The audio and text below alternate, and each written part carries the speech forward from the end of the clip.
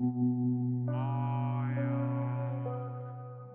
Tiangqiuzhong continent, crying Forbidden Land, a lot of cultivators have gathered around a tall rock where a person was standing on top. A man called the person Demon Chu and declared that throughout his life, he has bullied men and women, committed countless evil deeds, and asked if he had ever mentioned that he would meet his end at the Soul Return Cliff that day. A woman also called Demon Chu and proclaimed that he had deceived her sister, causing her to suffer and die, so that day she will surely tear his body into 1,000 pieces. And an old man asserted that after chasing him for 3 whole years, there is finally nowhere for him to escape. A lightning bolt struck behind Demon Chu, and the old man announced that he, an old master, would seek revenge and avenge the grievances of his poor disciple. Demon Chu looked so injured, but he looked unfazed by the situation he was in. A drop of blood fell out of his sword, which was drenched in blood. Suddenly, someone called Demon Chu, and he looked behind him to see where the voice was coming from. It was a lady in white, and she inquired that since Demon Chu had fallen into such a state, she asked him if he regretted it. She was the Crimson Dream Butterfly, Peak Master of the Cloud Rosy Peak in the Taisho Sanctuary. Demon Chu suddenly laughed. He proclaimed that he, Chu Zhu, has cultivated for less than 100 years, spending his entire life in constant warfare. Chu Zhu questioned that among his peers, except for him, who dares to call themselves invincible and who dares to claim they are undefeated. He admitted that he too regrets it, for time is merciless. The Crimson Dream Butterfly glared at Chu Zhu when he declared that if he were given another 1,000 years, there would be no one in that world that would dare not submit to him. She proclaimed that since Chu Zhu does not know how to repent, he shouldn't blame them for being merciless. As she launched her attack, the Crimson Dream Butterfly commanded that everyone should go together and take Chu Zhu's life. Chu Zhu suddenly made gestures with his hand as he released his dark aura. He grinned as he clenched his fist and gathered his aura in front of him. Meanwhile, the cultivators were attacking Chu Zhu from all directions, and when one of them saw what Chu Zhu did, they exclaimed that it was not good as he was trying to use his final move, so they should stop him. Suddenly, the cultivators appeared above Chu Zhu, and he was surprised when they used heavenly manifestations. They used their skill, 3,000 worlds, and the 3 heavenly manifestations attacked Chu Zhu all at the same time.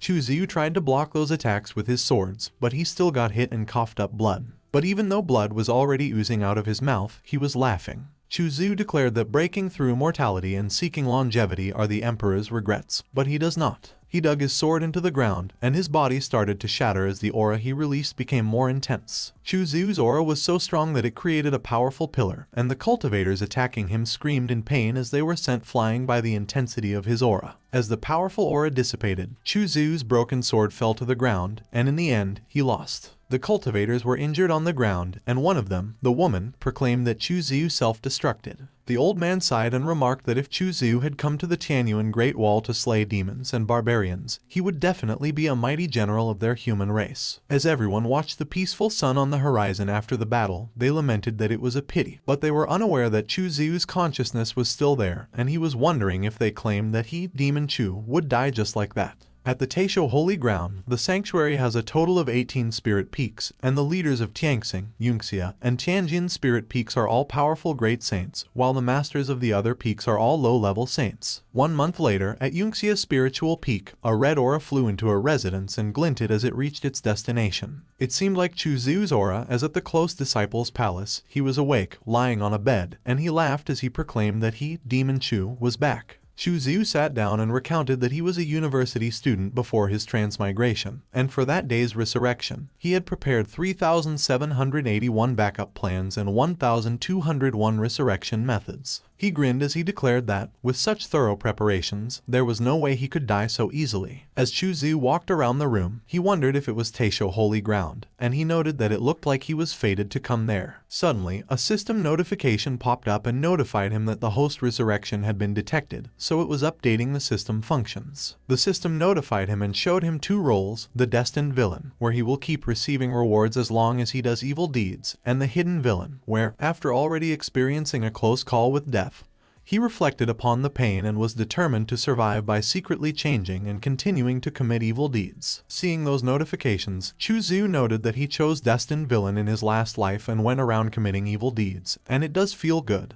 But being hated everywhere doesn't feel nice, so he should just lay low that time. Chu Zhu grinned as he proclaimed that he would secretly grow strong and unleash himself on the world once more, and he asked himself if that wasn't nice. He imagined himself lying in bed surrounded by multiple women, and he envisioned that it would happen if he could make himself the Holy Sun. Chu Zhu decided that he would choose the Hidden Villain. The system notified Chuzu that he had chosen and began loading the details. When the system notified Chuzu that loading was complete, he commanded that it should open the system profile, and he wondered who he transmigrated at that time. When Chuzu saw the system profile, he exclaimed that he was a Yunxia mountain closed disciple with normal talent and luck in the black, and he was surprised when he saw that he was even weaker than a chicken. Chuzu was astonished, and he wondered what the hell that guy was doing there. 10 days ago, the pawn Chuzu and a personal disciple of Tianjian Peak fought in the life and death arena due to jealousy over a woman's favor. The pawn, Chuzu, was defeated in a single move on the arena and had his cultivation crippled.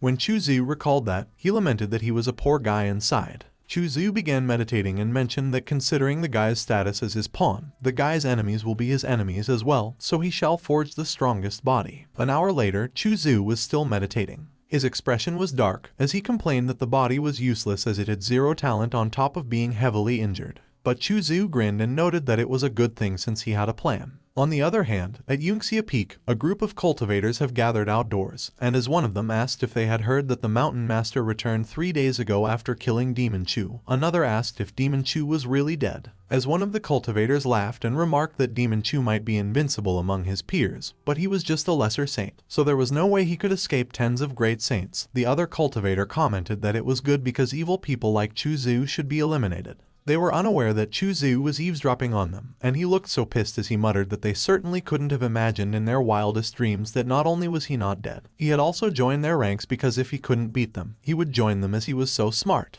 The cultivators were startled when they suddenly saw Chuzu walking towards them, and they addressed him as Senior Chuzu. All of them paid their respects to Chuzu and asked if his injuries had healed, to which Chuzu responded and replied that he was fine. Chuzu walked away leisurely from them and headed towards the stairs. One of the cultivators suddenly realized and remarked that Chuzu seemed to share his name with Demon Chu, and as another cultivator asked if Chuzu had any connection with Demon Chu, another speculated that he was just overthinking because if Chuzu had something like that, he wouldn't have his cultivation destroyed, to which another cultivator agreed and noted that it makes sense. Meanwhile, Chuzu continued to walk up the stairs until he reached a residence. As he stood in front of the huge door, Chuzu called his master and announced that his disciple would request a meeting.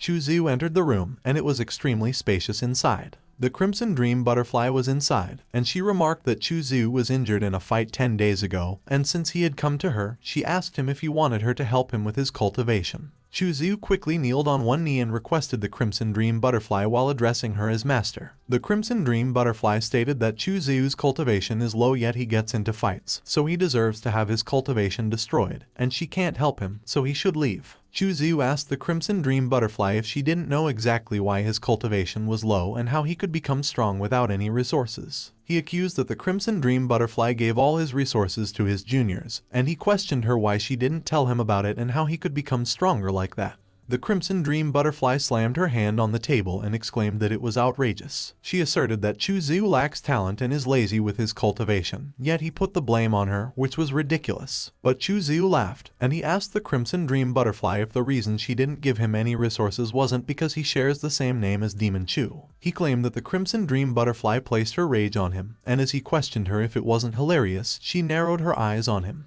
The Crimson Dream Butterfly insisted that she has never placed her rage on Chuzu, and that he should return, as she will seek medicine for his injuries and he will continue his cultivation. But Chuzu grinned as he refused and asserted that the Crimson Dream Butterfly could help him at that moment. The Crimson Dream Butterfly asked Chuzu what he meant, and Chuzu replied that he heard that she possesses the Heavenly Fragrance Constitution. Chuzu leaned towards her and suggested that if he could dual cultivate with her, not only would his wounds heal, but his aptitude would increase as well. The Crimson Dream Butterfly was in disbelief, and she asked Chuzu what he just proposed. She blushed when Chuzu kissed her hand and requested for her to dual cultivate with him. The Crimson Dream Butterfly tried to slap Chuzu away, and as she called him a traitorous disciple, she threatened that he was seeking death for daring to humiliate him inside her own palace. She summoned her sword and warned that she would cut his tendons and expel him from her mountain that day. But Chuzu used his dark aura and shushed the Crimson Dream Butterfly. The Crimson Dream Butterfly's sword suddenly shattered. Her knees suddenly turned weak, and she wobbled.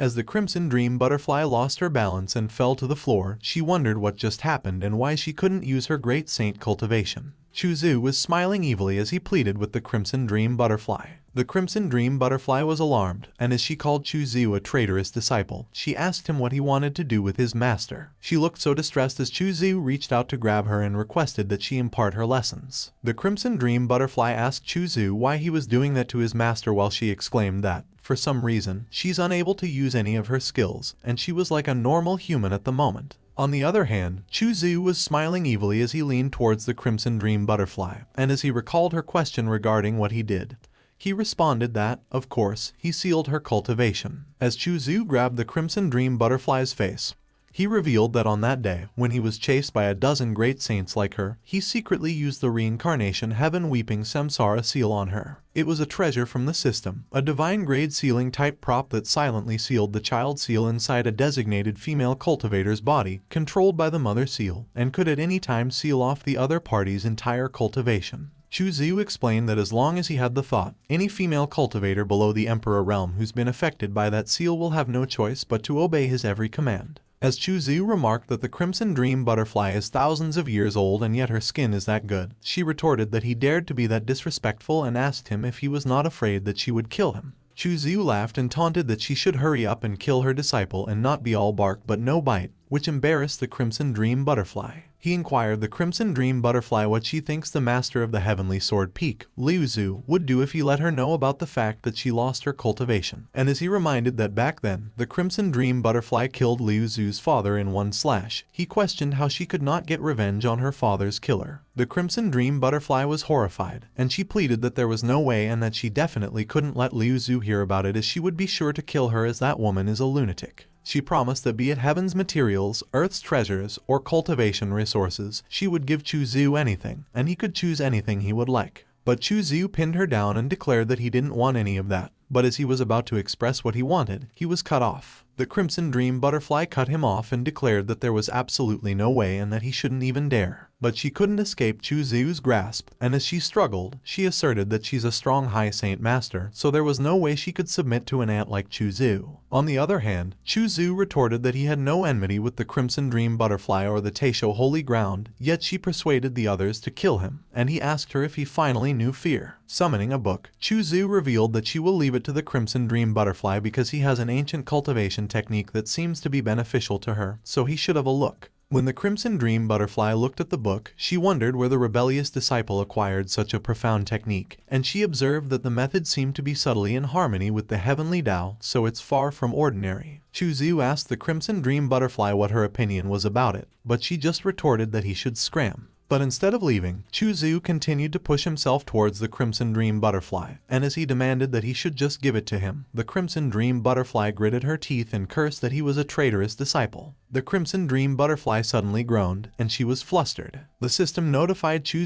that he had actually become a rebellious disciple, and it couldn't help but curse as it observed that he was truly a great villain, so he acquired 1,000 breakthrough points. As the Crimson Dream Butterfly gritted her teeth and moaned, the system notified Chu that he practiced dual cultivation with the Crimson Dream Butterfly, so his injuries have fully recovered and his cultivation aptitude has been enhanced. The Crimson Dream Butterfly grabbed into the fabric of her clothes, and the system repeatedly notified Chu that his aptitude had increased by 100. The system notified Chu that his aptitude reached 317 heavenly grade, so his cultivation speed increased 20-fold. And as he and the Crimson Dream Butterfly embarked on a journey to 20, his cultivation advanced to the Foundation Establishment 2nd layer until it reached the Foundation Establishment 8th layer. A few hours later, Chu left the Crimson Dream Butterfly on her mattress, satisfied, as the system notified him that he was currently at the 9th layer of the Foundation Establishment realm. Chu thanked the Crimson Dream Butterfly and bid her farewell. The Crimson Dream Butterfly looked defeated, and as she lamented that she had already given him what he wanted, she asked if he could undo the seal on her. With a smile on his face, Chu immediately refused. The Crimson Dream Butterfly was pissed, and she demanded if Chu wanted her to be killed. But Chu just warned that if she didn't want people to find out about her sealed cultivation, she should hide it well. Chu showed a crystal to the Crimson Dream Butterfly and reminded that she should know what that image retention crystal could do. He let the image retention crystal float over his hand as he looked at the Crimson Dream Butterfly tauntingly. The Crimson Dream Butterfly was flustered and surprised, and she inquired if Chu actually recorded an image. While the Crimson Dream Butterfly was so pissed, Chu cautioned that she shouldn't get worked up because it was just a souvenir. Chu walked away and reminded that, on account of their long-term friendship, He would caution her not to think about undoing the seal because, even if she looked all over the entirety of the Tianqiang continent, no one else other than him could undo it, unless it's the reincarnation of the Heavenly Emperor. He grinned and remarked that, however, as the Crimson Dream Butterfly knew, that world no longer has a Heavenly Emperor, so if he dies, she could only live her life as a mortal till she dies of old age. The Crimson Dream Butterfly was trembling, and Chu Zhu warned that if she didn't believe him, she could give it a try. Chu Zhu declared that additionally, if he dies, the image captured in the crystal will be spread, and he asked what the people of Tianqiang continent would think about her at that time.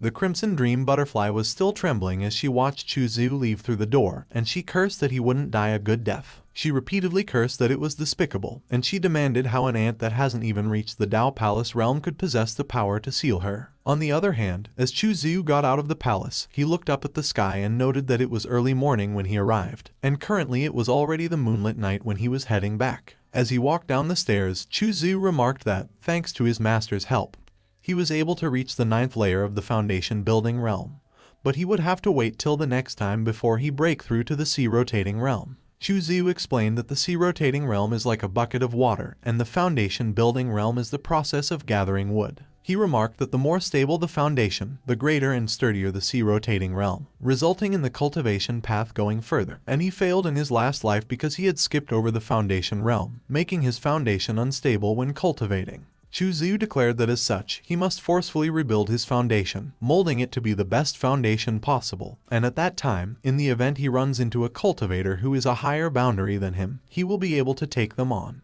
He remarked that no one knew if the foundation establishment resources he hid in that canyon years ago were still there, but even if they were, he wondered how he would leave the holy grounds. Suddenly, Chu Zhu noticed the flying boat ancestral borrowing place building in front of him. Chu Zhu grinned as he wondered if that wasn't the perfect opportunity. A few moments later, someone was traversing through the canyon in a flying boat. It was Chu Zhu, and he was calmly standing on top of the flying boat he borrowed. He entered a dark cave and continued moving forward. As he arrived at a rocky area in the middle of a body of water, Chu Zhu noted that the foundation establishment resources he hid back should probably still be there. Chu Zhu landed on the rocky area and began walking towards a huge, dark rock in the middle of it. He bit his thumb and began drawing on the rock with his blood. Suddenly, dust scattered all over the place as the rock started lifting itself. As the dust settled, a huge chest that was surrounded by multiple bags was revealed. Chu Zhu declared that the foundation establishment resources were indeed still there, so they should wait till he grew stronger and restored his strength, and he laughed maniacally. But he was startled when someone called him Trash Chu and exclaimed that they didn't think that they would meet him again. Guys in a flying boat flew above Chu Zhu, and one of them asked who they had there. They were Tianjin Peak direct disciples, and as one of them called Chu Zhu Trash Chu, he remarked that he thought he was dead and didn't expect that after 10 days of not seeing him, he would come out lively and full of energy again. The guy was Jiang Meng, and he commented that it seems that the Peak Master of Yunxia Peak treats Chu Zhu, her senior disciple, quite well because she actually spared no expense to give him those heaven-defying materials for restoring his sea rotation, even though he was considered useless. Chu Zhu responded that Jiang Meng was the guy who humiliated him and destroyed his cultivation 10 days ago, and the jerk dared to come in front of him after forcing him to restart his cultivation.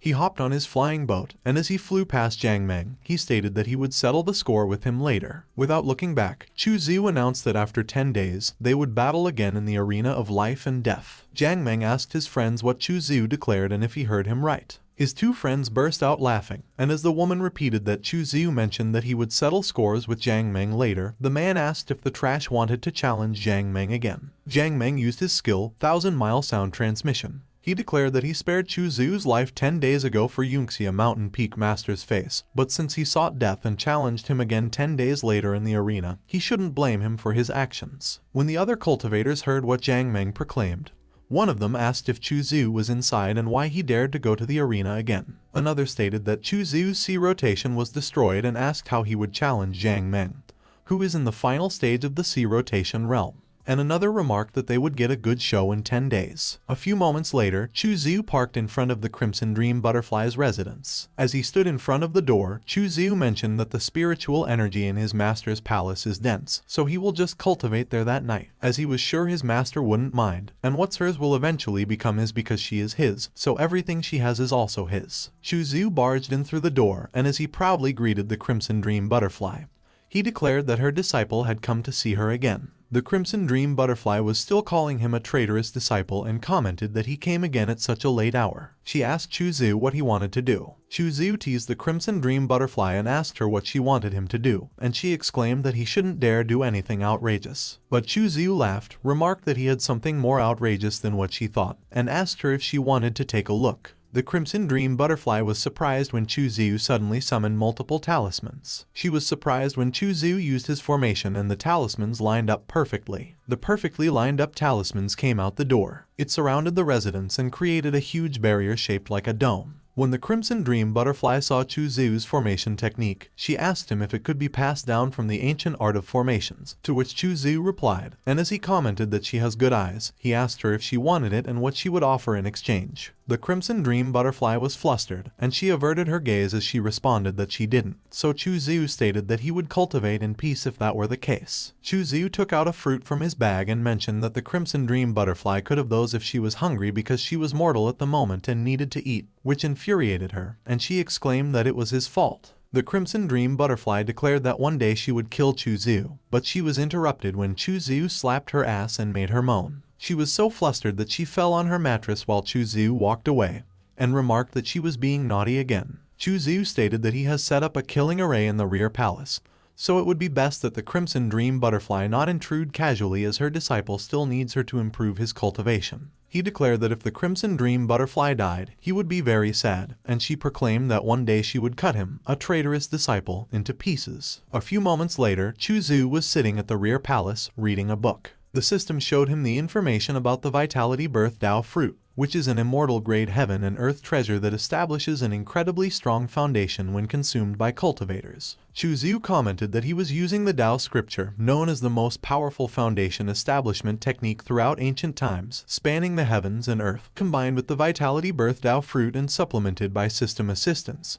So from that point onward, he wondered who would have a better foundation than him on the Tianqiang continent. He grabbed the Vitality Birth Tao fruit and ate it. A fiery energy started to flow into Chuzu's body as he digested the fruit he ate. Chuzu began meditating as he activated the Tao scripture and rebuilt his foundations. The system notified Chuzu that his cultivation had fallen to the 8th stage, down to the 6th stage, down to the 3rd stage, until he became immortal. Chuzu abruptly opened his eyes. The system notified Chuzu and asked him if he wanted to activate the breakthrough, to which Chuzu agreed. The system detected that Chuzu was cultivating the foundation establishment technique Tao scripture, so breakthrough point consumption increased with the estimate of 1 month per cycle and 100 points consumed per month. The system notified Chuzu that in the first month, after consuming the Vitality Birth Tao fruit and initiating the cultivation of the Tao scripture for foundation establishment, Chuzu broke through to the first layer of foundation establishment. On the second month, he broke through to the second layer of foundation establishment, and it continued to increase until he reached the 9th month, where he broke through to the 9th layer of foundation establishment. Chuzu continued to meditate, and a powerful aura oozed out of him. When Chuzu opened his eyes, they were lit up, and he remarked that people often say that 9 is the ultimate number, and they only follow the path set by their predecessors step by step, but they are ignorant of the fact that breaking the norm is the path to excellence. Chuzu declared that to rise after a fall, there are great risks in between life and death, as well as great rewards. 7 days later, the powerful aura surrounding Chuzu intensified. Chuzu opened his eyes. The palace was filled with Chuzu's powerful aura, and the system notified him that the breakthrough was complete and he had successfully reached the 10th layer of foundation establishment, which took a total of 10 months, consuming 1,000 breakthrough points, and his current breakthrough point was 0. A dark whirlwind surrounded the rear palace, and it was filled with Chuzu's aura as he proclaimed that it was a breakthrough. The dark whirlwind that was created by Chuzu's breakthrough was visible as it sat at the top of the mountain. Meanwhile, at Tangsing Peak, a lady was watching the phenomenon from her pavilion. She was Liu Zhu, the master of Tangsing Peak, and as she stared at it intensely, she exclaimed that it was such a strong source of spiritual energy. So she wondered if it could be that the wretched Crimson Dream Butterfly was about to have a breakthrough. On the other hand, Chuzu continued to meditate, and he remarked that the physical body and accumulated spiritual energy had reached their limits. He declared that he would break free from all his limitations by laying down the strongest cultivation base that day. As a powerful aura burst out of his body, the system notified Chuzu that he had breakthrough to a higher realm, from the foundation establishment 10th layer peak stage to the chakra C realm. Chuziu noted that the reward mechanism is triggered so easily, so the system should hurry up and show him, the demon lord, what the reward is. He suddenly jumped in the air and swung his arms. Chuziu threw a powerful punch. He smiled as the system notified him that he had achieved perfection, so it was activating the reward mechanism, and the system congratulated him for obtaining the ancient primordial body. Chuziu was surprised when he saw that, and he asked what the hell that ancient primordial body was, which requires immense resource consumption. The system notified Chuziu that the fusion of the ancient primordial body with him was in progress, which made Chuziu curse, and he demanded that the system should stop the fusion, but the system already notified him that the fusion was successful. Chuziu was exasperated as he complained that his cultivation was already a big drain by breaking through the limits, and currently, with the ancient primordial body on top of that, he asked the darn system how the heck he was supposed to play. The system explained that the advantage of the ancient primordial body was that it was an invincible physical body, unparalleled in power, and the strongest combat body in the human race. But the disadvantage was that in later times, the laws of heaven and earth changed, so it was no longer suitable for cultivation as it became extremely resource-consuming. So in summary, those days, the ancient primordial body was a useless body. Chuziu was dejected, so the system advised that he shouldn't hesitate and just do it because if he had no resources, he could go and snatch them, and if he couldn't defeat the powerful ones, he could go after the weaker ones and kill until no one dares to claim superiority. And as long as he converts the resources into 1 billion breakthrough points, he will surely achieve greatness with the ancient primordial body. But Chuziu turned and grumbled that the system was really good at painting rosy pictures, but no one knows how many breakthrough points he will need for the later breakthroughs. The system showed Chuziu's profile. Chuziu used his dust removal technique and muttered that since he had fused with the ancient primordial body, he could only grit his teeth and continue cultivating. He grinned evilly and muttered that, luckily, he has his perilous master after all. A few moments later, Chuziu was already cheerfully walking out of the rear palace. Meanwhile, the Crimson Dream Butterfly was still staying at the front hall. She was eating the fruit that Chuziu left her. As the Crimson Dream Butterfly was about to take another bite, someone asked her if it was delicious, and she affirmed that it was indeed delicious. But her eyes suddenly turned fierce when she realized who it was. The Crimson Dream Butterfly saw that Chuziu was standing in front of her, and she accused that it was him, the traitorous disciple. Chuziu immediately sat behind the Crimson Dream Butterfly, and as he greeted her, he mentioned that it had been days since they last met, but it felt like 3 autumns had passed. He suddenly sniffed Chuziu's shoulder. Chuziu asked the Crimson Dream Butterfly how many days it had been since she last bathed, and her expression turned dark. The Crimson Dream Butterfly was pissed, and she retorted that it was all because Chuziu forcibly occupied the rear hall that she couldn't even find a place to bathe.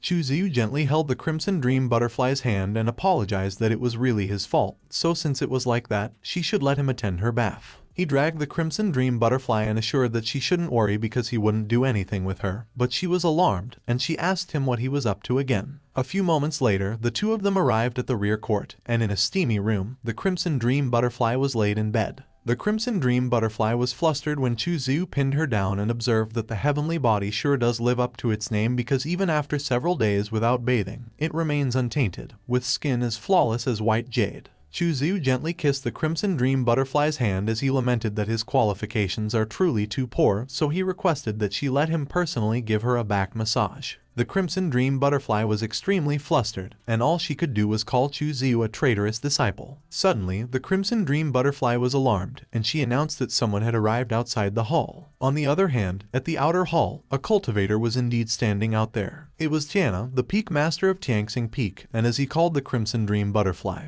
he inquired if she had already come out from seclusion. Meanwhile, the Crimson Dream Butterfly was dual cultivating with Chuziu inside, and as she requested that Tiana forgive her, she admitted that she made a mistake while cultivating, so she couldn't meet with him face to face that day. Chuziu was pleased as the system notified him that he is truly the ultimate evildoer, as he has triggered a special reward again by having another encounter with his master, and he has obtained the mystical weapon, the Azure Blood Sword. On the other hand, while Tiana mentioned that he has a specially crafted 7th grade healing pill from his junior brother Tian of the Alchemy Cauldron Peak and it could help the Crimson Dream Butterfly recover from her injuries, the system notified Chuziu that his cultivation aptitude was increased by 100 for interacting with the heavenly fragrance body. At the Crimson Dream Butterfly's residence, the inner chamber, she was presenting items to Chuziu, and he exclaimed that those were all 4th level elixirs, and the 5th level ones are pitifully few. The Crimson Dream Butterfly responded that it was all she could give Chuziu because, unless he unseals her, she could only take out other treasures from her storage ring.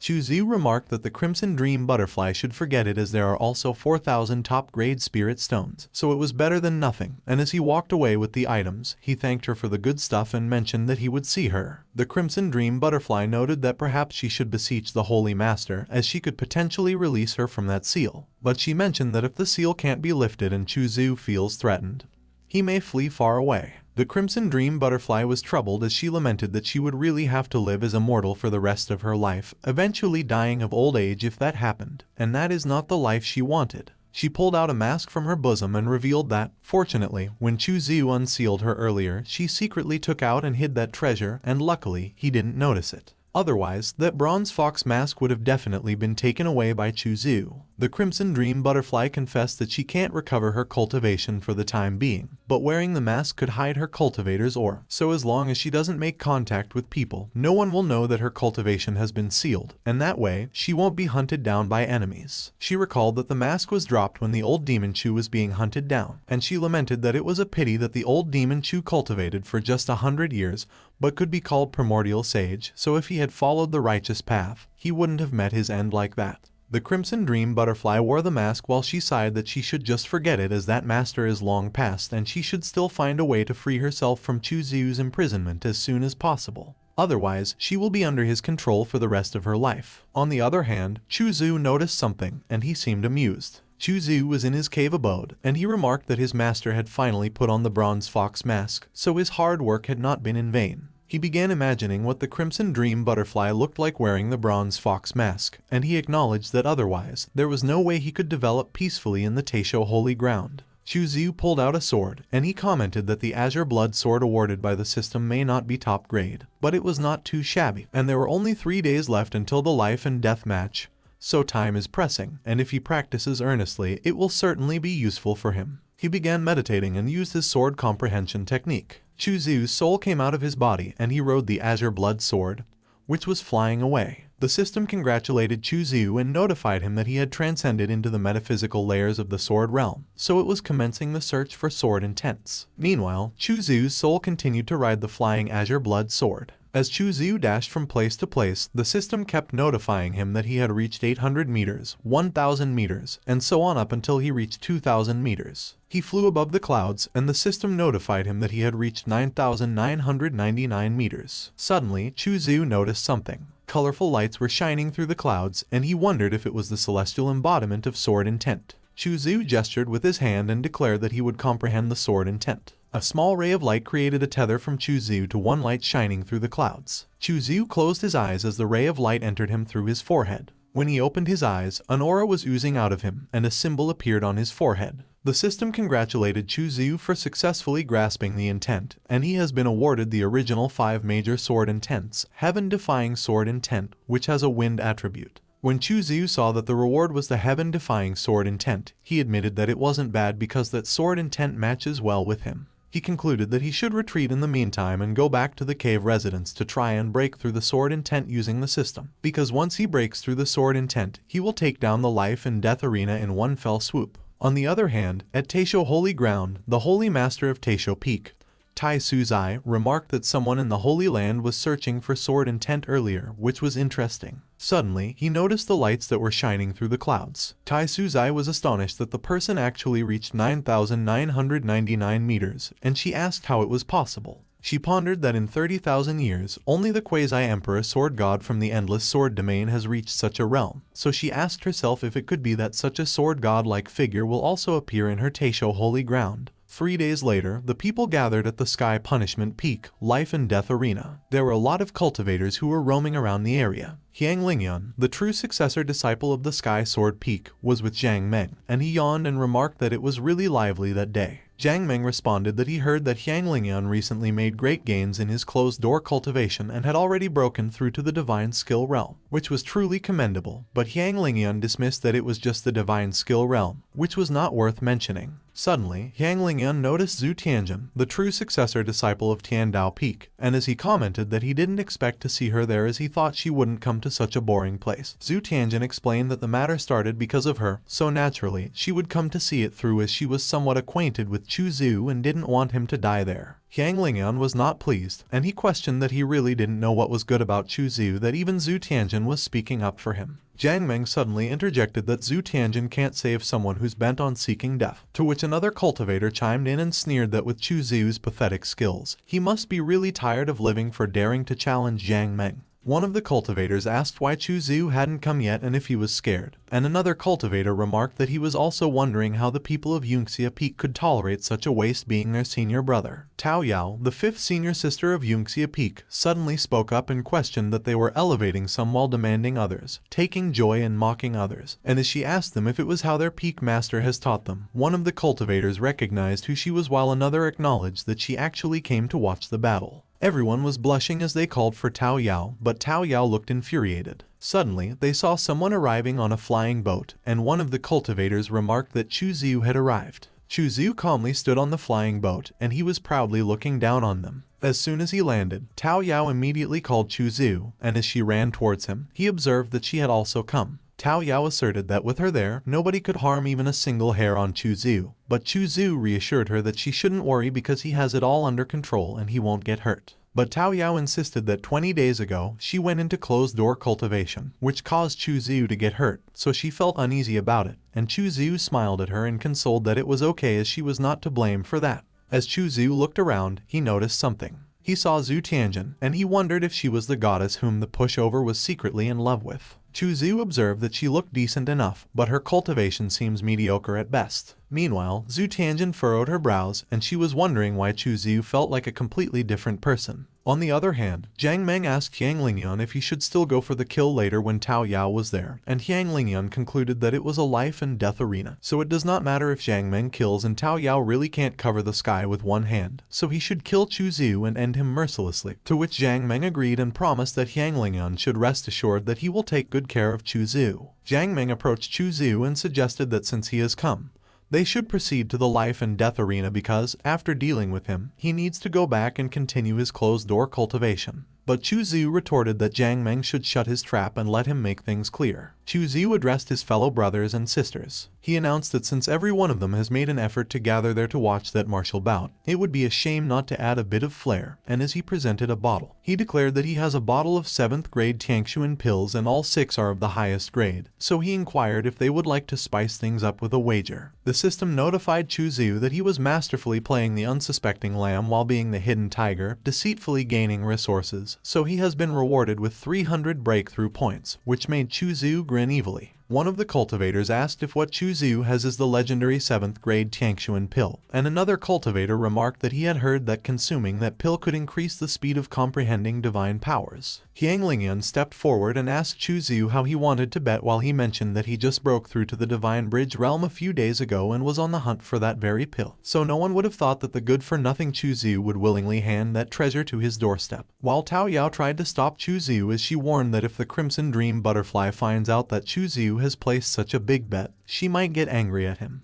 Chu Zhu explained that perhaps everyone is unclear about the value of the 6th 7th grade top-quality Tiangshuan pulls, but fortunately for all, the elder from Tianxing Peak was also present there. He requested the elder if he could enlighten the juniors there, and the elder was stunned. The elder quickly cleared his throat and explained that it was a pill of inestimable value, and should it find its way to an auction, each would easily garner no less than 1 million top-grade yuan stones, and naturally, 6 would equal no less than 6 million top-grade yuan stones. While everyone was astonished, Yang Lingyan was troubled, and he was thinking about what they could wager that's worth 6 million top-grade yuan stones. Chu Zhu suddenly spoke up and assured that everyone shouldn't be tense because if one person can't afford it, they could all chip in, and after the contest, everyone could share the loot according to their contribution. The cultivators all excitedly agreed and exclaimed that they could all chip in together. A cultivator quickly placed an item on the blanket and declared that he was betting. Another cultivator did the same and announced that he was in on the bet too. Another cultivator placed another item and exclaimed that he bet that Chu Zhu would lose. Another agreed and proclaimed that he would too because Chu Zhu is bound to lose. As the people started to crowd, Chu Zhu advised that there was no rush and everyone should take their time. As Chu Zhu placed the bottle of 7th grade Tiangshuan pills on top of the other items, he observed that, just as expected, everyone's betting against him, so he was going to make a fortune while the elder was eyeing the items and remarked that all of those were good stuff. He declared that he would announce that the bet was on, and with the elder of Tianxing Peak as the referee, no one would dare deny the stakes, to which the elder nodded. Chu Zhu jumped towards the arena where Jiang Meng was waiting. As he landed on the arena, the dust was blown away and scattered all over the place. Jiang Meng laughed, and as he called Chu Zhu Chu charlatan, he taunted that he finally dared to step up. Chu Zhu reminded that Jiang Meng seemed to forget where they were standing, as it wasn't just any stage. It was the life and death arena. And that day, it might just be the last stage Jiang Meng would ever stand on, because one misstep and his head could end up taking its own journey. The elder stood between Jiang Meng and Chu Zhu, and as he announced that the life and death battle began, the arena was immediately enclosed in a golden orb of aura. Yang Lingyun grinned as he exclaimed that the real show had begun. Jiang Meng immediately released his aura, and as his muscles started to bulge, he declared that he was at the peak of the 9th layer of the Chakra Sea rotating realm and that he was fighting against someone like Chu Zhu,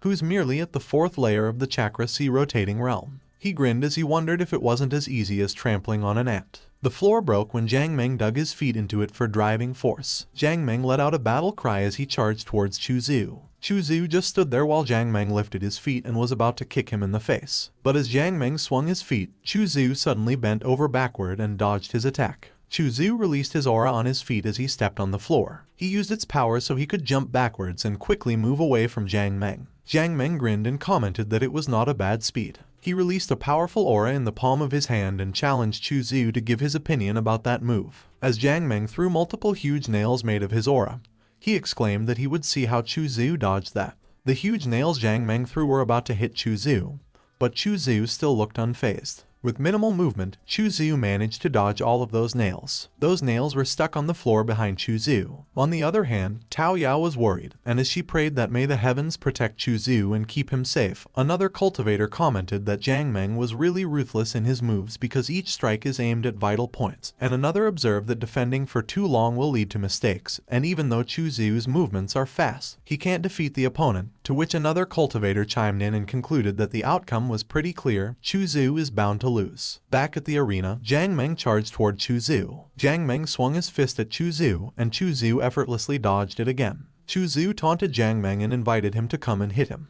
Jiang Meng was pissed, and he declared that Chu Zhu's like a slippery eel and they couldn't keep fighting like that. He decided to grab his sword, and he resolved that he must end it swiftly and decisively. Jiang Meng charged at Chu Zhu with all his might while wielding his sword. As he brought his sword forward to plunge it at Chu Zhu, his dark auras followed and surrounded Chu Zhu. When Chu Zhu noticed the auras, he wondered if Jiang Meng wanted to block his escape with a sword aura. He pulled the Azure Blood Sword, and he mentioned that it was good for him as he could test the feel of his new weapon. Jiang Meng was astonished when Chu Zhu swung his sword effortlessly and ripped through his sword aura, while Chu Zhu remarked that it was not bad at all. Chu Zhu escaped the sword aura and jumped away from it, which surprised Jiang Meng. But Jiang Meng grinned evilly as he noticed that the piece of trash had finally revealed an opening. He suddenly appeared behind the unguarded Chu Zhu, and as he raised his leg, he declared that the trash should die. Jiang Meng kicked Chu Zhu, but Chu Zhu was able to block it with his arms. Chu Zhu grinned as he revealed that Jiang Meng fell for it. He prepared to swing his sword while he proclaimed that he possessed the ancient primordial body, and although it's not fully developed, when it comes to close combat, he's invincible within his realm. While releasing a tremendous amount of aura in his sword, Chu Zhu confidently swung his sword as he charged forward.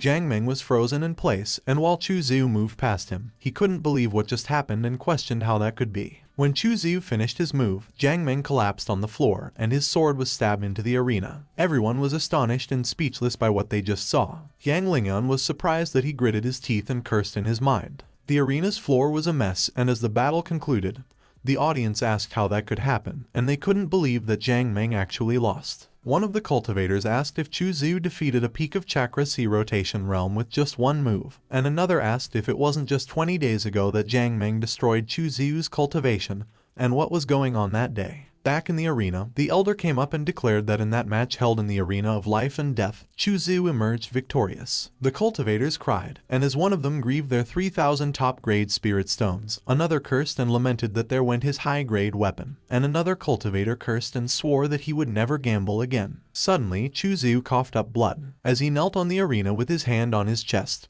Tao Yao quickly ran towards him with worry written all over her face. Tao Yao asked Chu Zhu if he was okay, and instead of answering her question, Chu Zhu requested that she help him to a seat. But unbeknownst to everyone, Chu Zhu was grinning evilly as he muttered that if he wanted to pretend to be a pig to eat a tiger, he must act so convincingly and not expose any flaws. And as he apologized to his fellow junior brothers and sisters in his mind, he muttered that all their precious weapons, elixirs, treasures, and spirit stones were all his. As Chu Zhu and Tao Yao walked past Yang Lingyun was intrigued. Yang Lingyun suddenly smirked as he remarked that it looked like Chu Zai got wounded pretty badly, so he would make him hurl everything he scored that day out. He called Chen Linfei, a direct disciple of Tianjian Peak, and informed him that he was up, to which Chen Linfei agreed. Chen Linfei called Chu Zhu and beckoned him to wait a moment. While standing on his flying sword, Chen Linfei challenged Chu Zhu to dare to fight another round with him. Tao Yao interjected, and she asked Chen Linfei if he didn't see that Chu Zhu was injured and how he could ask for another battle at that time.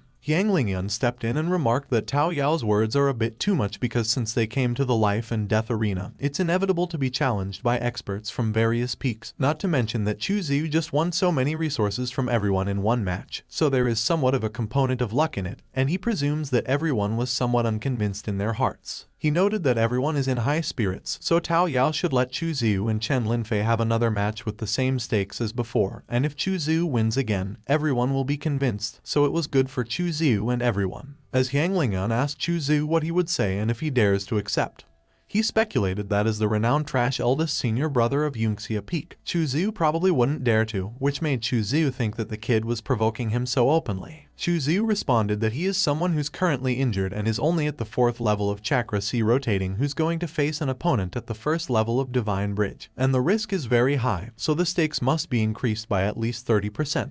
The system was amazed, and it noted that Chu Zhu was really an old fox, cunning and greedy, so he received a reward of 200 breakthrough points. Yang Lingyun confidently agreed, and with a smirk on his face, he retorted that greed without the strength to back it up truly is like a dragon without claws, so Chu Zhu was just digging his own grave. On the other hand, Zhu Tianjin was exasperated, as she wondered if Chu Zhu didn't know when to step back. Chu Zhu called everyone's attention, and when he announced that they should look and see as he will be fighting again with his precious life on the line, he asked everyone if they wanted to recover their losses and wanted to turn over a new leaf and encouraged them to bet on another round to give themselves a chance to make a fortune. The cultivators quickly flocked and began betting. One of them commented that Chu Zhu was going to fight someone at the Divine Bridge stage, so there was absolutely no way he could win, to which another cultivator agreed and added that Chu Zhu just had a big battle, so his body was weak and exhausted, and another cultivator declared that he would go all in and that Chu Zhu would definitely lose. While wiping off the blood from his mouth, Chu Zhu smiled evilly while looking at the cultivators, and he proclaimed that he would rely on all of them for his fortune. A few moments later, Chu Zhu and Chen Linfei stepped into the arena, and the elder announced that the life and death arena Chu Zhu versus Chen Linfei had begun. Tao Yao was worried, and she asked Chu Zhu if he was really confident.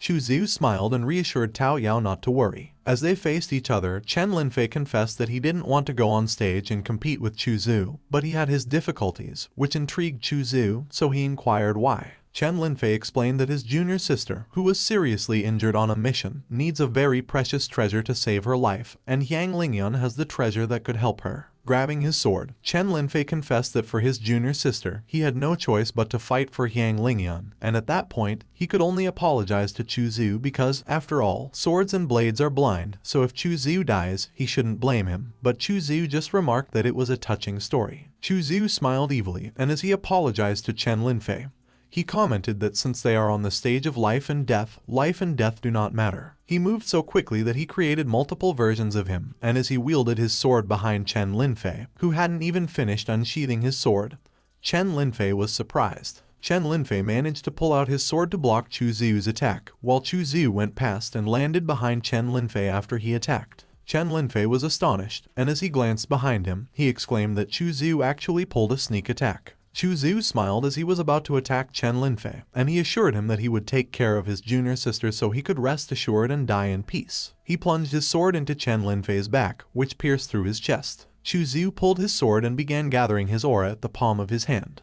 He hit Chen Linfei with that aura on his back, and he sent him flying. Chen Linfei hit the barrier that was protecting the arena. His unconscious face was slammed onto the barrier of the arena. Chen Linfei fell on the floor, and Chu Xiu remarked that he should remember that villains often die because they talk too much. Chu Xiu sheathed his sword and commented that he generally doesn't like to talk nonsense because of that.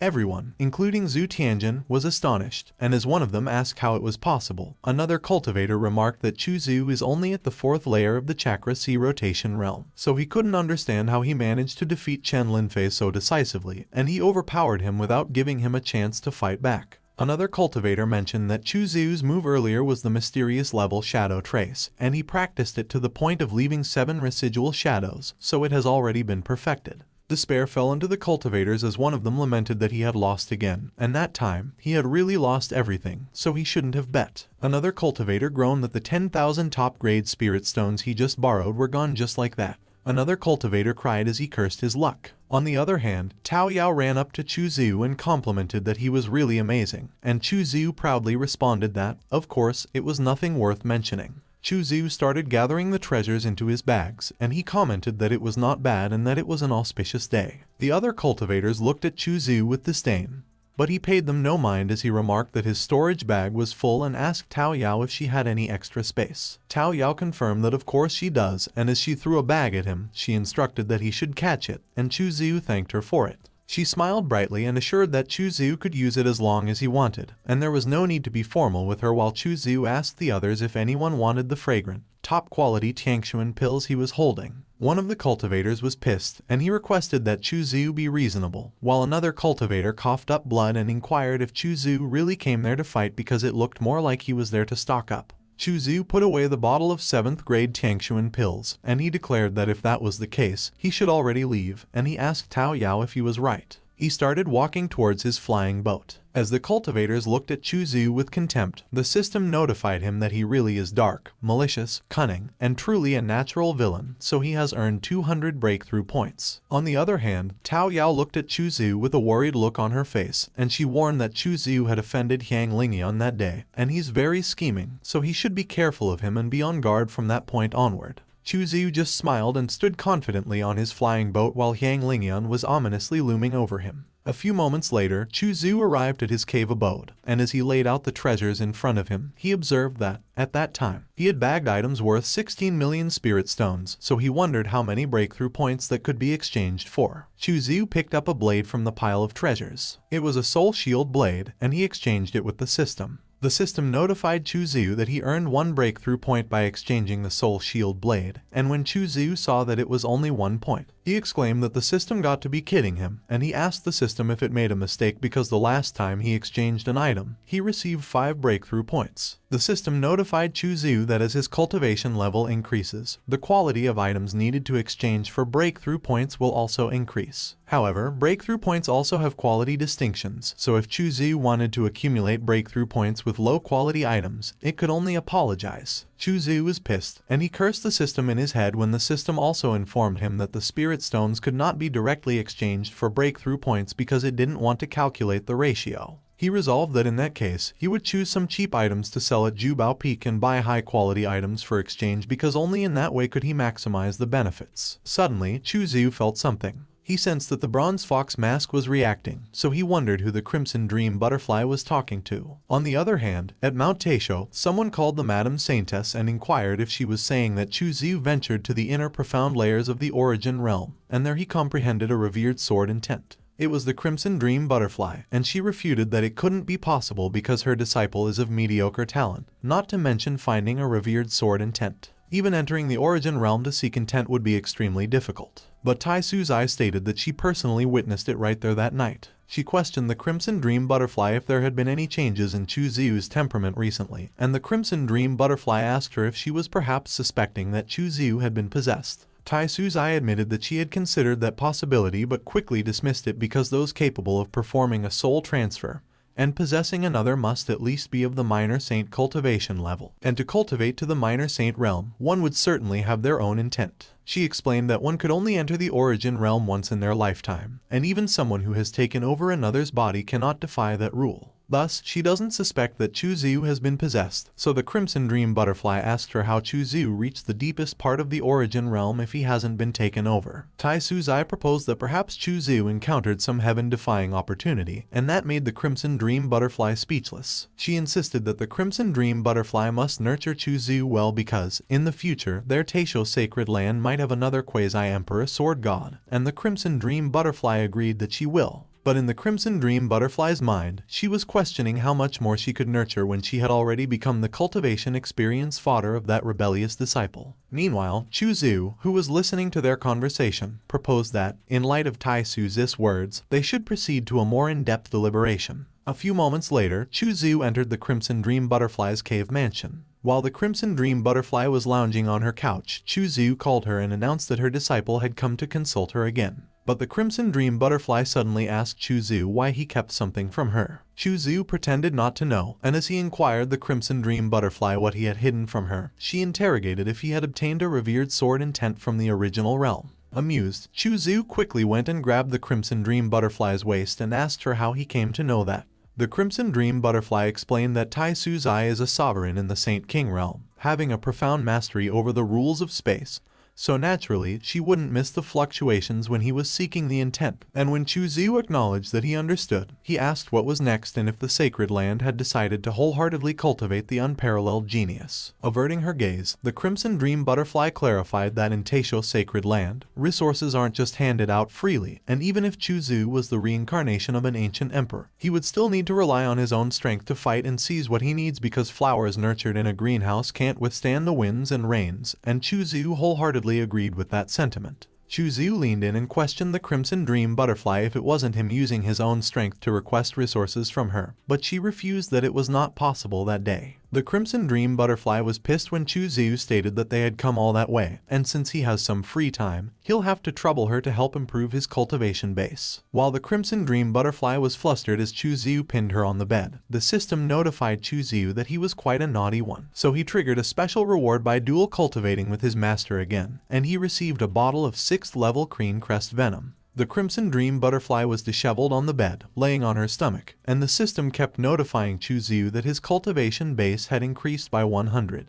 3 hours later, the system notified Chuzu that his cultivation base has reached 917 heavenly level. His cultivation speed has increased 31 times. His cultivation is becoming more refined, and he is only half a step away from the 5th layer of the Chakra C rotation realm, so he should keep striving for perfection. Chuzu remarked that the effects were weakening, but the heavenly fragrance physique shouldn't be that lackluster, so he wondered if it could be because the Crimson Dream Butterfly's cultivation is sealed, so maybe next time he will try lifting her seal and see. But Chuzu changed his mind as he stated that the idea was too dangerous. He bowed in front of the Crimson Dream Butterfly and expressed that her efforts that day were greatly appreciated, so he will now depart. Under her mask, the Crimson Dream Butterfly was glaring at Chuzu, and she declared that sooner or later she, a sovereign, would tear him to pieces. The evening was peaceful at the treasure-gathering peak, where the treasure-gathering tower was. Suddenly, Chuzu walked up the stairs, and when one of the guards saw him, he asked his companion if Chuzu wasn't the senior disciple of Yunxia Peak. As they watched Chuzu come inside, he commented that he heard that Chuzu won 2 matches in a row at the Life and Death Arena that day. Inside, the inner disciple of the treasure-gathering peak,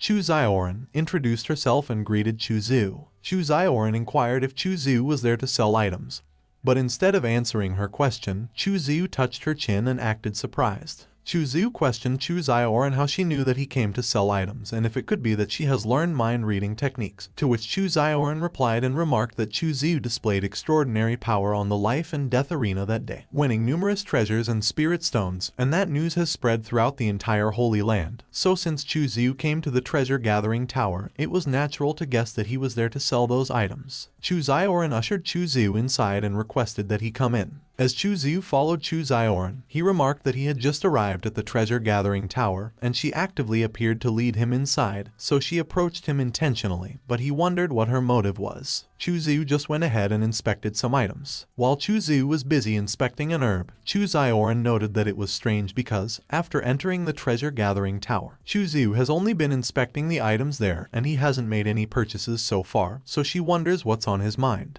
On the other hand, Chu Zhu remarked that ordinary weapons worth 50 top-grade spirit stones could exchange for 2 breakthrough points, but similarly valued ordinarily, spiritual herbs could exchange for 10, and second-grade Yuan elixirs could exchange for 15, so he wondered if it could be that the higher the concentration of Yuan Kai in an item, the more breakthrough points it could exchange for. Chu Zhu wondered what would happen if he used things with the richer Yuan Kai in the mortal realm, like certain human cultivators, to exchange with the system, and if that would skyrocket his breakthrough points. The system suddenly praised Chu Zhu for being a genius that could think of something so ruthless. It stated that he was a true destined antagonist, so he triggered a system reward, the Earth-grade flying boat, Xuan Silver Shuttle. It noted that Chu Zhu's idea is wildly imaginative, but unfortunately, he can't directly exchange living beings for breakthrough points, which made Chu Zhu sigh, and he commented that it was a shame. Meanwhile, Chu Zioran looked nervous as she wondered if she imagined it and why she felt like there was a glint of bloodlust in Chu Zhu's eyes. Chu Zhu turned to Chu Zioran and stated that he would like to buy some pills for Yuan Kai and True Kai replenishment and prepare him the elixirs worth 15 million top-grade spirit stones. Chu Zioran was taken aback by what Chu Zhu remarked, and she wondered why he needed so many replenishment pills and if he was planning to take a bath in Yuan Kai essence. But she still commented that it was a sure thing and that she would have them prepared right away, to which Chu Zhu agreed and noted that he was counting on her. While Chu Zioran left to prepare the items, Chu Zhu commented that he still had some spirit stones left, so maybe he should take another look to see if there was anything else he needed. Suddenly, Chu Zhu's eyes lit up when he noticed something. He noticed a small piece of item on a shelf, and he wondered why that inconspicuous piece of bronze triggered a resonance in his primal sword intent. Looking at it closely, Chu Zhu wondered what secret that bronze fragment held, as it seemed to be drawing his sword intent from within. While Chu Zhu was inspecting the bronze fragment, Chu Zioran arrived and noted that the elixirs he requested had been prepared and asked him if he would like to inspect them, to which Chu Zhu remarked sure. Chu Zhu inquired how much for that bronze fragment in his hand because he would buy it, and Chu Zioran stated that it was just a worthless trinket, so if he liked it, she requested that he take it. But Chu Zhu placed a bag in Chu Zioran's hand,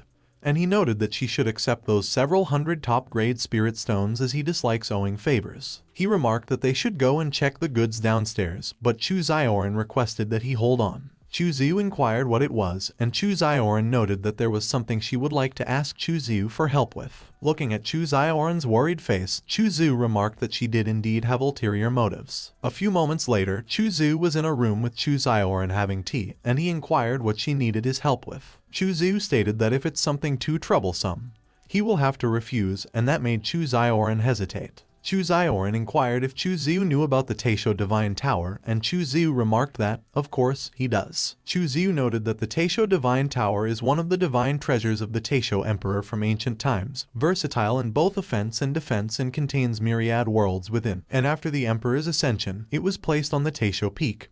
And it was not only one of the most precious treasures of the Taisho Holy Land but also the best trial ground for disciples like them. He remarked that the trials within the tower test disciples' combat strength, talents, comprehension, willpower, and Tao heart, and the higher one climbs, the greater and more precious the rewards. Chu Zioran remarked that the matter she wanted to request of Chu Zhu at that time is related to the Taisho Divine Tower, and as she inquired if he knew that one of the 3 great secret realms of the Taisho Holy Land, the Savage Land's secret realm, will open in a month, Chu Zhu remarked that he has been busy with his cultivation recently and hasn't paid attention to other matters, but he has heard of the Savage Land's secret realm, which is said to be a great place for treasure hunting. Chu Zioran remarked that to gain entry to the secret realm, one must ascend the Taisho Divine Tower and undergo its trials. She noted that those who achieve a ranking within the top 300 of the Chakra C rotation realm, and the foremost 1,700 disciples of the Divine Bridge realm who successfully complete the trials earn the privilege of entering the secret realm. And Chu Zhu's standing amongst the peers in his realm is nearly unrivaled, so should he choose to climb the Taisho Divine Tower, a spot in the top 300 is practically guaranteed. Chu Zioran leaned towards Chu Zhu and noted that she wished to inquire about something. She whispered in Chu Zhu's ears and inquired if he would be willing to help her with something. Before Chu Zioran could mention what it was, Chu Zhu seemed to have understood what she meant, and he inquired if she was perhaps talking about it. At Chu Zhu's abode, the whirlwind of aura loomed on top of his residence, and the system notified him that he had broken through to the 4th layer of the Chakra C rotation realm up to the 5th layer of the Chakra C rotation realm.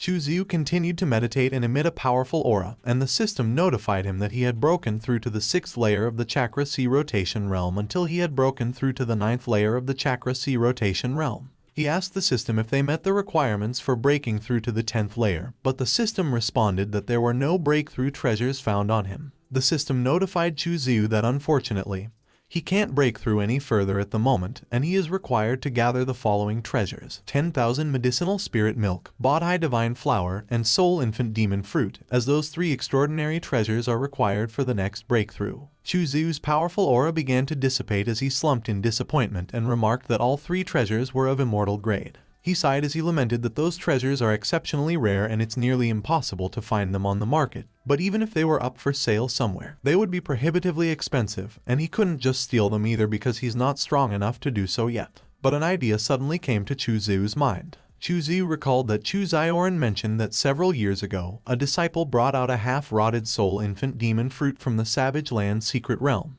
He asked himself if it was destined for him to ascend the Taisho Divine Tower after all. 3 days later, someone hit the gong and made it ring. As its sound echoed through Taisho Peak, a lot of cultivators began to gather around the Taisho Divine Tower. 2 people were standing at the entrance of the tower, and one of them commented that the once in 30 years prosperous event is indeed lively, and they wondered if there would be disciples breaking records at that time. It was written on a stone tablet that the Dao Cloud Peak inner disciple Su Ruxu reached the 78th level of the Chakra C Steel, ranked 7th on the Chakra C Steel rankings, and someone was amused when they saw that and exclaimed that a Chakra C Realm disciple had entered the top 10. It was Muya, an elder of Taisho Peak, and she was with Huang Lao, another elder of Taisho Peak, whom she asked who he thought had the most potential that time around. And Huang Lao responded that he had higher hopes for Yifan because the disciple possessed immense potential, an exceptionally split foundation, remarkable talent, unwavering determination, and extraordinary luck. When Muya heard about Yifan, she acknowledged that he was indeed worth anticipating. Suddenly, a man in a flying boat flew faster than the others. It caught Muya's attention, and she wondered who that person could be. When Wang Lao saw Chu Xiu, whom Muya was talking about, he explained that he was the inner senior disciple of Yunxia Peak. Chu Xiu hopped off his boat and began walking towards the crowd.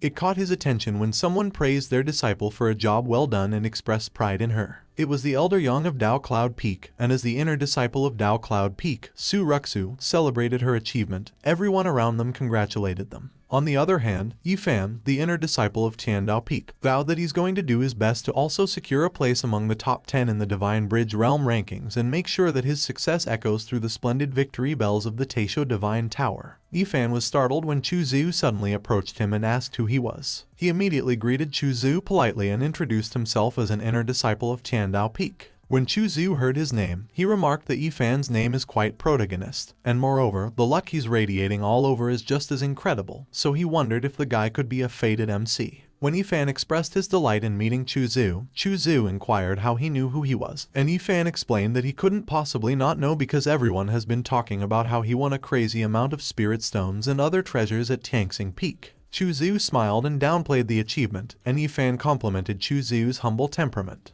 Yifan decided that he should use that opportunity to befriend Chu Xiu. On the other hand, Chu Xiu remarked that Yifan looked like a simpleton, so he should make friends with him to keep him in check and so he could devour all the abundant luck he has. It was written in the stone tablet that Yunxia Peak's inner disciple, Chu Xiu, may begin the first floor trial. Chu Xiu politely informed Yifan that it appears that it was his turn to take the trial, so if fate allows, they shall meet again.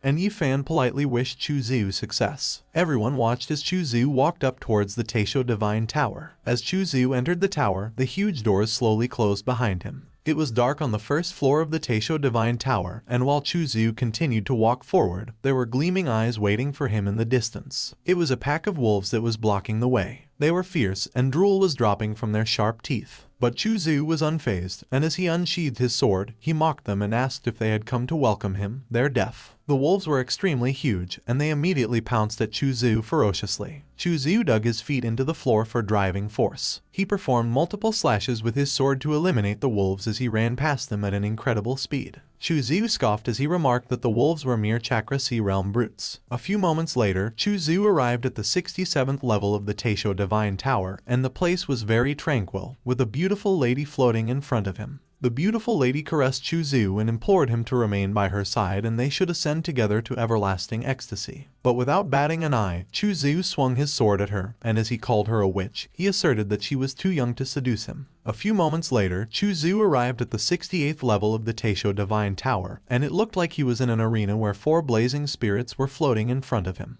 Those blazing spirits were the powerful auras the 4 cultivators were emitting as they prepared to fight Chuzu. Chuzu was amused, and as he charged forward, he inquired if those 4 were Chakra C peak experts. He announced that he was coming through and quickly made multiple slashing auras, which eliminated all 4 experts in one swift move. A few moments later, Chuzu arrived at the 98th level of the Taisho Divine Tower, and he was in a plain filled with red spider lilies where a figure was standing in front of him. It was a lady who looked like Tai Suzai and was at the Chakra C realm, 9th layer peak stage, which made Chuzu think that their realms were the same. But her strength can't be seen through at all. Chuzu confidently asked the lady if he was the Taisho Emperor of ancient times. The lady was speechless, which made Chuzu grin, and he inquired if he got it spot on while calling her the greater of ancient Taisho. Chuzu charged forward with his sword, and he challenged the Taisho Emperor to come on and show him a good time. He jumped off the ground and swung his sword from above, but the Taisho Emperor effortlessly blocked his attack with her sword. Chuzu kicked Tai Suzai and declared that she should die, but Tai Suzai blocked his kick effortlessly. Tai Suzai flung Chuzu and sent him flying. Chuzu managed to land safely on the ground, and he exclaimed that it was impossible that even with the strength of the primordial sacred constitution, he was casually sent flying by Tai Suzai of the same realm. He argued that it didn't make any sense even if Tai Suzai was an emperor. Tai Suzai charged towards Chuzu. Chuzu blocked Tai Suzai, and their palms crashed with each other. He was taken aback by the power he experienced from the impact. Chuzu taunted that Tai Suzai should come at him. He proclaimed that an eye for an eye, a life for a life, and it was either him or Tai Suzai, as it was the way he fought. Tai Suzai's fist punched through Chuzu's chest, and he cursed as he shouted that she must be kidding him. Chuzu remarked that he used sword intent, yet Tai Suzai's body took it on. He let go of Tai Suzai's neck, and as she collapsed on the ground, the tower notified him that he had passed the 98th layer. A powerful pillar of light shone down on Chuzu. The light took him to the 98th floor of the Taisu Divine Tower. Chuzu wondered who he had just fought and why he couldn't remember, but he let it go as it was not the time to think about that. Looking at the boards in front of him, Chuzu considered if the tower wanted him to pick one. Chuzu chose the board with the sword on it and began absorbing it. The system notified him and requested that he study the swordsmanship techniques within half a day because the more and the better he learned, the higher his score. Chuzu suggested that the system should consume breakthrough points to study swordsmanship techniques, and as the system activated the consume mode, it began notifying him that he had achieved mastery in 5 techniques, until he achieved mastery in 1000 techniques. The system notified Chuzu that the everything rests, first form, everything dies was accomplished. Chuzu commented that his life at that time was different as the system possessed the ability to break through in addition to the primordial sacred constitution and heaven-killing sword intent, and he needed to fully utilize those advantages. He then pondered how he should unleash a move with the most power behind the primordial sacred constitution, which was invincible in flesh, and the heaven-killing sword intent, which has an unparalleled edge. He thought of a heavy blade and that only a heavy blade could allow him to fully unleash the advantages of the heavenly killing sword intent and primordial sacred constitution. Chuzu began creating his own heavy blade. As he grabbed it, he proclaimed that it was a heavy sword. Chuzu swung the heavy sword, and as it created huge damage in front of him, the system notified him that everything rests, first form, everything dies was accomplished. He laughed and declared that he was Chuzu, so everything rests. As he demanded that the system detect the grade of everything rest, he cursed and exclaimed that even though he thought the hit was outrageous, he questioned who could dodge such a terrifying attack and noted that those 1000 breakthrough points were well spent. The system notified Chuzu that the swordsmanship technique was a divine grade and had 5-star destructive power and attack speed. Its first form was everything dies, but its second form was not yet learned, and it was not recommended for Chuzu to learn at the moment as he might die. Meanwhile, at Taisu Square, a lot of people were waiting outside the tower. Kai Meng Dai's nephew, asked Chu Zioran if she really mentioned that Chuzu could step into the 80th floor and obtain the Emperor's silver sand to cure her mother's poison. He added that maybe he could have obtained medicine from Kai Meng Dai if she had listened to him. He commented that it was almost 10 days and Chuzu had yet to come out, so he might have died in the tower long ago because every time the tower opened, some disciples passed away, but Chu Zioran warned him not to touch her. Chu Zioran reassured that Chuzu must be fine. Suddenly, someone rang the bell. He announced that the Yunzia Peak direct disciple Chuzu reached the 99th floor and was currently at the Sea of Consciousness realm. Chuzu's result was engraved on the stone tablet, and everyone outside the tower read it. Everyone was astonished by what they read. Kai Ming was also surprised, while Chu Zioran was glad. Chuzu came out, and he apologized to Chu Zioran for keeping her waiting. Chu Zioran called out to Chuzu and noted that he finally came out safely. The other people also called Chu Zhu, and as one of them praised that he was amazing, another asked him if he could give her a signature. On the other hand, Chu Zhu cursed in his mind as he lamented that every disciple of the holy ground would tell him to die when they saw him. Demon Chu, back then, but now they were all calling him brother, so the choice is indeed more important than hard work. Chu Zhu reflected that his villainy in the past was too rough and direct because he was too young back then, and that a villain should look spotless on the surface and secretly do bad stuff. Suddenly, Mu Yan and Huang Lao arrived. Huang Lao remarked that Chu Zhu was not bad, while Mu Yan ordered Chu Zhu to follow them as the Holy Master would like to meet him. A few moments later, Chu Zhu arrived at the Tai Su Palace, and he formally greeted Tai Su Zai. Meanwhile, Kai Meng Dai quickly averted her gaze from Chu Zhu. Tai Su Zai expressed that she was glad to see a disciple breaking the limits of the ancients, and Chu Zhu's performance that day was excellent. Chu Zhu coughed and inquired if Tai Su Zai had any rewards for breaking the records of their holy ground, and he wondered when he should ask for benefits if not at that moment. Kai Meng Dai claimed that Chu Zhu was a traitorous disciple and should not be disrespectful, but Tai Su Zai replied that it was alright and that she wished to hear about what her disciple wanted as a reward. Chu Zhu requested the infant demon soul fruit, the 10,000 cure spirit milk, or the godly bodhi flower, stating that any of them would be fine. Kai Meng Dai remarked that the traitorous disciple was greedy. Tai Su Zai explained that the Holy Ground's weaponry did indeed have many heavenly treasures, but they didn't have the ones Chu Zhu wanted. However, she could send someone to help him search for one of them, and it was just that it would take some time and she could not ascertain it, but Chu Zhu agreed that he was willing to wait. Chu Zhu commented that Tai Su Zai was rather easy to talk to, so he was able to use the heavenly Weeping Mother Sun Samsara seal on her and control her, and the system cursed and praised him for being extra amazing.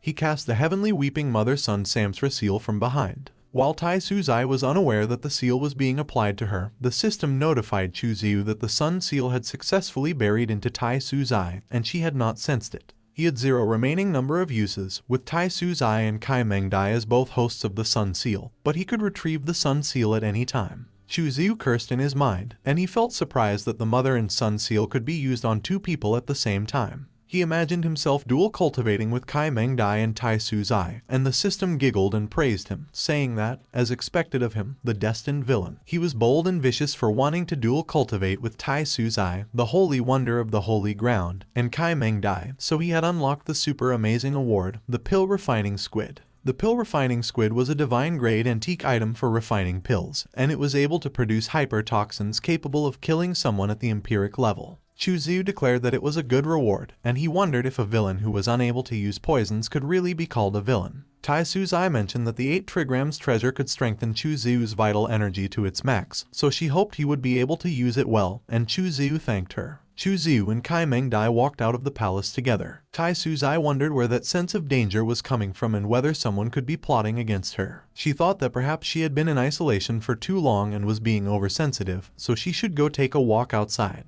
A few moments later, Chu Zhu and Kai Meng Dai flew in a ship. Inside the main cabin, the 2 of them were being served drinks by the junior disciples. Chu Zhu called his juniors and instructed them to step out first because he had something to say to Kai Meng Dai, and Kai Meng Dai tried to protest that they shouldn't, but she stopped herself. One of the juniors got worried for Kai Meng Dai, and Kai Meng Dai cleared her throat and assured them it was nothing, so they should just step out in the meantime. As soon as the juniors stepped out of the room, Chu Zhu cast a spell. He used a sound insulation spell on the room. Chu Zhu noted that they were the only ones on that ship at the moment, so they should not waste that beautiful scene. Kai Meng Dai asked Chu Zhu if he was trying to bully his master yet again and if he really treated her as a tool. Chu Zhu inquired whether Kai Meng Dai really thought he had a hungry look in his eyes, and Kai Meng Dai retorted by asking if that wasn't the case. He asked Kai Meng Dai if she wished to regain her cultivation, and Kai Meng Dai answered that, of course, she did. Chu Zhu remarked that the item wasn't too bad as it could perfectly conceal Kai Meng Dai's cultivation, and even a saint lord like Tai Su Zai was unable to tell that she had no cultivation, and Kai Meng Dai replied that it seemed Chu Zhu's concealment tricks weren't too bad.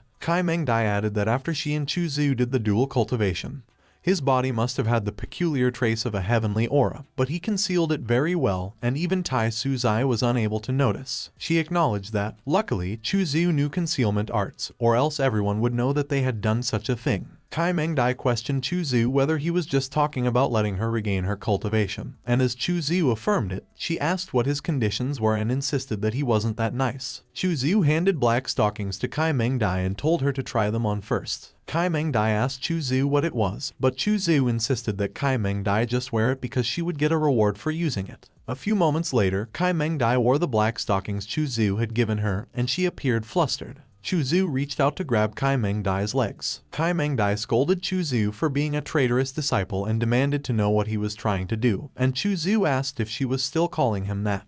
Chu Zhu insisted that Kai Mengdai should call him Jeej. Kai Mengdai scoffed and told Chu Zhu to keep dreaming because she would never address him by that until the day she dies, and Chu Zhu remarked that she was still being rather stubborn. 10 minutes later, Kai Mengdai kept repeating that she wouldn't, and Chu Zhu should keep dreaming because she was a high saint warrior and could endure against his tricks. Chu Zhu threatened that if Kai Mengdai didn't call him that, he would transmit her noises for all to hear far and wide, and all the disciples on the boat would be able to hear her. Kai Mengdai warned Chu Zhu not to cross the line. Kai Mengdai groaned in frustration and finally called Chu Zhu Jeej. A few moments later, Kai Mengdai vowed to kill Chu Zhu one day. The next day, Chu Zhu was outside of his mountain dwelling, and he revealed that he had already given Chu Zioran the Silver Emperor sand, and it seemed the matter with Tai Suzai's godly pagoda had come to an end. Chu Zhu observed that Chu Zioran's report was rather detailed and thorough, and it looked like the infant demon soul fruit was still in the wild, so if he wanted to conquer the elusive demonic wasteland, he would have to increase his cultivation. Suddenly, Chu Zhu overheard a huge cultivator who announced that the heavenly list had just been updated.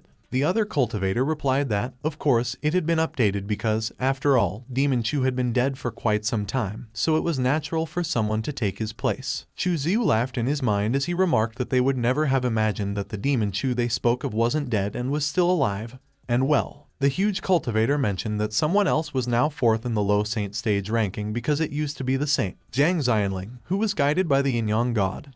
But it was Liu Hongyi at the moment, which surprised the other cultivator. He asked who Liu Hongyi was and if she was good-looking. On the other hand, Chu Zhu seemed to have recognized Liu Hongyi. Chu Zhu greeted his two junior brothers good morning, and he inquired if they would be willing to sell the issue to him. The huge cultivator remarked that if it was Chu Zhu, he could just take it, to which the other cultivator concurred, and Chu Zhu thanked them. Chu Zhu walked away from his two junior brothers. The huge cultivator questioned the other if he had heard that Chu Zhu had entered the heavenly list, and it was not what it used to be, so they should not mess with him, and the other cultivator responded that he had heard and he was wondering how Chu Zhu became so strong. Meanwhile, Chu Zhu read the Tianqiang Continent News, which reported that the son of the Yaeguang Holy Ground had taken Demon Chu, who was originally the top in the low saint list, as he died, and the former holy daughter of the Red Dust Sword sect, Liu Hongyi, had replaced Zhang Xianling, who was originally ranked 4th on the low saint list, and Chu Zhu commented that Liu Hongyi had really become 4th place in the ranking. Chu Zhu read that Liu Hongyi was wanted with a reward amount of 1 million divine yuan stones as she had betrayed the Red Dust Sword sect by attacking the elder to take revenge for Demon Chu, who had been surrounded and killed, and they also issued a warning for the other people who had surrounded and killed Demon Chu to be careful of Liu Hongyi and not underestimate her. Chu Zhu muttered that Liu Hongyi was a silly girl. He recalled how he met Liu Hongyi. Liu Hongyi introduced herself and mentioned that, as Chu Zhu could see, her family was all dead, and Chu Zhu introduced himself as well. Chu Zhu disclosed that his family was on the other side of the stars, so he couldn't see them anymore. Liu Hongyi proposed that since Chu Zhu helped her bury her family, they should become family from that point onward. Chu Zhu agreed. Liu Hongyi confirmed that that settled it and that they were family from that point onwards, and Chu Zhu agreed. Back in the present, Chu Zhu used his skill, Thousand Lie Telepathy, and as he called Tao Yao, he requested a favor and asked if she could help him find someone. A few moments later, Tao Yao arrived and greeted Chu Zhu. Chu Zhu acknowledged her presence, and as Tao Yao inquired if there was something on his mind for him to watch the moon by himself, Chu Zhu responded that he was just feeling sentimental. Tao Yao remarked that, speaking of which, Chu Zhu had been at the Yunzia mountain for over 30 years already, and at the time, when the Mortal Kingdom's Kishan County was attacked by the demon race, it was Kai Mengdai who went to get rid of the demons and bring him back. She noted that time had really flown by, and Chu Zhu was really lucky because, at that time, he was only 3 years old, but he had managed to survive the demons' attacks. Tao Yao commented that, as the saying goes, if one doesn't die in a disaster, they will have good luck, so Chu Zhu's blessings were all behind him. She added that the Kishan County was Chu Zhu's hometown, But the Holy Ground was also his home, and she and Kai Mengdai were his family too, so if he ever felt homesick again, he could look for her, and Chu Xiu affirmed it. Chu Xiu remarked that all of them were his wings. He revealed that 30 years ago, Chu Xiu the trash didn't survive by luck, as it was him, Demon Chu, who had planned everything. And of course, meeting Kai Mengdai was also something he had arranged in order to infiltrate the Taisu Holy Ground. On the other hand, Tao Yao observed that she felt Chu Xiu had become different recently because previously he had always avoided, but currently he was being quite intimate. Tao Yao stood on her toes. She kissed Chu Xiu on the cheek, and Chu Xiu was surprised. Tao Yao handed him an envelope and informed him that it was the report Chu Xiu wanted. She suggested that Chu Xiu should sleep early that night and mentioned that she was heading back to cultivate. Chu Xiu was surprised, and as he wondered why Tao Yao had suddenly kissed him, he tried to calm himself down. He read the report and noted that 3 days ago, Liu Hongyi appeared in Chang'an City on the eastern continent, and Chang'an City was going to be a bit difficult. Meanwhile, on the eastern continent of the Great Tang Empire, Chang'an City was up in flames. An elder asked Liu Hongyi if she would be like Demon Chu. He inquired if she would make the entire human race her enemy. Liu Hongyi hovered over the old elder and remained silent. The elder declared that their Jai family would never forgive Liu Hongyi, and they would make sure to rip her body to pieces. Liu Hongyi swung her sword and summoned a powerful aura to pierce the elder. Blood spurted all over the place, and Liu Hongyi remained unfazed. As Liu Hongyi landed on the ground, a shadow asked her what she was going to do next, and she responded that she would kill everyone. The shadow asked Liu Hongyi if she was really going to fight against the world for Demon Chu. Liu Hongyi asserted that the world was Demon Chu's enemy, so her enemy was the world. And if Demon Chu were Buddha, she would overcome all the struggles for him, while if he were a demon, she would slaughter everyone on his behalf. On the other hand, Chu Xiu cultivated under a tree. Chu Xiu admitted that he hadn't cultivated the martial arts rewarded from clearing the Taisu Divine Tower, and currently there was no one around, so it was the perfect chance to try it out. The system notified Chu Xiu that he was learning the 9-character truth, which is the strongest secret law of heaven and earth, and one could become invincible by completing it, and the Xingzi secret, which is the fastest secret technique in the world that could break through most large formations without being bound. But it is difficult to comprehend, so cultivators need very strong talents and understanding. A few moments later, Chu Xiu let out a sigh. He admitted that the Xingzi secret was indeed quite difficult to comprehend because 3 days had already passed, but he barely understood anything. Suddenly, Chu Xiu noticed Hua Luofei, who was standing behind him, and asked who was there. Hua Luofei introduced herself, and as she revealed that she was an elder from Daiyun Peak, she inquired if he was Chu Xiu. Hua Luofei mentioned that it was Yunzia Mountain, so she would not harm Chu Xiu. Chu Xiu noticed the seal on Hua Luofei's chest, and as he remarked that it was strange, he wondered how Hua Luofei had the sun seal. He wondered if Tai Suzai was using a different form to meet him. As Chu Xiu commented that it was interesting, he feigned ignorance and politely greeted Tai Suzai as Elder Hua, and as he inquired if he may know why she was there, Tai Suzai explained that she was walking around after finishing her business at Yunzia Mountain and happened to come across him cultivating. Tai Suzai observed that seeing how Chu Xiu was working so hard to cultivate, he asked him if he was planning to go to the elusive demonic wasteland, and Chu Xiu confirmed yes because there were many opportunities to grow in the elusive demonic wasteland. However, with opportunity comes danger, and he had to cultivate seriously to ensure that he could overcome them. Chu Xiu was astonished when he noticed that Tai Suzai was deep in thought, and his nose started bleeding as he was charmed. He expressed that he had something he was curious about, and as he inquired if Tai Suzai would be able to advise him on it, she agreed and told him to go ahead. Chu Xiu stated that before the era of Emperor Luo, there would only be one human Great Emperor or Demon Emperor in an era every 100,000 years, and the human race and the demon race had fought each other from before the desolate ancient era to Emperor Luo's era. He questioned why the human race didn't completely exterminate the demons when their Great Emperor appeared, and why the demons didn't completely exterminate the humans when their Great Emperor appeared. He explained that it was something he never understood ever since he came to the Tianqiang continent, and since he happened to meet Tai Suzai that day, perhaps she understood and could explain why. Tai Suzai replied that there seemed to be some kind of tacit understanding between the human Great Emperor and the demon Great Emperor, so even if a Great Emperor was born on one side, they could suppress but not use their power as the emperor to destroy the other party. As to why it was like that, no one knew. She shared that it was believed when one becomes a great emperor, they will gain secrets about the stars and the Tianqiang continent. Chu Xiu asked if there was a being stronger than a great emperor in that world. Tai Suzai responded that no one knew whether there was a higher existence than the great emperor because from before the desolate ancient era to the primordial era, and the current Emperor Luo era, 17 great emperors had appeared so far. But in the end, they disappeared, and their traces were never found again in the world. She reflected that those who could become great emperors were undoubtedly exceptional talents.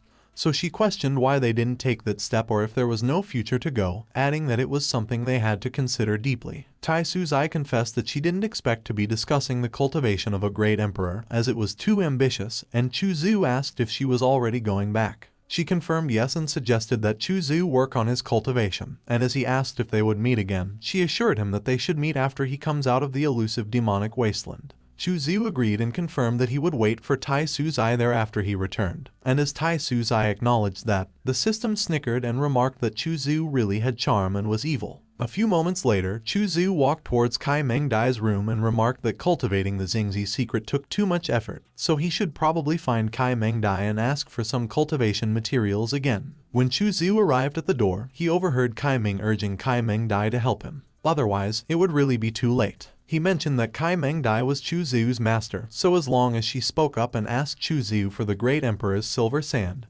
Chu Zu would definitely give it to her. Kai Meng Dai explained that it wasn't that she didn't want to help Kai Meng, but even if she was Chu Zu's master, it wasn't right to ask him for something without reason. Chu Zu wondered if Kai Meng was Kai Meng Dai's nephew, and he remarked that Kai Meng always treated Chu Zioran badly, and he thought he would be strong, but it looked like he was nothing much. He remarked that since his great-nephew wanted the Great Emperor's silver sand so much, he might as well make a fool of him. Chu Zu asked Kai Meng if he wanted the silver sand. Acknowledging Chu Zu's arrival, Kai Meng inquired if Chu Zu still had the silver sand, and as Chu Zu confirmed yes because he had been cultivating the past few days and hadn't seen Chu Zioran, so he was just looking for an opportunity to hand it over to her. Kai Meng exclaimed that it was great and suggested Chu Zu give it to him as he could help him pass it to Chu Zioran. Chu Zu remarked that it was something he obtained after facing a lot of hardships, while Kai Meng commented that if he got his hands on that silver sand, he would become the only person in the entire Tianqiang continent who owned it. Kai Meng stated that when that time came, Chu Zioran, who wanted to save her mother, would have no choice but to beg him for it. He requested Chu Zu to name a price, and as Chu Zu suggested 1 million premium yuan stones, he agreed and exclaimed that Chu Zu was really a good person. Kai Meng remarked that he expected Chu Zu would try to rip him off, but he didn't know that he would be so generous. Chu Zu remarked that Kai Meng was Kai Meng Dai's nephew, so naturally, he was his precious friend, and Kai Meng agreed, remarking that they were good friends. He offered more, and as he asked Kai Meng if he needed any more, he suggested selling them all to him at a price. Kai Meng agreed, and as he inquired how much more he had, Chu Zu replied that it wasn't much and he only had a few left, so he remarked that he must monopolize the silver sand. Otherwise, he wouldn't be able to threaten Chu Zioran. A few moments later, Chu Zu took out a huge pile of silver sand. Kai Meng asked if that was what he meant by few. Chu Zu remarked that if Kai Meng didn't buy it, he would keep everything, and as Kai Meng accused him of blatant fraud, he asked Kai Meng Dai why she wasn't keeping Chu Zu in check. But Kai Meng Dai remarked that it was enough and that Kai Meng had already got his silver sand, so he should go back. Kai Meng tried to protest but was lost for words. He was enraged but decided to walk away. Kai Meng Dai called Chu Zu a traitorous disciple and asked why he provoked Kai Meng, but Chu Zu remarked that it was clearly a fair exchange. Chu Zu sat beside Kai Meng Dai. He asked Kai Meng Dai what she called him, and she responded that he was a traitorous disciple. Chu Zu pulled out a feathered toy and remarked that Kai Meng Dai should call him Gij obediently. Kai Meng Dai responded that it would only be in Chu Zu's dreams. Chu Zu began tickling Kai Meng Dai with the feather, and as he clicked his tongue and remarked that her figure was slightly plump compared to half a month ago, he inquired if she had gained weight. He remarked that Kai Meng Dai should let him check her body properly. Kai Meng Dai managed to grab a fruit. She threw it at Chu Zu and remarked that he should get lost and that she hadn't gained any weight. But Chu Zu just caught the fruit effortlessly. Chu Zu took a bite of the fruit he caught. He recalled something, and as he inquired if Kai Meng Dai had done the thing that he had requested of her, Kai Meng Dai replied that it was in the Imperial Palace, so he should move out of the way as she would go and bring it there. A few moments later, Chu Zu was with Kai Meng Dai in her Imperial Palace, and he inquired where it was. Kai Meng Dai reached out to her pillow and revealed that it was right over there. She showed 3 egg-like items to Chu Zu. Chu Zu remarked that, as expected of Kai Meng Dai, she was truly an experienced craftsman, and Kai Meng Dai explained that not only could the stone emit light, but it could also generate heat. He remarked that using that thing to massage the acupoints on the soles of Kai Meng Dai's feet was bound to be of great benefit to her recovery and cultivation, and Kai Meng Dai inquired what he thought he was doing. Chu Zu remarked that Kai Meng Dai was truly a brilliant woman, which made Kai Meng Dai realize, and she remarked that he asked her to do that in order to bully her. He pinned Kai Meng Dai on her bed. Chu Zhu inquired what Kai Meng Dai wanted, and Kai Meng Dai admitted that she made a mistake. The system showed Chu Zhu his profile. Chu Zhu remarked that indeed, the effect of the heavenly fragrance body does boost Kai Meng Dai's mood and enhance it. He noted that small props do have their uses. Chu Zhu left the room and remained silent. Kai Meng Dai cursed and exclaimed that the traitor had finally left. She observed that earlier, Chu Zhu was carried away by his arrogance that he actually removed the restrictions on her, and it seems that he forgot to seal her before leaving. She began to meditate, and she mused that Chu Zhu indeed forgot to seal her, and it felt so good to be able to cultivate. Kai Meng Dai proclaimed that the feeling of harnessing the power within her body is wonderful, and being able to sense the spiritual energy of that world again was amazing. She speculated that during the time she was sealed, her cultivation actually advanced, and she asked herself if it could be related to the traitor. Kai Meng Dai scoffed and sneered that the traitor should just wait. She was surprised when her aura suddenly disappeared. Kai Meng Dai asked how she was sealed again, and through the sound transmission talisman. Chu Zhu requested that Kai Meng Dai not misunderstand and clarified that he just reminded her that even if they were far apart, he could still seal her at any time. She quickly grabbed a doll that looked like Chu Zhu. Kai Meng Dai began stabbing it, and she repeatedly shouted that the traitor should die. Suddenly, she felt something in her belly. Kai Meng Dai wondered why she felt some movement in her abdomen. 7 days later, in front of the portal to the Desolate Beast's secret realm, Tai Suzai announced that, as usual, the secret realm will be open for 30 days. Chu Zhu was one of the cultivators gathering by the portal, and he was uninterested. Tai Suzai explained that within those 30 days, they all must gather at the initial teleportation point or else they will be trapped in the secret realm for several decades until it opens again, and that after coming out of the secret realm, everyone must contribute a certain amount of their gains as the conference will rank everyone's contributions accordingly and the top 10 disciples on the contribution list will receive corresponding rewards. Chu Zhu grumbled that Tai Suzai should shut up already because he didn't care about the rewards they were talking about, as he just wanted to get his hands on the soul-eating demon fruit inside the secret realm. Tai Suzai requested for everyone to wait a moment until the teleportation array opened so they could enter the secret realm when Yifan called Chu Zhu. Yifan asked Chu Zhu if he was also going to the Desolate Beast's secret realm, and as Chu Zhu replied that he was just like Yifan, he noted that he had a feeling that the journey wouldn't be peaceful at all as he went on an adventure with the guy with the protagonist's fate.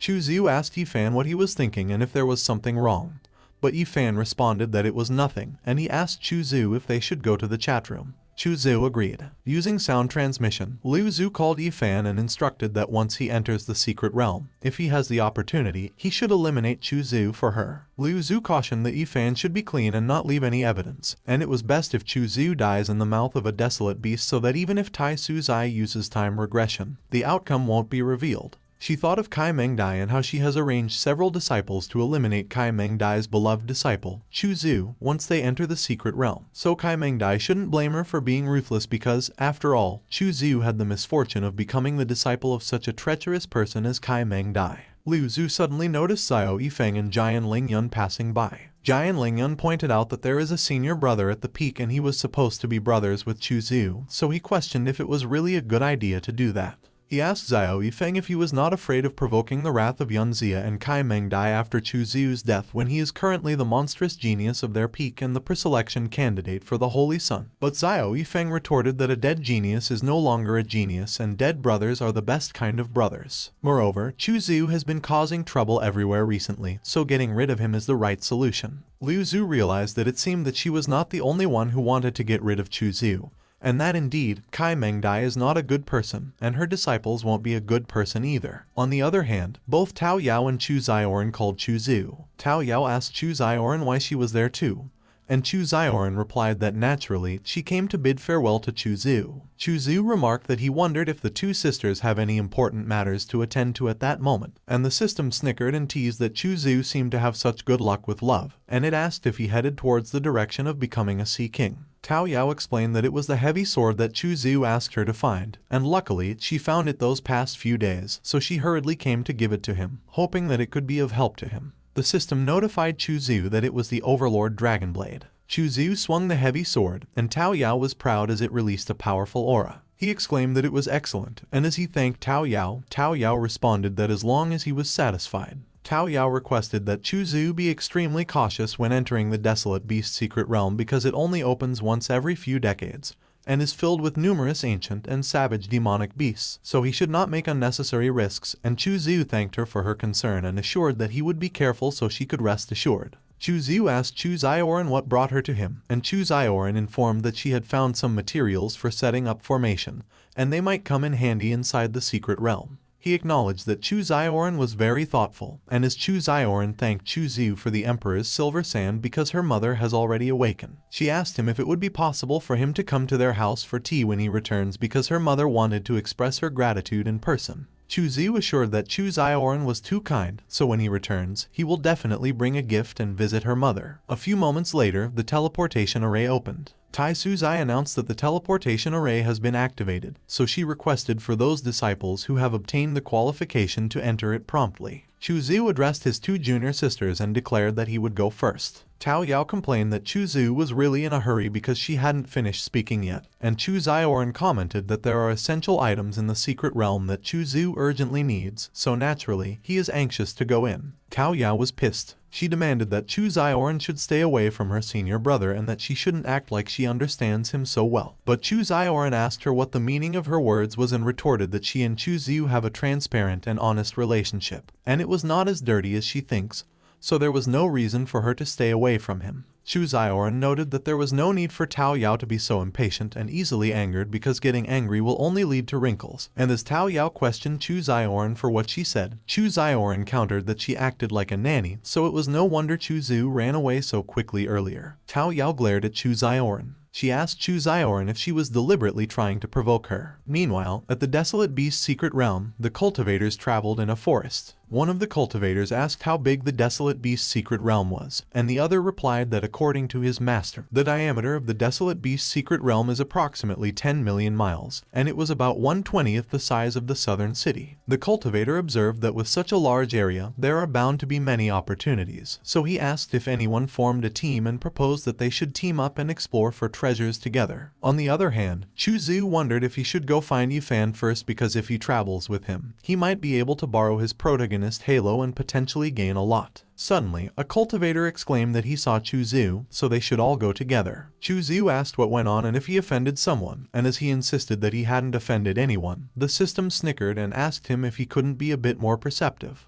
The group charged towards Chu Zhu, and he declared that there was no way to fight. Chu Zhu concluded that the best strategy in that situation was to retreat. He quickly rode his flying boat and fled the scene. One of the cultivators observed that Chu Zhu escaped. Another cultivator assured that they shouldn't worry because before they set off, Jian Lingyan entrusted him with an aura tracking compass, and he had already locked onto Chu Zhu's aura, so even if he escapes to the ends of the earth, it won't matter. In the depths of the Desolate Beast's secret realm lies the Soul Infant Demon Fruit. It was on top of a mountain, and below it, Chu Zhu fought the giant python, a Desolate Beast Demon Emperor level. The giant python opened its mouth and prepared to devour Chu Zhu. Chu Zhu used his skill, Xing Character Secret. He charged forward and swung his sword. Chu Zhu beheaded the giant python in one swing. The giant python collapsed on the ground. Suddenly, a dark lotus appeared in front of Chu Zhu. The system asked Chu Zhu if they should exchange it for a breakthrough opportunity. Chu Zhu replied that they should exchange it, and the system notified him that the exchange was successful, and he obtained 70,000 breakthrough points. Chu Zhu exclaimed that he finally reached 500,000. The system requested Chu Zhu to choose a breakthrough from the options: Heaven Killing Sword Intent, Way Scripture, All Things Cease, Xing Character Secret, and Volume of the Alchemy Scripture. Chu Zhu chose Xing Character Secret, and the system notified him that due to the nature of Kai Meng Dai's constitution, his innate talent has improved and his understanding of the Xing Character Secret has deepened. So in the advancement of the Xing Character Secret, he gained preliminary insights. Chu Zhu announced that he succeeded in breaking through the Xing Character Secret, so it was time to harvest the Soul Infant Demon Fruit. A few moments later, Chu Zhu approached the Soul Infant Demon Fruit, and he observed that looking at its color, it seemed that it hadn't ripened yet. The system notified Chu Zhu that his luck is really low as he finally had a fierce battle with the giant python. But unexpectedly, the infant Soul Demon Fruit was still unripe, which was unfortunate.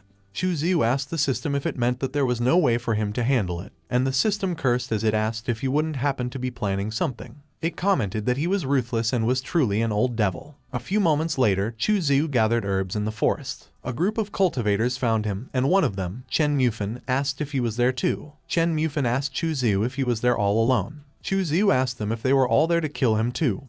and Chen Mufan quickly used the sound transmission talisman to talk to his group and instructed that they should suppress their killing intent and not let Chu Ziyu notice. Everyone agreed with Chen Mufan and affirmed that they understood. Chen Mufan asked Chu Ziyu what the meaning of that was, and as he remarked that it was a grave offense to recklessly kill fellow disciples, the lady behind him asked Chu Ziyu if someone was chasing after him. She asked Chu Ziyu who it was, and as she questioned them for daring to pursue a true transmission disciple, she suggested that Chu Ziyu should tell them who was chasing him because maybe they could help him. Chu Ziyu explained that he didn't know the specific identity, but there were quite a few people chasing after him. The lady suggested that Chu Ziyu join them, and she added that if he encountered pursuers, they could help him, to which another cultivator agreed and stated that with them around, no one would dare to lay a hand on him. The group declared that they were all experts there. The men noted that, speaking of which, their junior sister seemed quite capable. Still using the sound transmission talisman, the lady advised that everyone shouldn't panic because Chu Ziyu is just a lecherous but good-hearted person. And Chen Mufan remarked it was really funny that Chu Ziyu was still worried about their safety, as little does he know that they were the ones chasing after him. But they couldn't blame him because they all acted too convincingly after all. Chen Mufan expressed that Chu Ziyu is a genius who breaks ancient limits, and he will undoubtedly be the cornerstone of their Tesu Holy Land in the future, and they might all die, but Chu Ziyu must be safe. Otherwise, the losses to the Holy Land would be too great, and as the lady requested that Chu Ziyu let them stay and help him, Chu Ziyu acknowledged that he was deeply moved by everyone's righteousness, and since that was the case,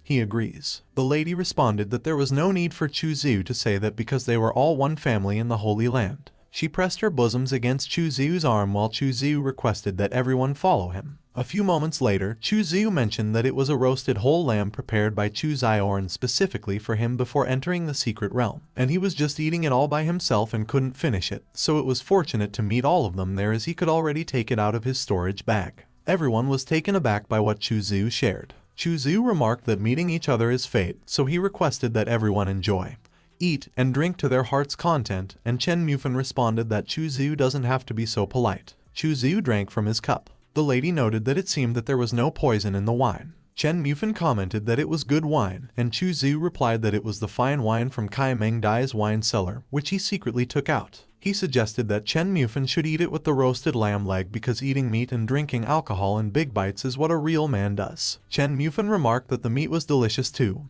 and Chu Ziyu encouraged that if it was tasty, he should have some more because if there was not enough, he still had more. A few moments later, the fire was out and only bones were left of the lamb. Chu Ziyu called everyone's attention, and Chen Mufan requested that Chu Ziyu speak. He asked them if Xiao Yifeng and Jian Lingyun had given them so many benefits that they were willing to resort to any means to try to kill him. The group was alarmed when they heard Chu Ziyu's question. Chen Mufan asked Chu Ziyu when he realized it. Chu Ziyu revealed that, of course, it was when they appeared. He used his skill, Xin Character Secret. Chu Ziyu managed to dodge Chen Mufan's hammer. He advised that they might as well take a look inside their own Purple Mansion Divine Bridge. The lady asked Chu Ziyu if he poisoned the wine. Chu Ziyu responded that his poison doesn't include any wine, and the system laughed and added that it was laughing to death because their poison is absolutely authentic and doesn't contain any trace of wine. He asked the group if they all wanted to stay alive, and as he mentioned that he could give them a chance, Chen Mufan asked him what he wanted them to do. Chu Ziyu tossed a scroll towards the lady. He instructed that they should just follow the instructions given above, and there are 10 antidote pills in the medicine bottle that will keep them safe for 3 days, and after the task is completed, he will detoxify them, and the lady asked him how they could be sure that he will indeed detoxify them afterwards. Chu Ziyu vowed that he swore in the name of his master that if he goes back on his word, may the heavenly principles curse his master's cultivation and prevent any progress. On the other hand, Kai Meng Dai sneezed and she wondered who was mentioning her name. Back at the secret realm, the lady declared that they will do it, and she hopes that Chu Ziyu keeps his word. Chu Ziyu acknowledged that he would be waiting for good news from the 5 of them. Multiple groups of cultivators have gathered at the foot of the mountain. One of them was Ping Xiao, a Tianjin Peak true disciple who was at the peak of the 9th layer of Divine Plum Blossom. Chen Mufan stated that everyone should calm down and let him explain because just an hour ago, they encountered Chu Ziyu there, but as soon as he saw them, he ran away at an extremely fast speed that they couldn't catch up with him at all, and Ping Xiao inquired Chen Mufan why he called them to come there. Chen Mufan explained that when Chu Ziyu escaped, he dropped an item, and Ping Xiao queried what it was. Chen Mufan revealed that it contains information about the location where the rare soul infant demon fruit grows in the world, and it was at the peak of that mountain, and Ping Xiao remarked that the spiritual essence of the immortal item, the demon fruit, was actually there.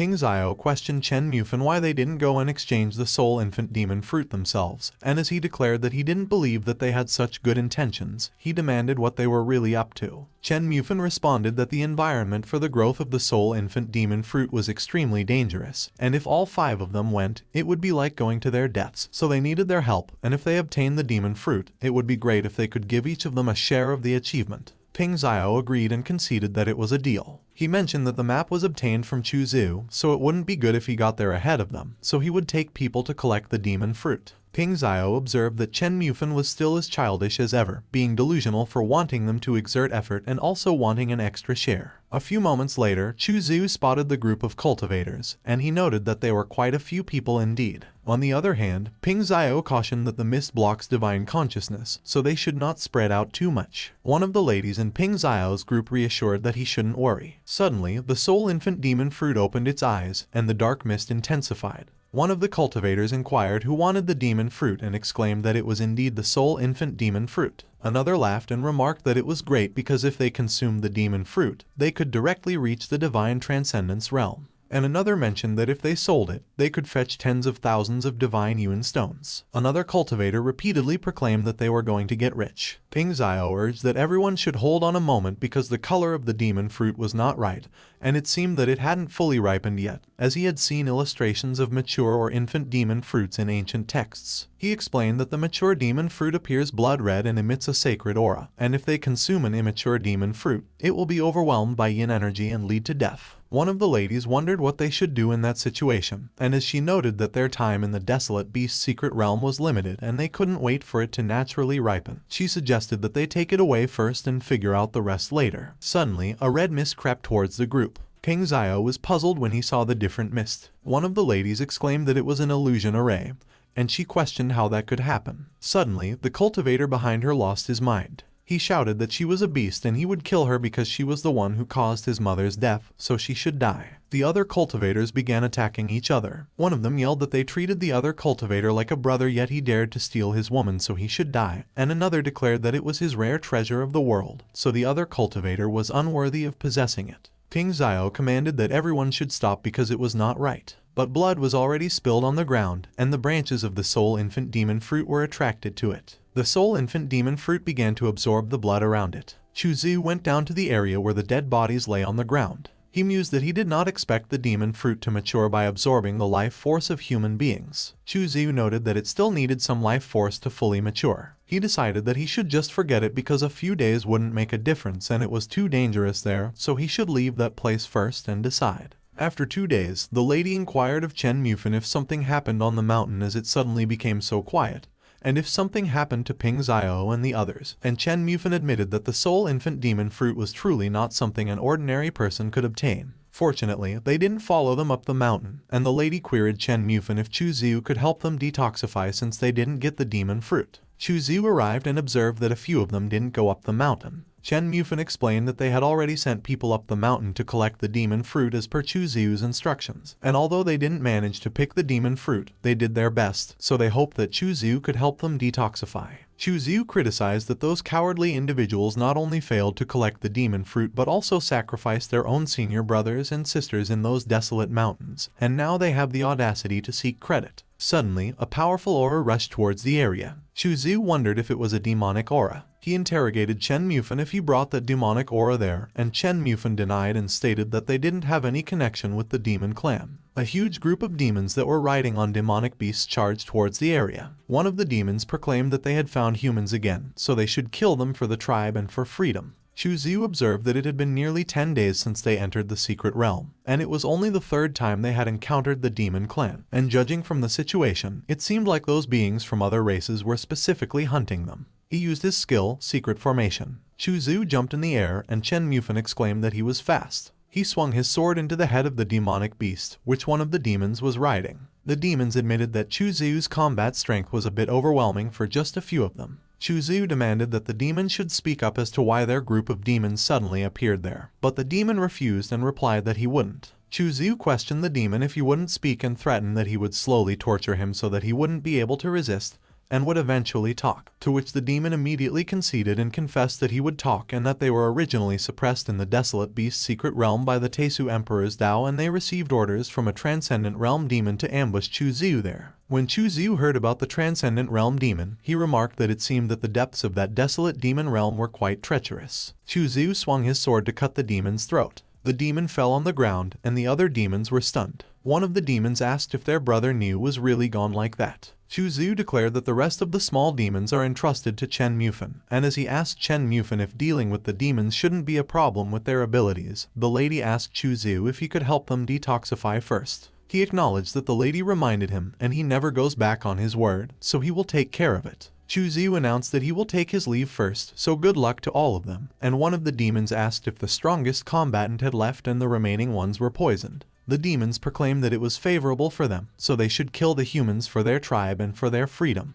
One of the demons quickly subdued the lady, and he commented that the human woman looked beautiful, so he shouldn't be afraid because he won't hurt her. Meanwhile, Chu Xiu stood on his flying boat, and he noted that the soul infant demon fruit still needs 2 more days to mature, and he wondered what he should do during those 2 days. On the other hand, Yifan laughed and exclaimed that it was the place. Chu Xiu heard Yifan and recognized his voice. Yifan stood outside the melting cave, and he proclaimed that he found it, and he finally arrived at the treasure trove of the Quasi-Demon Emperor. He announced that he had arrived at the treasure. Chu Xiu mused that he had to say that having the protagonist's luck with him is truly incredible, but unfortunately for Yifan, he has encountered him. He moved quickly, and in his mind, he thanked Yifan, and he resolved that he would go ahead and scout the path for him. Yifan remained unaware, and he asked what was happening. A few moments later, Chu Xiu arrived inside the melting cave. Chu Xiu observed that the versatile stone milk is a sky-high price, and collecting it could earn them a small fortune. He decided that he must not let those top-grade immortal herbs go to waste. The system notified Chu Xiu that his luck had increased up to 15.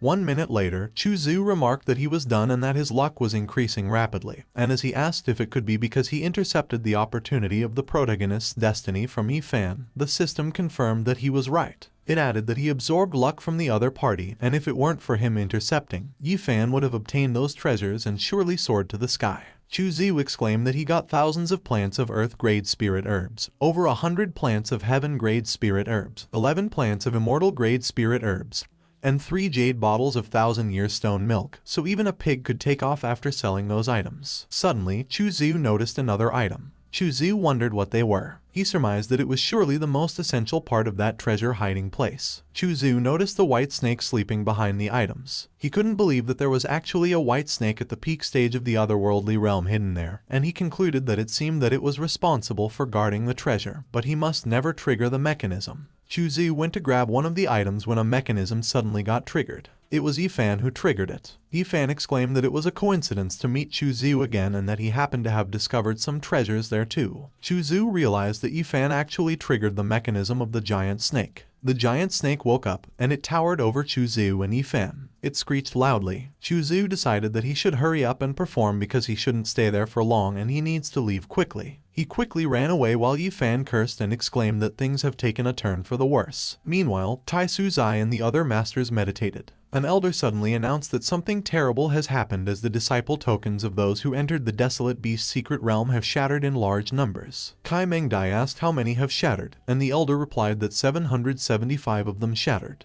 She asked about the token of Chu Xiu, and the elder confirmed that his token has not shattered yet. Kai Mengdai noted that there must have been a major incident in the secret realm if so many disciples are dying, as it has never happened in previous years, while she pondered that it was strange and wondered why she was worried about the rebel when it would be better if he was dead. Tai Su Zai advised that everyone shouldn't worry and that they should let her use the illusory eye to take a look. She quickly activated a formation. Tai Su Zai's illusory eye immediately materialized at the Desolate Beast's secret realm and scoured the area. One of the cultivators asked if there was anyone observing the secret realm from the outside. One of the demons asked if the human race was going to attack them and exclaimed that he didn't want to die. Tai Su Zai's illusory eye reached the demon race's main stronghold, where the demons gathered. Magic Shark, who reached the peak of the otherworldly realm, assured that they shouldn't worry because no one could attack them through the Desolate Beast's secret realm, not even a Saint King, so the human race could only watch them from the outside and they couldn't do anything. He declared that if the humans wanted to watch, they should let them witness them slaughtering the human race. Magic Shark commanded that they should kill all the humans. He proclaimed that for the sake of leaving that realm and for the sake of reclaiming their freedom, they should charge forward. Magic Shark was surprised that the precious mirror could actually sense something, and as he asked if the other half of the mirror had appeared, he speculated that if he obtained the other half and merged them together, he would be able to break through to the realm of Dao Palace. The cultivators inquired if the demon clan had actually rebelled. One of them queried how the big demon already reached the pinnacle of the Bardo realm and if there wasn't a boundary constraint in the secret realm. Kai Meng Dai questioned Tai Su Zai if they should prematurely activate the teleportation portal in the secret realm to let the disciples return early under the Holy Lord's crown. Tai Su Zai demanded Kai Meng Dai what was wrong and if she was worried about her own disciple. Kai Meng Dai clicked her tongue on her mind as she considered that she was not worried about the traitor. She was just worried about the other disciples. Tai Su Zai remarked that Kai Meng Dai shouldn't worry because she had already made arrangements, and within 2 days at most, the teleportation portal would be able to connect to the secret realm passage, and Mu Yan stated that if they couldn't hold on for even 2 days, it would be truly disappointing. Kai Meng Dai commented that she was wondering where the traitor was. She believed that it would be best if Chu Zhu got swallowed whole by a demonic beast. Meanwhile, at the desolate demon secret realm, Su Ruxu got chased by demonic beasts. Su Ruxu ran away with all her might while she carried someone in her back. Chu Zhu watched Su Ruxu and wondered if his plan as the Holy Sun wouldn't be ruined if he let someone die without saving them under the gaze of the heavenly eye. He reflected that Su Ruxu should consider herself lucky. Chu Zhu jumped to the ground and blocked the demonic beast from chasing after Su Ruxu. Su Ruxu recognized Chu Zhu. Chu Zhu announced that he would help Su Ruxu resolve the situation. While Su Ruxu assumed that he was Chu Zhu, the one rumored to have reached the top of the Tesu Divine Tower. But he was only at the peak of the Wheel Sea realm, while even the weakest among the demon clans behind him were the Divine Bridge realm. Su Ruxu surmised that Chu Zhu could not defeat that group of demons, and going up there would be walking into death. She yelled and voiced no, but Su Ruxu was astonished when she witnessed what Chu Zhu did. In an instant, the demonic beasts were annihilated. Chu Zhu swung his fiery sword at the demonic beasts and eliminated them. He stood there confidently while the dead demonic beasts lay on the ground around him. Su Ruxu pondered that Chu Zhu's combat power is incredibly strong, so even if they say that he is the reincarnation of a demon god, it wouldn't be an exaggeration. Chu Zhu interrogated Su Ruxu if she was okay, and Su Ruxu thanked him for coming to the rescue, and she declared that she is deeply grateful. He gave an earth essence, Divine Rise Heat, to Su Ruxu. Chu Zhu noted that Su Ruxu is heavily injured, so she should quickly take the medicine to heal. But Su Ruxu mentioned that Chu Zhu can't say that because that precious medicine is too valuable and she can't accept it.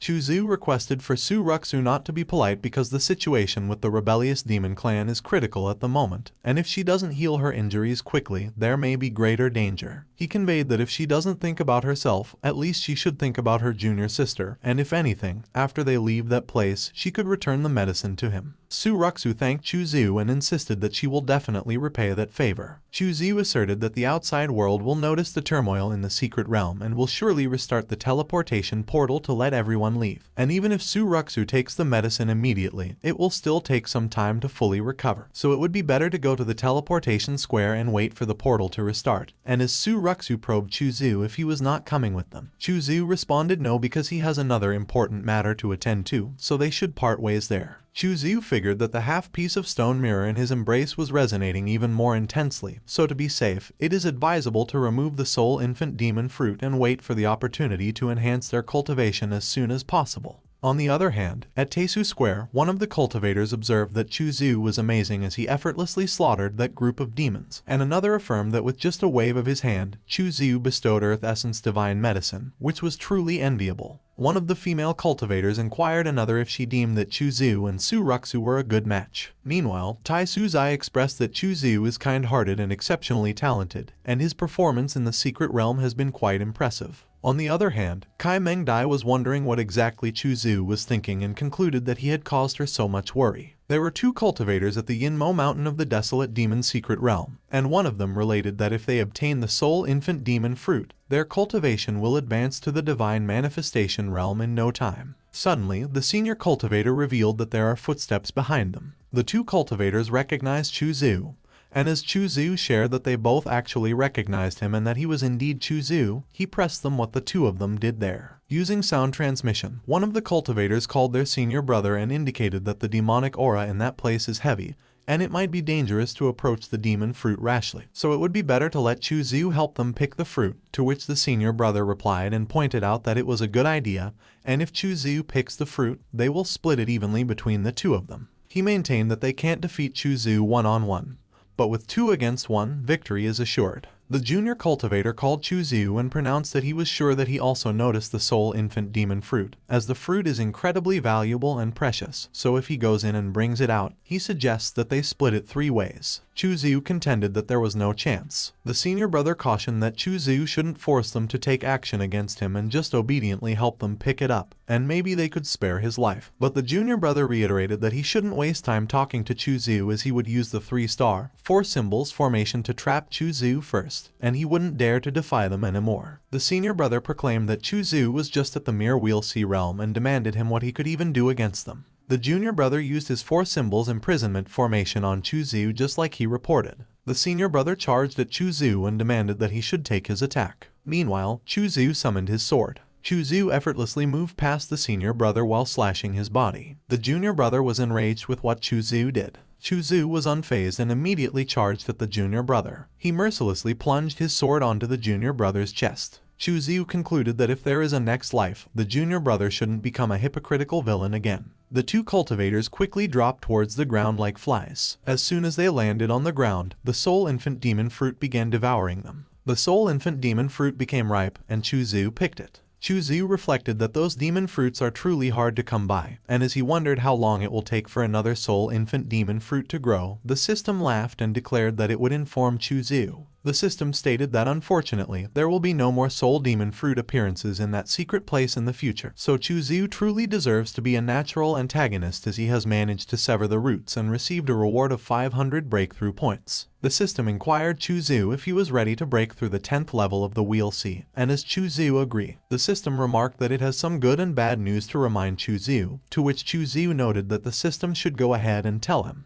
The system announced that during Chuzu's second breakthrough into the extreme realm, he will face Thunder Tribulation. Chuzu queried if there was no mistake, because normally, Thunder Tribulation was only for the little Holy Empress, and how it came earlier for him. The system proclaimed that it could be confirmed that it has analyzed it a total of 3 trillion times, and the probability of Chuzu facing Thunder Tribulation was 99.99999%, and as it speculated that it was perhaps because Chuzu's realm was too powerful, it requested that in any case, Chuzu should pay attention, and added that if he could withstand it, he will become even stronger, but if he can't, he will be dead for sure. A few moments later, Chuzu went to the ancient tree forest, and he pondered that he was right that the closer he got, the stronger the fluctuations of the stone mirror, so the other half of it should be about to appear. Chuzu was startled when he noticed the commotion behind him. The demonic beasts fiercely voiced that they would attack and kill. Meanwhile, Magic Shark was intrigued, and as he commented that the reaction of the stone mirror had intensified, he questioned if the person holding the other half of it came willingly. On the other hand, Chuzu cursed, and as he demanded if the front was the stronghold of the demon clan, he wondered if it could be that the person holding the other half of the stone mirror was the rumored leader of the demon clan, because the stone mirror's reaction was strong.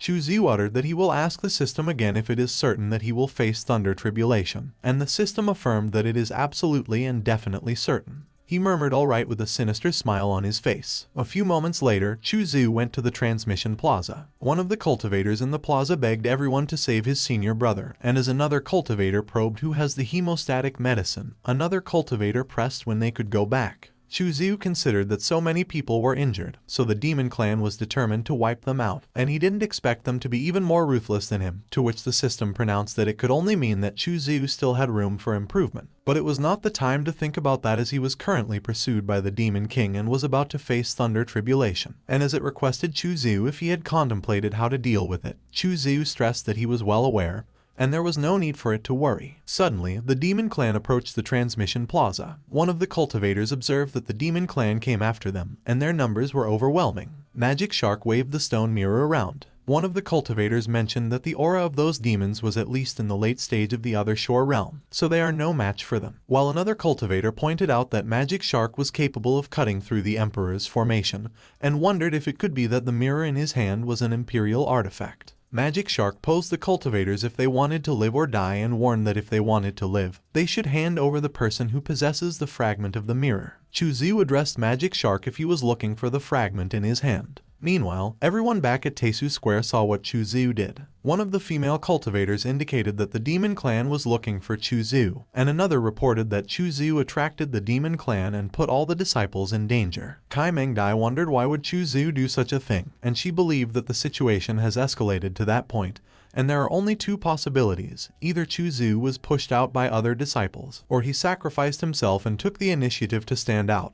But no matter which scenario it was, it won't change the outcome, and with Chu's current strength, he is unable to defeat the leader of the demon clan. She wondered if they had to use the contingency plan left behind by Tai Suzai and reckoned that if that was the case, the desolate demon's secret realm would surely collapse. Back at the transmission plaza, Chu still showed the stone mirror to Magic Shark. One of the cultivators called Chu, and as he expressed that he was indeed a true senior disciple of the authentic lineage, he interrogated Chu if no one was willing to sacrifice for them junior disciples at that point. Su Ruxu challenged the cultivator if he really wanted to sacrifice Chu, but the cultivator responded that Su Ruxu was being unfair with her words because Chu willingly sacrificed himself for the greater cause, and he inquired Chu if that was right. But Su Ruxu prodded them if they thought that those demons would spare them if they sacrificed Chu, and she articulated that when facing a crisis, instead of wanting to resist together, they only wanted to push their fellow disciples out, which is such an ugly behavior that will only make the demon clan look down upon them, human cultivators. Magic Shark hinted that he will give the cultivators 50 breaths of time, and if Chu doesn't come out by then, they will go in. One of the cultivators admitted that he doesn't want to die. Another catechized who will come and save them. Another pleaded for Chu to save them and spoke that he can't be so heartless because as long as he goes out, the demon clan won't harm them. Su Ruxu was stunned when she heard what the other cultivators conveyed, and Chu tapped her on the shoulder. Chu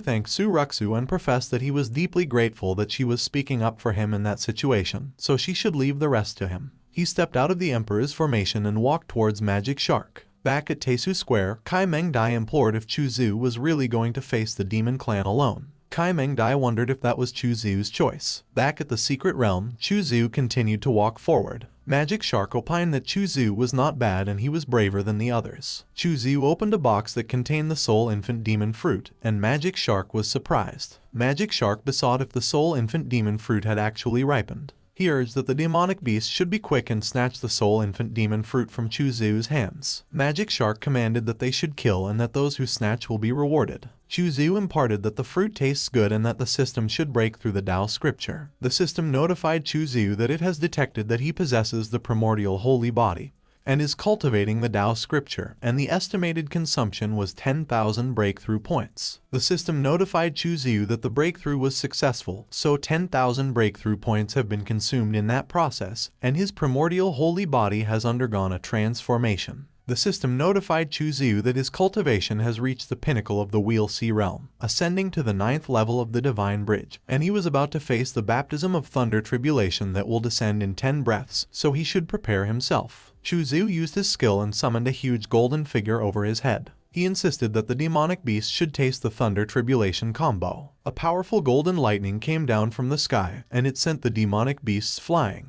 Magic Shark swung his sword at Chu from behind, and Chu inquired if it was a sneak attack. Chu quickly summoned and grabbed his sword. He swung his sword at Magic Shark and broke his sword. The chick on Chu's hand stated that he was quite strong. Meanwhile, Magic Shark was enraged by what happened. But before Magic Shark could attack again, Chu slashed him with his sword. Chu swiftly eliminated Magic Shark. One of the cultivators remarked that Chu was really amazing. Another queried if Chu actually defeated the demon all by himself, and another noted that he remembered that the demon was at the peak of the other shore stage but it couldn't even fight back against Chu.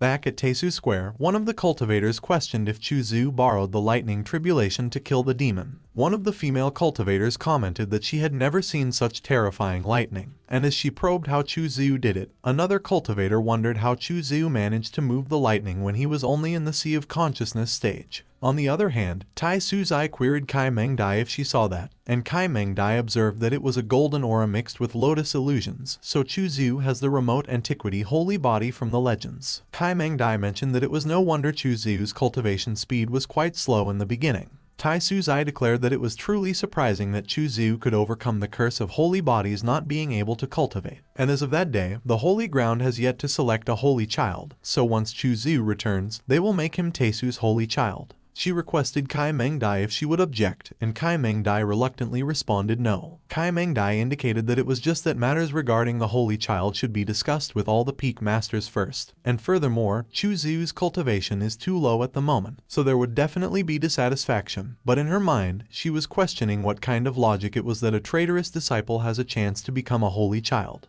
Tai Suzai explained that she understands Kai Mengdai's worries, but with Chu Zu's performance that day, she believes that the other masters will not be against her suggestion, and what was more, Chu Zu has a good personality and is a very kind child. Kai Mengdai scoffed in her mind when she heard about Chu Zu being kind, and she reflected that Tai Suzai just hadn't seen what he was like towards her. Back at the teleportation plaza, the cultivators remained inside the Emperor's formation while Chu Zu was still outside. Chu Zu let out a sigh of relief when Su Ruxu ran up to him and queried if he was alright. He thanked Su Ruxu for worrying and remarked that he was not injured. Meanwhile, Yifan considered that Chu Zu really was strong and he had once again become an onlooker. The other cultivators notified that the demon was killed by Chu Zu, and were celebrating when Chu Zu probed Yifan about what was on his shoulder. Yifan stated that it was the spiritual beast he just tamed, and as Chu Zu wondered if Yifan defeated the giant serpent in the treasure lamp. He added that, as expected of the protagonist, Yifan managed to get a spiritual beast even though he absorbed most of his fate. Yifan inquired what was on Chu Zu's shoulder, and Chu Zu revealed that it was Jai Tame, and as Yifan could see, it was just a chicken and at most could be considered a pet. But Jai Tame cursed and voiced that Chu Zu had better show him some respect. He pressed Chu Zu, demanding who gave him permission to name him, and commented that he was the one who was a chicken, and his whole family were chickens. Chu Zu excused himself from Yifan, and as Yifan observed that Jai Tame was a very interesting beast, Chu Zu mentioned that the teleportation formation would activate in a while, so they should rest up first and get ready to return to the holy ground. 3 days later, at Teishu Holy Ground, in Chu Zu's room, Chu Zu called the system and remarked that he still hadn't received his rewards for breaking through a realm. The system replied and reported that it had been detected that Chu Zu had broken through a realm, and he had obtained special rewards, the Remote Antiquity Holy Body Cultivation Law Part 1. The system queried Chu Zu if he wished to use the cultivation law immediately, and if he wished to continue breaking through because it had detected that his remote antiquity holy body could be improved further, to which Chu Zu answered yes. A few moments later, Chu Zu mentioned that breaking through the holy body and breaking through a realm was really different, and the feeling of being completely drained was quite terrible, so he would stop for that day. The system notified Chu Zu that his cultivation had stopped and 100 breakthrough points were used for the cultivation of the holy body, and Chu Zu noted that it looked like he would have to prepare more elixirs next time when he broke through his holy body. Chu Zu indicated that it looked like the stone mirror was ready as well, and as he queried the system if it knew how to use it, the system revealed that Chu Zu had found a treasure that was at least a Saint Lord's artifact or even a pseudo-emperor's artifact. However, it was not yet complete. The system explained that there were two types of functions. First was the blue light suppression domain, which could slow down the enemy's movement speed or even directly immobilize them when facing them. Second was communication, and Chu Zu could take out a high-quality elemental stone for experimentation. The stone mirror activated, and as it welcomed Chu Zu and showed all its functions, Chu Zu mused that he seemed to have really got something amazing. Chu Zu went ahead and chose the chat channel. The stone mirror welcomed Chu Zu to chat room number 17, which had 6 online users that were meeting up and trading with each other, and Chu Zu pondered that he had never heard of those clans before. He wondered what the Taming Great Plains and the Primordial were because there were no such places in the Tianqiang continent when Tao Yao suddenly inquired if Jai Tame was the little beast that he had recently tamed. Chu Zu and Jai Tame glanced behind them and saw Tao Yao standing by the door. A few moments later, they went to Chu Zu's backyard. Tao Yao remarked that Jai Tame was a cute little chick. Jai Tame cursed at Tao Yao as he clicked his tongue and voiced that she should be more respectful or he, an elder, would eat her. Tao Yao queried Jai Tame if a little one like him wanted to eat her, which made Jai Tame yell, and she stated that after he enlightened himself, he would definitely take her as a slave and use Chu Zu as a mount. Ignoring Jai Tame, Tao Yao questioned Chu Zu if he had finished his seclusion. She noted that she heard Chu Zu managed to get a spiritual pet and specifically came to take a look, but she didn't expect it to be so interesting. And as she pressed Chu Zu about where he got that second-rate spiritual pet, Jai Tame uttered that both of them were going overboard because he wasn't a spiritual pet. Chu Zu mentioned that Tao Yao shouldn't mind the stinky chicken, and he inquired if there was something else she wanted to discuss with him. Tao Yao started opening up to Chu Zu, and time quickly passed. A few moments later, Tao Yao thanked Chu Zu for his hospitality and stated that she had a heartless request. She asked Chu Zu if he could tell her junior sisters what he had seen in the secret realm when he was free because everyone really wanted to know, and Chu Zu agreed. Tao Yao gently pushed a handkerchief against Chu Zu's chest. She conveyed that it was a token of her regard and requested Chu Zu to accept it. While Chu Zu was still taken aback, Chu Zu shyly walked away and mentioned that it was getting late so he should go get some rest. Chu took a whiff of the handkerchief and wondered if it was the scent of peach blossoms. He reflected that it was a gift, but it was nothing compared to Kai Meng Dai's scent. Suddenly, Chu notified that he almost forgot, and as Jai Tame queried him about what he wanted, Chu pointed out that Jai Tame hadn't told him what he was yet and what the connection was between the egg that gave birth to him and the stone mirror. Jai Tame related that according to inheritance memory, he seemed to be a member of the Divine Crow clan, and as for whether it had anything to do with the stone mirror, he didn't know either. Chu commented that he guessed right from the beginning that Jai Tame was indeed a member of the Divine Crow clan, and as Jai Tame mentioned that the Divine Crow clan is one of the Emperor clans, so Chu should immediately bow before him. Chu noted that he left some rabbit meat for him to eat. Jai Tame informed that someone came to see Chu earlier, and she left when she saw that he was in seclusion, which made Chu wonder if someone was looking for him and who it was. Jai Tame added that he thought her name was Hua Luofei,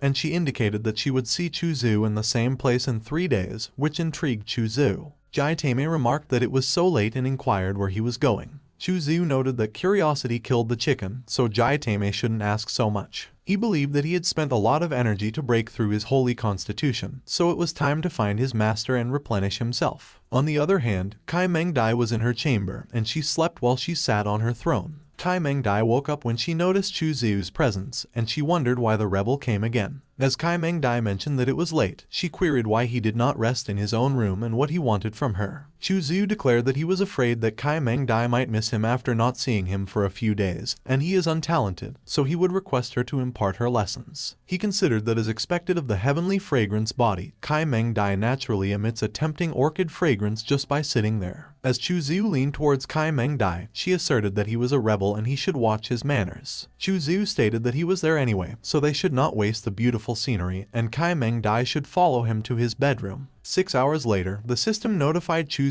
multiple times that it had detected that he and the heavenly fragrance body master had no seal, so his cultivation talent was increased by a total of 800. The system notified Chu that his talent had reached 2,214. Kai Meng Dai lay on the bed, trembling in exhaustion while Chu dressed himself and prepared to leave. Chu left without saying anything and closed the door behind him. Even though she was out of breath and completely exhausted, Kai Meng Dai smiled as soon as Chu left the room. Meanwhile, behind the doors, Chu hissed and added that Kai Meng Dai was a terrifying woman, and as he reflected that he should have sealed Kai Meng Dai's cultivation, the system clicked its tongue and observed that it didn't expect that Chu's primordial sacred constitution couldn't stand it. The system commented that Chu is disappointing because even though he is the demon with unparalleled talent, he still needed to leave by leaning on the wall, and it snickered. Chu wondered what was wrong with Kai Meng Dai that day, and he reasoned that he didn't seal her cultivation, yet she was so cooperative. 3 days later, Chu was roasting a chicken in the forest late in the evening. He figured that he received a lot of cultivation talent from Kai Meng Dai the past 3 days, so his cultivation breakthrough will be soon. Chu wondered what Hua Luofei interrogated out for that day and supposed that he could still try to test her when they meet later, as he can't always force himself on someone. Suddenly, a drooling spirit mouse squeaked as it approached the roasted chicken, and it couldn't take its eyes off the food. Chu noticed the spirit mouse, and the spirit mouse was terrified when it saw that Chu was glaring at it. Hua Luofei opined that Chu was so vicious that the little thing was scared of him. Chu claimed that Hua Luofei misunderstood because the spirit mouse was too timid, and he just gave it a glance. Hua Luofei sat beside Chu. She inquired why he was looking at her like that. Instead of answering her question, Chu probed if there was anyone pursuing her, which caught her by surprise. Hua Luofei replied that female cultivators become more beautiful as they improve their realm, as their appearance will be closer to the natural way of heaven, and her appearance is not outstanding in the cultivation world, so naturally there is no one who pursues her. Chu clicked his tongue and murmured that it was because the others are blind because, in his eyes, Hua Luofei is really beautiful, and she reminded him of a poem, which made Hua Luofei inquire what the poem was. He started reciting the poem and exclaimed that clouds think of clothes, flowers think of beauty, spring breeze brushes in the sill, dew is thick, and if not for seeing the beautiful clouds on the mountaintop, he would meet her under the plain moon. Hua Luofei affirmed that he didn't expect Chu to be able to write poetry, and it was a good poem, but she is not as beautiful as the poem described. Chu snickered in his mind as he deemed that he didn't memorize the language class textbook for nothing. He mentioned that he had something to talk about. Chu pressed what she would do if he pursued her and avowed that he really likes a big sister like her. Hua Luofei declared that Chu is so young, and he asserted that he wanted to pursue her, and as she challenged if he knew how big her age is, Chu maintained that Hua Luofei is indeed quite big. Hua Luofei quickly examined Chu Zhu for daring to do such a thing, and she noted that she didn't expect him to be a playboy. Chu Zhu conveyed that appreciating the beauty of women is the right of men, and Hua Luofei can't erase his right as a man.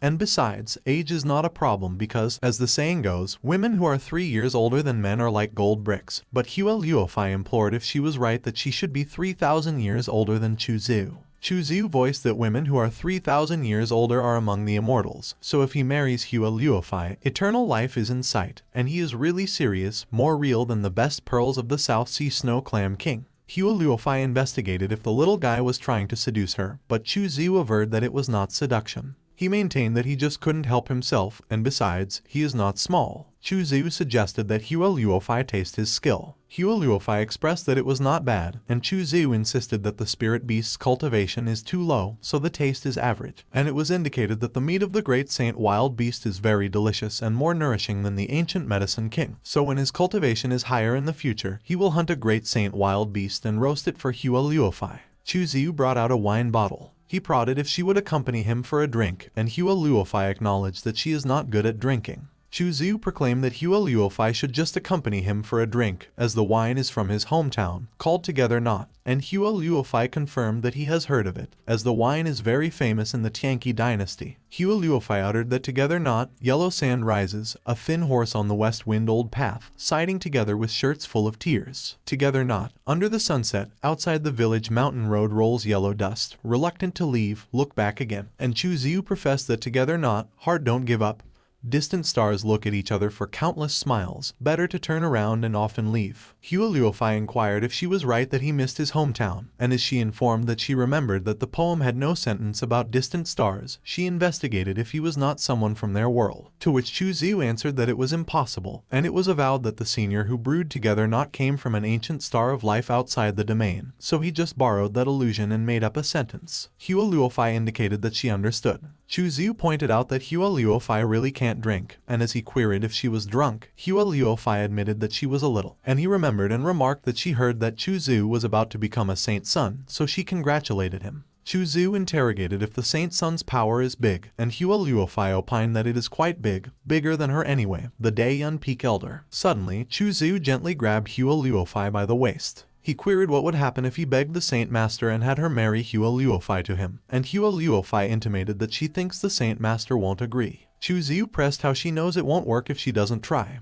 and Hua Luofei advised that Chu Zhu should stop with that nonsense because the Saint Master stirs up the wind and clouds, and at the time of the Saint's Son ceremony, there will be people who would challenge him, so he should prepare well. At the Tai Su holy ground, a lot of disciples have gathered at the square. One of the disciples stated that his senior brother Changlong heard from Tianjiang Peak's second elder that Chu Zhu will become the holy son, and the disciple they talked to remarked that he remembered that Chu Zhu just reached the divine bridge stage recently, and there are a lot of disciples with higher cultivation than him, so he inquired why they chose Chu Zhu to be the holy son. In another group, a disciple mentioned that apparently Chu Zhu will be the holy son, to which the disciple he talked to was amazed and observed that it was as expected of Chu Zhu. Another group was also talking about the same thing, and as a disciple noted that Chu Zhu is actually going to be the holy son, the disciple he talked to sighed and queried why something like that can't happen to them. On the other hand, at Xiaoyi Peak Court, Xiaoyi Feng asserted that Chu Zhu was a bastard and probed how he could be the holy son. Xiaoyi Feng declared that he is fighting shadow wars just to become a direct disciple at Yunzia Peak, and Chu Zhu just silently went on to become the holy son.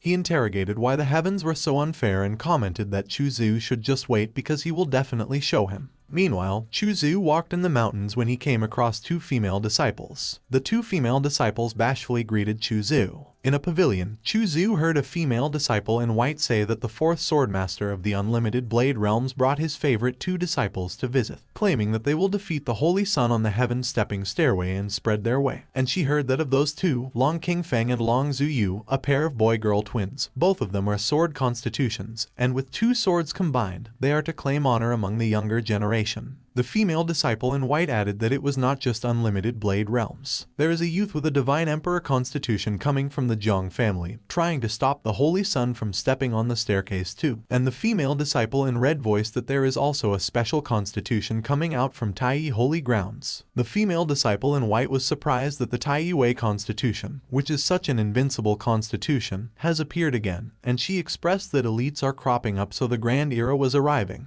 The female disciple in red sighed and conveyed that she doesn't know if the Holy Sun, Chu could defeat those elites, to which the female disciple in white averred that she is afraid that Chu will be easily defeated at the ceremony and taint their holy ground's honor. Chu reflected that just like Hua Luofei mentioned, the Holy Sun ceremony will be full of strife. A few moments later, Chu stood on top of a huge rock and looked at the distance. Chu avowed that now that he mused about things, he had a strong bond with Unlimited Blade Realms because he remembered that 20 years ago, the Unlimited Blade Realms' holy son and daughter were also a pair of siblings, and the brother was called Fang Tingyang, a fool who looked down on everything and believed he was invincible. He informed that Fang Tingyang looked down on someone without a sect like him, scolded that he is someone of demonic ways, and blocked his entry from the Yu Huang Tower. Chu conveyed that Fang Tingyang was killed by him at the Middle States West Lake in the end. He admitted that the sister was called Feng Xiaoyi, a beautiful woman, and to take revenge, she chased him to the East State. Chu confided that he still remembers the hatred and regret in Feng Xiaoyi's eyes before he beheaded her. He indicated that afterwards, it was also the maniacs from Unlimited Blade Realms that chased him the fiercest. He maintained that the pair of siblings coming for him from Unlimited Blade Realms at that time might be that generation's holy son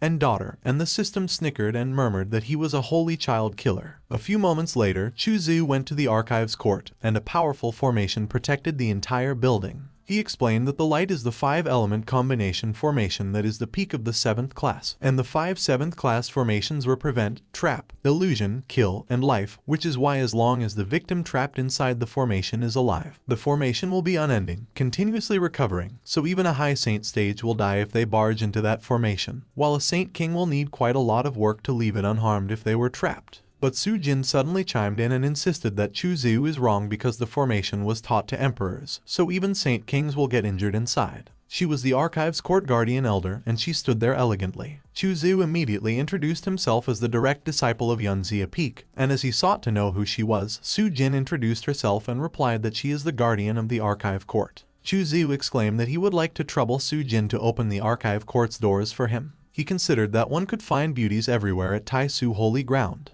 A few moments later, Su Jin led Chu to the archive court interior. Chu stood in front of a sign and started reading it. The sign says that outer court disciples could only enter 1-2 floors. Inner court disciples could only enter 1-4 floors. The administrative of each peak could enter 1-5 floors. The elders of each peak could enter 1-7 floors. The peak elders and holy children could enter 1-8 floors. And only the holy mater and previous holy masters could enter the 9th floor. A few moments later, Chu went to the archive court's 7th floor. Chu noticed Yifan when Yifan queried if the Three Kings cultivation technique could be cheaper because he didn't have enough contributions. The manager opined that if Yifan doesn't have enough contributions, he should go get them and come again when he has enough, but Yifan queried if she couldn't be a little more kind, and the manager retorted no. Yifan just acknowledged alright. As Yifan walked away dejected, he came across Chu who uttered that he was there too. Yifan responded yes and that he saw a body cultivation technique that he wanted, but he doesn't have enough contributions and is unable to borrow it, which is frustrating, so if Chu has excess contribution points, he would ask him to lend him some, and he will return them a few days later. Chu stated that he needed to exchange some scrolls as well with just enough contributions, and as he apologized to Yifan accepted that it was alright. He added that he would borrow some from other disciples and apologized to Chu for bothering him. Chu wondered if Yifan wanted that body cultivation so much and if he found some good stuff again.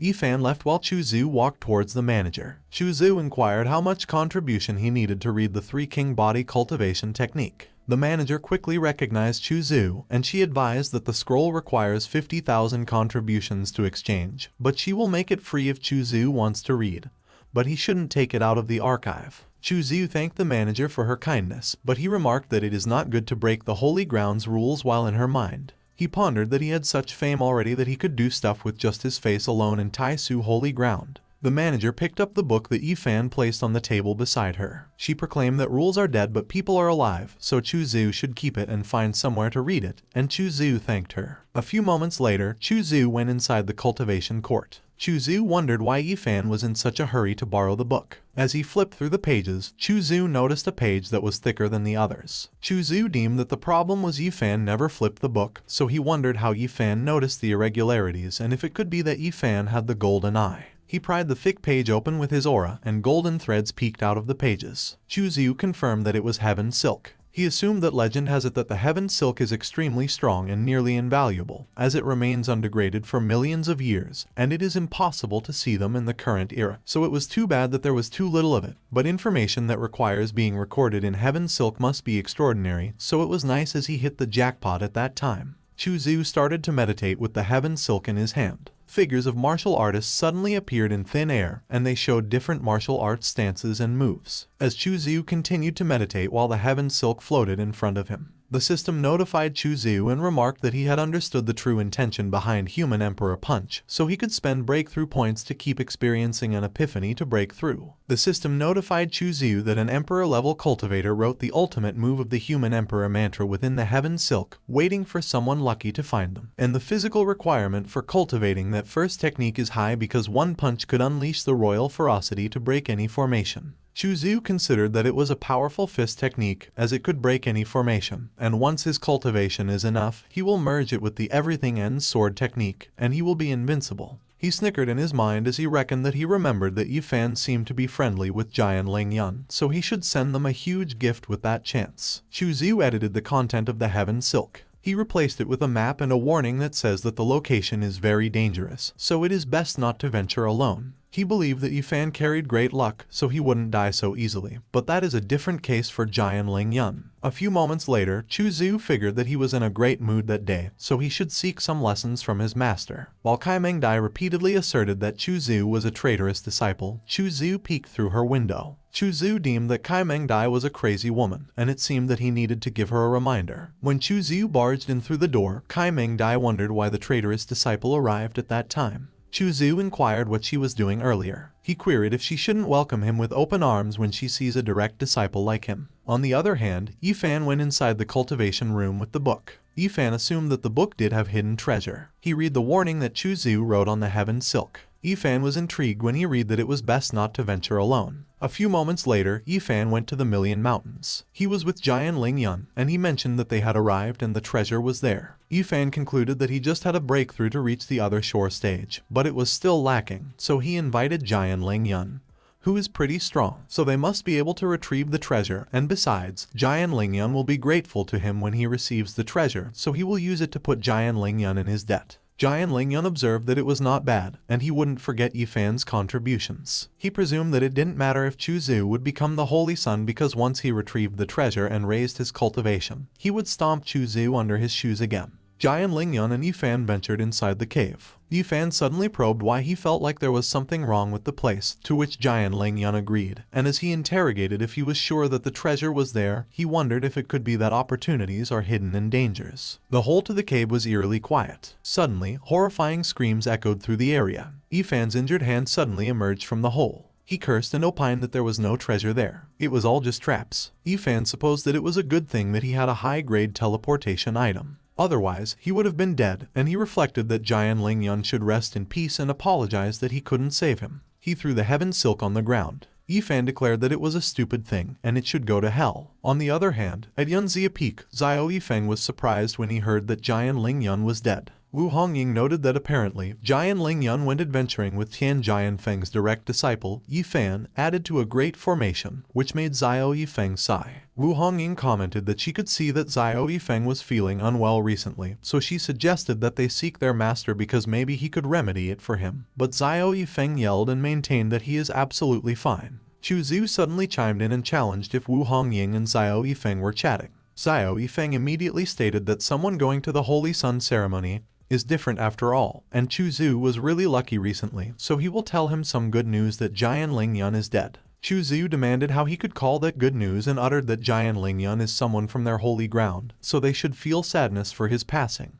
But Xiao Yifeng laughed and exclaimed that Chu was fake. Suddenly, Jai Teimei averred that Xiao Yifeng might be weak in the guts because he perceived he looked rather sissy from the beginning. Xiao Yifeng pressed where the chicken came from to dare insult him to his face. He secretly flicked a needle towards Jai Teimei. Jai Teimei was alarmed when he noticed the needle coming at him. Chu suddenly slapped the needle and sent it back to Xiao Yifeng. Xiao Yifeng pondered that he wanted to kill the chicken to embarrass Chu, but he didn't expect that Chu could catch his needle, so he wondered when the trash got so strong and if he practiced some sort of secret technique. Chu surmised if he imagined that he was easy pickings for him to try and kill his pet right in front of him. Xiao Yifeng quizzed what it mattered and if he wanted to fight him, while Wu Hongying expressed that Chu Xiu shouldn't misunderstand. And as she scrutinized if he wasn't going to attend the Holy Sun ceremony, she stated that he shouldn't waste his time. Jian Lingyun scoffed and muttered whatever. He claimed that he is a generous man, so he won't argue with a chicken. Suddenly, Kai Mengdai called Chu Xiu and informed him that he should meet her at her palace. Chu Xiu politely addressed Wu Hongying and Jian Lingyun and conveyed that Kai Mengdai was calling him, so he would be on his way. A few moments later, at Kai Mengdai's palace, Chu Xiu inquired what matters she had for seeking him at that time. Kai Mengdai intoned that Chu Xiu should wear the garment when he is stepping on the heavenly ladder. Chu Xiu queried if Kai Mengdai was worried about him. Kai Mengdai contended that Chu Xiu shouldn't be so shameless because she is just worried that he will embarrass her with his death. Suddenly, Chu Xiu went in and grabbed Kai Mengdai by the waist. He commented that he would thank Kai Mengdai for giving him a gift, and he would definitely repay her, and Kai Mengdai queried what he was doing. Kai Mengdai remarked alright and that Chu Xiu should quit the chit-chat because it was almost time, so he should follow her to the Holy Sun ceremony, and he responded yes. Jai Teimei wondered why she was so angry. She stated that Chu Xiu should take a look at it. He caught the scroll. It was a list of cultivators, their constitution,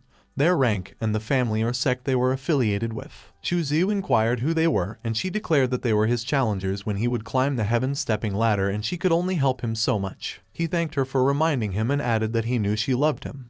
But she explained that he was acting so smug so he should just leave. A few moments later, the cultivators gathered for the Taisu Peak Holy Sun ceremony. They acknowledged that Chu Xiu was there. The Yunzia Peak Master was as beautiful as the rumors, and it was as expected of the heavenly fragrance constitution. The Jiang family's great saint ancestor observed that it was Chu Xiu, the subject of his disciples' challenge that day, and Jiang Zhu commented that he knows and he is sure to win. Kuai Daozai noted he observed Chu Xiu's face and saw the fate of an early death, but he is somehow still alive. And Zhu Yi interrogated if he was not afraid of Kai Mengdai slapping him by saying that when that day was Taisu Holy Ground's Holy Sun ceremony. The Unlimited Blade Realm's fourth Blade Master affirmed that Chu Xiu looked so similar to that demon Chu and his appearance might change, but his face looked 50% similar, and Long King Feng replied that he shouldn't worry because even if Chu Xiu really is that demon Chu, he will cut him down that day. Shang Gonghao called his grandpa and asserted that he must climb the heaven-stepping stairway that day, and the grandpa reflected that he was just like his father when he was young, with some extra sharpness too. Tianjin mentioned that the hour has arrived and the ceremony shall begin. The Holy Sun will cross the self-inspection bridge and climb the heaven stairway. Tai Suzai summoned an array. She released a red aura that flows like silk. It traveled over the forests. It straightened out and settled.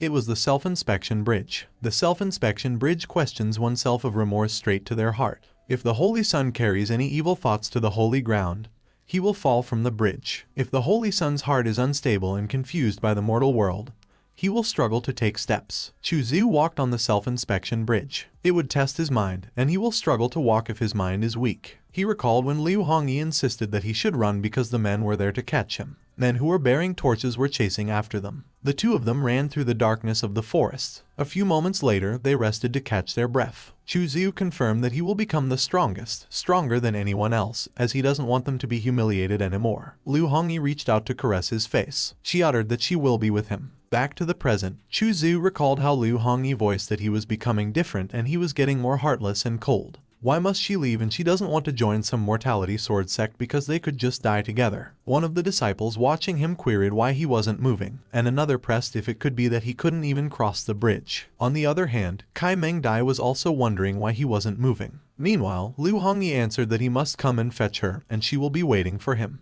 He never pondered that it had been 50 years since the farewell. Suddenly, they grumbled that he was moving, and the speed was ridiculous. How powerful must his mind be to walk so fast on the bridge, and with how strong his mind is, what forced him to stop in the middle of the bridge and not take a single step for half an hour? Kai Mengdai realized that with his rebellious style, he shouldn't be tied down by mortal ties, so he must have remembered his parents that died to monsters when he took his first step. Suddenly, Tao Yao muttered that he should do his best. Kai Mengdai challenged if she likes Chu Xiu. Tao Yao froze. She whispered yes and that she would like to be a couple with him. Kai Mengdai murmured that she does not agree to that marriage. Tao Yao probed why she won't agree to it when both she and Chu Xiu are unmarried. But Kai Mengdai just shouted that no is no and demanded if she couldn't just listen to her master. Kai Mengdai used her skill to telepathically communicate with Tao Yao. She exclaimed that Chu Xiu isn't some nice guy. Tao Yao admitted that Kai Mengdai was someone like that. She is someone who will defame Chu Zhu to stop her marriage with him, and she has gone too far. Kai Mengdai inquired if she didn't believe her master, and Tao Yao remarked that she still believed her, just not as much as Chu Zhu. Kai Mengdai declared that Tao Yao and her senior brother are both traitorous disciples while thinking that she is so pissed, and she wondered why nobody believes her when she tells the truth and what happened to the world. Tao Yao explained that she must have some misunderstanding about Chu Zhu because there are no elders, executives, or disciples that don't praise him, and he has always been kind and fair to all, even to outer court disciples. Nobody doesn't raise their thumb when mentioning him, and no one doesn't agree that he is right and just. But Kai Mengdai contended that she shouldn't believe those because he is just acting, and his heart is really vicious. She shouldn't think of arguing with her, as she cannot be a couple with him no matter how much she tries to defend him, and she will never agree to her marriage. Tao Yao queried how she could do something like destroying a couple when she is the peak master of Yanzia Peak. On the other hand, the disciple noted that the Holy Son had walked across the self-inspection bridge and he finished walking it within an hour. One of them speculated if he must have broken the past records, while Tianjin called Kai Mengdai and observed that her disciple isn't bad because his heart is as stable as stone. He wondered how she usually teaches him. She responded that she just gave him a few guidance when she was free, and she guessed it was mainly his own understanding. Tianjin stated that for the main event, Chu Zhu is going to climb the heaven's staircase. Chu Zhu looked up at the hurdle in front of him. Tianjin requested for the Holy Sun's challenger to show themselves. King Feng and Zhu Yu volunteered that they will go. Zhu Yu mentioned that his master shouldn't blame him if he lost, and Kuai Daozai urged that he should go no matter if he wins or loses. On the other hand, Jiang Zhu's cousin boasted that it was all on him and he is invincible. Shang Gonghao also stepped forward. A female cultivator exclaimed that he was so handsome and inquired if she knew who he was, and she identified that it was Shang Gonghao, the Kai family's fiancé. Wanted to obtain favors from the Kai family by stepping on Tai Su's face. All the challengers stood behind Chu Zhu. Chu Zhu was amused and commented that he had plenty of challengers. Those two should be the Long twins from Unlimited Blade Realms. That should be the legendary Divine Constitution Jiang Zhu, and he looks quiet, which is uninteresting. Zhu Yi called him and complained that it was offensive, but he was actually there for participation, so he wouldn't mind him, and Chu Zhu reflected that he wasn't so bad. He was polite, so he could be lighter on him. Shang Gonghao suddenly called him the Holy Sun. He surmised that he was obviously a show-off, so there was nothing to fear. Suddenly, King Feng ran forward. He insisted that they should begin because he can't wait anymore, while Zhu Yu advised that he should wait for her. Everyone started climbing up the heaven staircase. King Feng led, and Zhu Yu was right behind him. Jiang Zhu also followed, and Zhu Yi as well. Chu Zhu acknowledged that they were all showing off their skills, so he cannot underestimate them all. Shang Gonghao apologized to him and expressed that he was in a hurry, so they should end it quickly. He will let him have a few moves, and Chu Zhu agreed and added that they should end it quickly. One of the cultivators pondered if the Shanggong family grew arrogant after coming in touch with the Kai family. Another opined that if Chu Zhu were to be defeated by Shang Gonghao on the first step, that would be so humiliating to Tai Su holy ground. And another argued that Shang Gonghao is looking down on their holy son in their territory, so they should kill him. Back to the fight, Shang Gonghao uttered that his weapon is a fan and Chu Zhu should bring out his weapon. Chu Zhu grinned sinisterly. He charged towards Shang Gonghao without any warning. One of the cultivators cursed and shouted that Chu Zhu is fast. Chu Zhu demanded if he wanted to climb by stepping on him and letting him have a few moves. He challenged him for daring to show off in front of him, and Shang Gonghao pleaded that he should not attack his face. But Chu Zhu slapped him across the face and he screamed in pain. The cultivators all looked satisfied and laughed. Meanwhile, Tai Su Zai prepared her skill. Shang Gonghao suddenly cried that something tied him, and he called his grandpa to save him. Tai Su Zai ordered, "Keep." Shang Gonghao was transported back to his grandpa, and he fell on the floor. Tai Su Zai proclaimed that the dignity of Tai Su cannot be humiliated, and anyone who does will be banished. King Hong mused if the Kai family found a pretty good in-law to dare act against the Holy Sun at Tai Su's Holy Sun ceremony, and if they had divine guts. But Kai Chang Shu warned that he shouldn't fan the flames there because that had nothing to do with the Kai family. Tai Su Zai affirmed that the Holy Sun will continue to climb the heaven's staircase. Chu Zhu realized that the Shanggong family nearly rode Tai Su Zai's face, so he must have taken it out for her, and he never concluded that the wimp Shang Gonghao was so fragile. The audience predicted that it was coming. The twin sword constitution is going to battle Tai Su Holy Sun. Unlike the kid from the Shanggong family, they rank first place on the Hidden Dragon rank, so they wonder if he could defeat that pair of siblings. Chu Zhu remarked that King Feng and Zhu Yu truly have wonderful names, but they threatened to kill him before they even stepped onto the Tai Su holy ground, so he really doesn't understand how he has offended them. King Feng queried if they needed a reason to want to kill him, and Zhu Yu added that if he needed a reason, he should blame his parents for giving him the wrong name, the same as the old demon Chu. Chu Zhu realized that it was their reason for timing to kill him. He wondered in what age they were in to have that way of thinking. King Feng stated that talking is useless because it was time to kill him. It was the legendary moon-chasing snow sword, and on its own, it looks like a heavenly sword. But when the two are combined, it reaches the power at the level of an immortal. With his current body, he can't defend himself against those two swords, and if he forces himself to fight with his fist, he will get hurt. King Feng called Zhu Yu and urged that they should kill him. Chu Zhu used his secret skill. He charged toward the twins with his greatsword. He swung it at them, and the twins prepared to block it. Zhu Yu couldn't follow his sword at all. She was blown away, and King Feng got worried for her. She managed to land upright on the ground. She got worried for King Feng. King Feng quickly took a step back and dodged Chu Zhu's sword. He declared that Chu Zhu should come at them again, as he will definitely kill him with their sword. Chu Zhu commented that Zhu Yu is truly menacing, and she retorted that he should shut up. He used the hilt of his sword to hit her. She screamed as she was sent flying. King Feng caught her and insisted that she should take the medicine, as it would stop the bleeding quickly. Chu Zhu wondered if they still had time to take medicine to heal. The twins suddenly fused their energy and proclaimed that he should die. A huge scroll was summoned, and multiple swords surrounded them. Chu Zhu was taken by surprise by the swords. Zhu Yi explained that it was the twin sword skill, Clear Wave Sword Song. Meanwhile, the cultivators pondered if they could actually do such a thing and observed that in the face of such a strong attack, there is no way Chu Zhu won't be defeated. As the twins used the Clear Wave Sword Song, Chu Zhu reflected if they had decided to use that to pressure him. But when it comes to fighting against him, there is no way he will lose to that, as that ancient holy body of his specializes in such skills. He used his skill, Chaos Branch Purple Lotus. Once the Purple Lotus appears, all is defeated. A huge explosion occurred. Zhu Yu called King Feng as she got blown away, and he got worried for her. On the other hand, one of the cultivators noted that Chu Zhu actually suppressed the twins, while Wu Hongying inquired what it was. A golden aura and an image of a purple lotus. The twins' master doubted if Chu Zhu had an ancient holy body. He asserted that there was no way and wondered how one could even achieve such a thing. Back into the fight, King Feng created a shield to protect them from Chu Zhu's terrifying aura. He pressed that Zhu Yu should hurry up because the sheepskin drum could resist only temporarily. But she responded that she can't leave. Chu Zhu affirmed that no one could leave. He charged at the twins. He reasoned that King Feng was difficult to deal with, so he should go for Zhu Yu first. King Feng shouted no and that she should run quickly. Chu Zhu asserted that it was the Emperor Fist, the punch that breaks through all spells in full power. Zhu Yu coughed up blood as she was sent flying by his punch. King Feng screamed for Zhu Yu and demanded that Chu Zhu fight with him.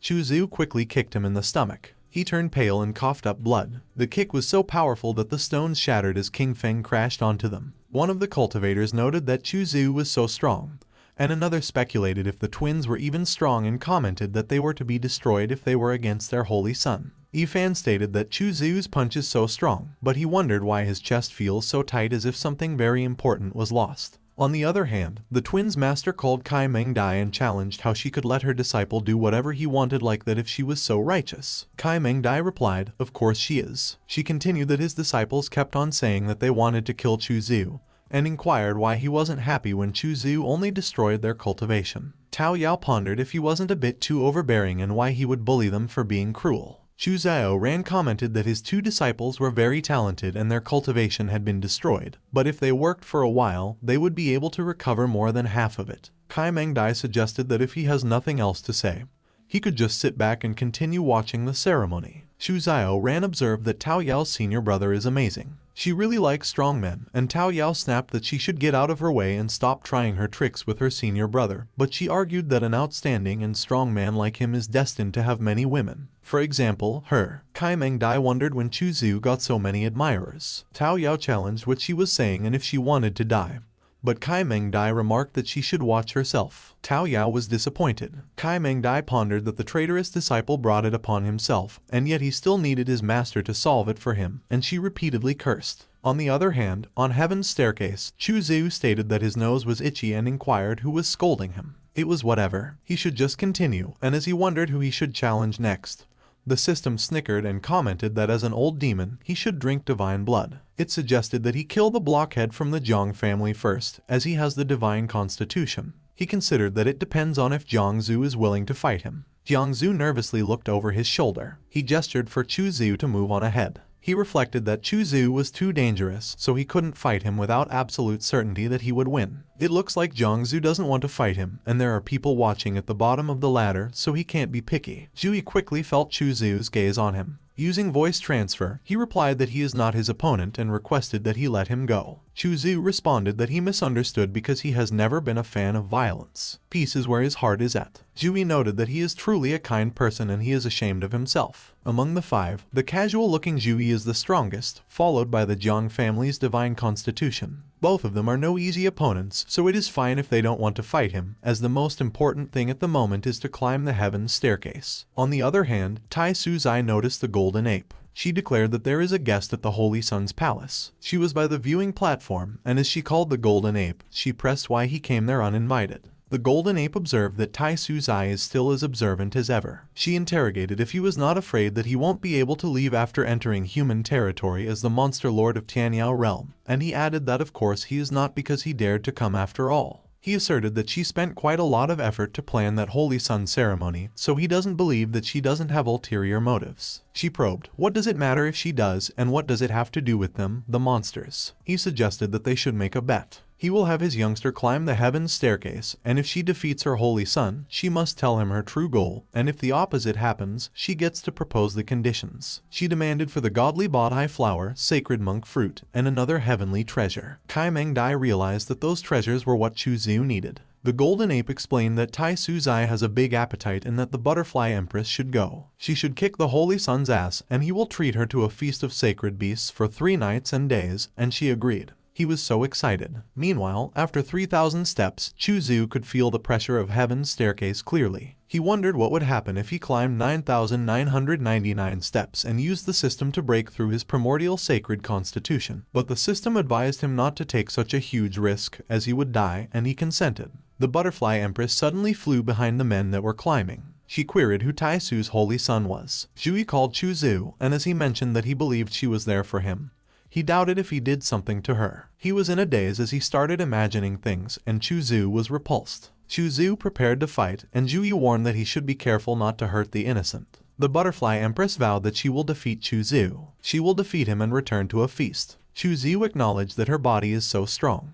He realized that he knew her. She is the butterfly empress of the Tianyao realm, and rumor has it that her father is a barbarian lord and her mother a butterfly lord. She was born extraordinary, possessing the Tianyao divine barbarian constitution as well as unparalleled strength and invincible flesh. Additionally, she feels no pain in combat, and she is a supreme class character in her generation. He quickly took the opening to grab her foot. He slammed him on the rocks. She exclaimed that the primordial sacred constitution doesn't disappoint. She used her skill, Shadow, and as Chu Zhu wondered if she wanted to trap him with illusions, he countered that she was too young for that. He was taken by surprise when her huge bosom suddenly appeared in front of him. His face was slammed into her chest. She expressed that he was a bean sprout and grilled him for daring to humiliate her, and he apologized and clarified that he went too fast and couldn't step on the brakes. He insisted that it wasn't intentional, but he was still slapped. He crashed and skidded on the ground. He fell right underneath the butterfly empress skirt. She ordered that he should shut up. She repeatedly remarked that he should die. One of the cultivators wondered if Chu Zhu was going to fall into that monster lady's hands. Another stated that they can't piss off women after looking at the chaos she started. On the other hand, Tao Yao and Chu Xiao Ran were worried for Chu Zhu. Meanwhile, Kai Mengdai was worried about a different scenario. Suddenly, the butterfly empress let out a moan. Tao Yao declared that she was a pervert, while Chu Xiao Ran observed that Chu Zhu was so strong, and Kai Mengdai noted that he was a traitorous disciple. Back at the fight, Chu Zhu commented that he had had enough of the butterfly empress and he didn't do anything earlier because he was tolerating her, but she had gone too far. She let out another moan. She felt pleasure from his punch. Zhu queried if the butterfly empress was alright and uttered that the Tianyao divine barbarian constitution was actually defeated by the primordial sacred constitution. The butterfly empress added that Chu Zhu was an amazing human. She has decided to take him as her concubine, so he should follow her back to the Tianyao realm. Chu Xiao Ran was surprised, while Tao Yao responded that the monster lady was quite arrogant, as she wanted their holy son to follow her back to the monster realm.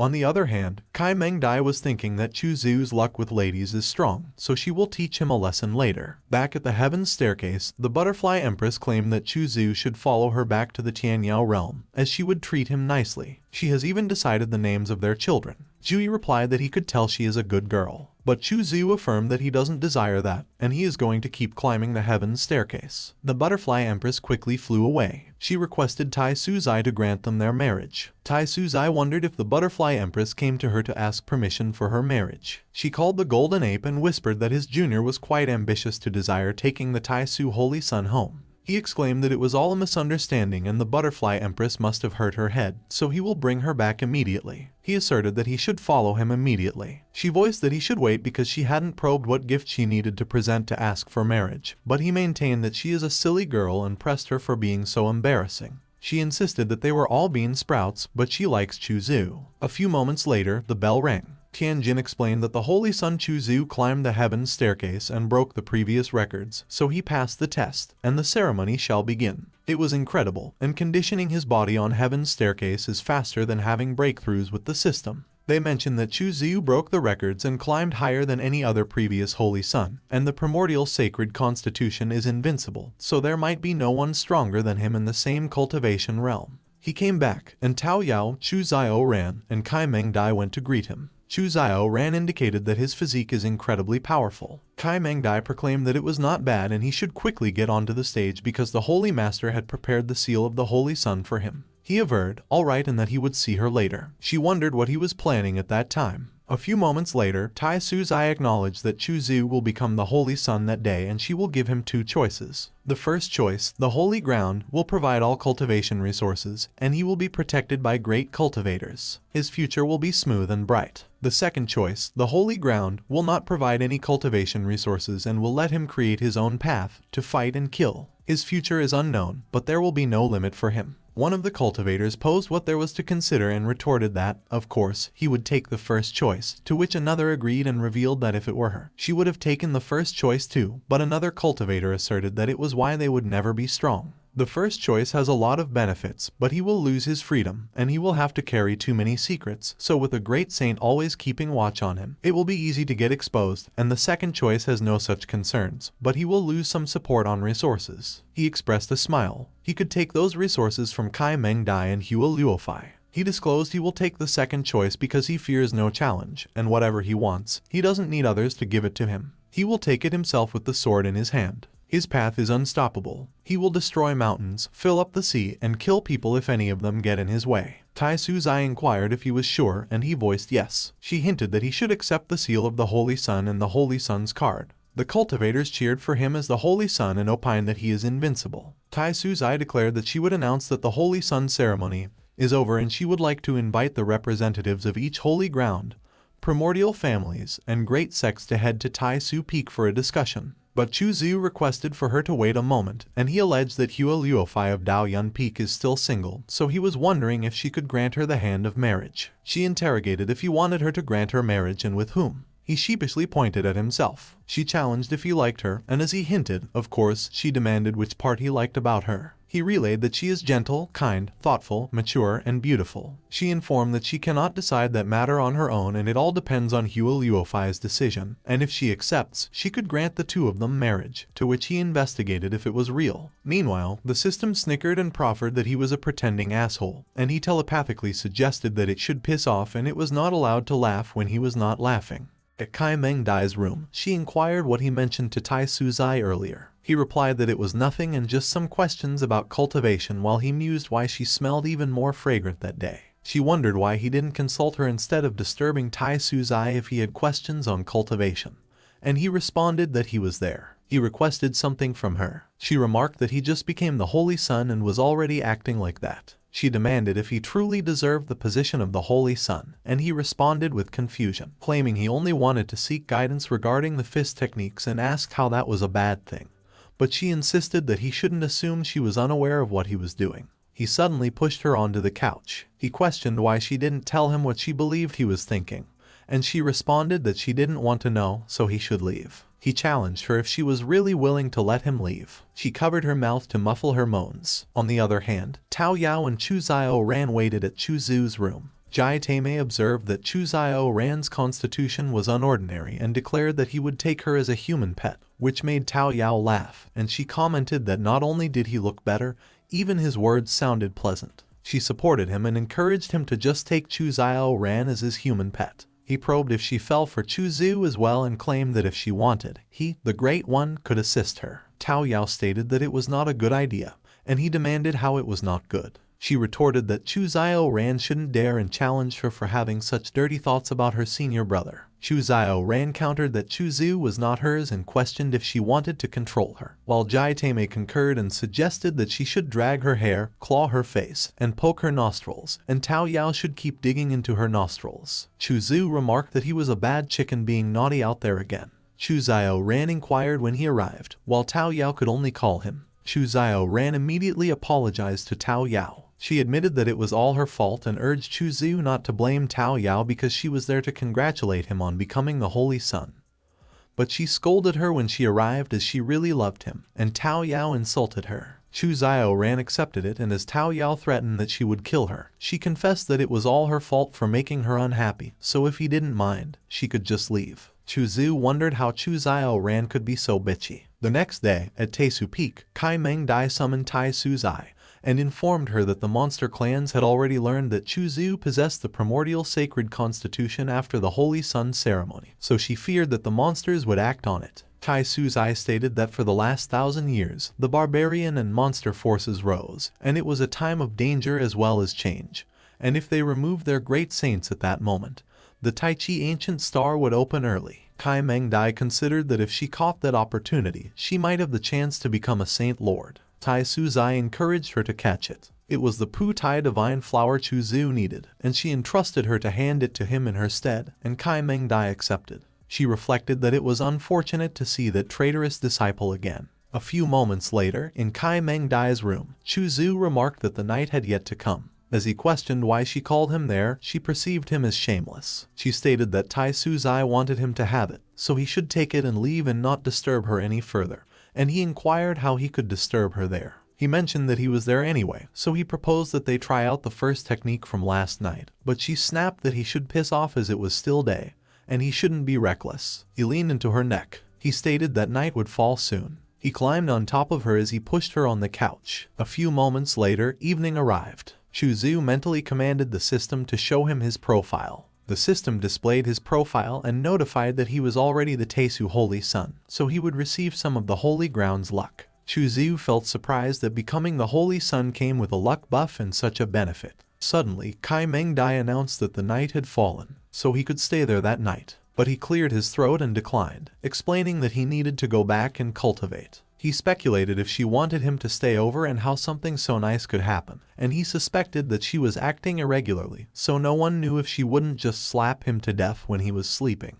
He advised her to take some rest, and she remarked that he was still as cautious as ever, but he should just wait, as she would kill him one day. The next day, he arrived at the Holy Sun's palace. Kai Meng Dai handed the Pu Tai divine flower to him so he could already break through to the other shore stage, but to have a successful breakthrough, he needed to absorb a huge amount of Kai from the world, so he might as well try it in the Holy Sun Palace. The Holy Sun Palace might be one of the places richest in Kai and Taisu Holy Ground. Suddenly, the maidservant summoned him. He speculated if it was the Holy Sun Palace's maids and admired that Taisu Holy Ground was incredible after all because even the maids were so beautiful. He informed them that he would come there to cultivate from time to time, so he would leave it to them to keep it tidy, and they acknowledged that he could go and cultivate and just leave the rest to them. A few moments later, he asked if the Kai density there was so high and remarked that cultivating there might multiply his speed by dozens of times. It was the right place. The system notified that he consumed the heavenly treasure, Pu Tai divine flower, and prompted if he wanted to initiate a limit breakthrough, and he confirmed that he would break through. It notified that the breakthrough was completed and 10,000 breakthrough points were consumed, so 68,000 breakthrough points were left. On the other hand, a coachman summoned his princess and pointed out that it was the legendary Holy Sun Palace. Chu Zhu noticed him and grew curious about the princess. The carriage flew over the Taisu Holy Ground. Chun Hua remarked that Taisu Holy Ground never disappoints, and Qiu Yu commented that it was so huge and prettier than the royal palace. Zhu Ziyu, the great Ming Empire's 7th princess, reminded them that they shouldn't be so shocked because as the absolute dominant force of the southern realm, of course its territory is huge, and there was no way it could be compared with the palace. Chu Zi assumed that she looked like Zhu Baiyu and wondered if she was one of her descendants. Suddenly, a flower fell from the sky. He caught it. He felt amused and considered whether Hua Luofei was thinking about him. When evening came, he traveled towards a flower field on his floating boat. He called Luofei. He informed that he received her flower and came there. She congratulated him on advancing even further in his cultivation while acknowledging that he actually came, and he responded that the little improvement was nothing and she was becoming more and more beautiful. A while ago, he mentioned their marriage to Tai Suzai, and he urged her to guess what she said. Luofei supposed that of course she didn't agree because they are not suitable. Zhu revealed that Tai Suzai stated that she will grant them marriage as long as she agrees to it. While he noted that her hand was so soft, she inquired if he believed she would agree. He sighed and muttered that it was a shame that he would be leaving the holy ground to train, and if she didn't agree, he didn't know when they would meet again. And she verified if he just reached the other shore realm and if he was going to leave. He picked a flower from the field. He explained that he can't just stay inside the holy ground forever, as he will never be strong that way. And he actually doesn't want to leave the holy ground as well. But she responded that going out is beneficial for him and he is a decisive person, not a person tied down by emotions. He countered who claimed that being decisive has something to do with being emotional. He wished she could feel it, his passionate heartbeat. He leaned in, and their faces got closer. She was surprised when he kissed her. He deepened the kiss between them. When he called her, she was in a daze. Suddenly, she was pissed. She cursed inwardly that her first kiss was gone. As she complained that he was an asshole, he begged her not to be mad and he couldn't help himself, so he requested her to calm down. She warned him not to do that next time, to which he conceded and promised that he will tell her in advance next time he wants to kiss her. She is so gentle even though she is angry, so there was no way he could not love her. And she challenged that he was seeing her as a little girl, and demanded if she looked so easy to him. She explained that the divine grade storage ring was a trophy she received from participating in the Tianyuan City Defense War. It has a lot of space inside, so he should take it, as it is inconvenient to use bags when training outside, and he requested if she could put it on for him. She agreed and asserted that she would put it on for him, and he questioned if she knew the meaning of a woman gifting a man a ring. She dismissed that it was just a storage ring and probed what it could mean, and he repeatedly refused. Legend has it that there is a lifeful star at the other end of the cosmos, and in there, a woman gifting a man a ring meant that the woman liked him a lot and wished to marry him. She doubted that there was such a weird custom and countered that there is no such thing in the Tianqiang continent. He probed when she would accept his proposal, and she confronted if he liked taking advantage of her so much. He confessed that it was because he likes her and she should look because Kai Mengdai is so beautiful as well, but he didn't take advantage of her. She warned that it will be treacherous if he takes advantage of Kai Mengdai as well. He denied and asserted that he is very respectful to Kai Mengdai and never had such thoughts. She questioned if he was there bullying her. He insisted that he does not dare bully her. He grabbed her waist and touched the exposed skin of her back. She scolded that it was not the time, and he is a little guy who is too shameless, so it looked like she needed to stay away from him. He grabbed her wrist. He declared that he is not a little guy. He is a big guy. In an instant, he managed to lay her down on the rock and climb on top of her. The two of them made love in that flower field just like the cats. A few moments later, he reminded her that a while ago, Tai Suzai invited various forces to Tesu Peak and prompted what they discussed in the meeting. She explained that there is a secret realm star beyond the sky whose natural formation is going to open. That star is called Teichai, and apparently, that star's fame is huge, and its natural formation opens once every 2,000 to 3,000 years. There are countless treasures inside, but that is nothing compared to the cultivation path ruins left behind inside the secret realm. It is so fortunate that even the great saint, who received the emperor's legacy, that was left behind, was able to break through to Saint Lord, becoming the strongest of the continent. He wondered when it would open. Luofei explained that the Teichai ancient star would open within a year, 5 or 6 months at least, and 8 months at most. And when Zhu inquired whether Kai Mengdai would go as well, she confirmed that she would, as she needed to seek the opportunity to become a saint king in Teichai ancient star. He wondered whether anything might go wrong with his precious master and where he would seek his lessons if something happened. He considered whether he should just seal her up and lock her down so she would just stay at home like a baby instead of adventuring outside. She assured him not to worry because Kai Mengdai was not a weak woman, and even amongst her stage, her strength was unparalleled. She questioned where he would go to train. He responded that he hadn't decided yet, so he would go wherever he ended up and let fate decide. But he only knew that Liu Hongyu was heading north, without knowing the specifics, so he could only investigate along the way. He inquired whether she had anything to say before they parted. She suddenly leaned towards him.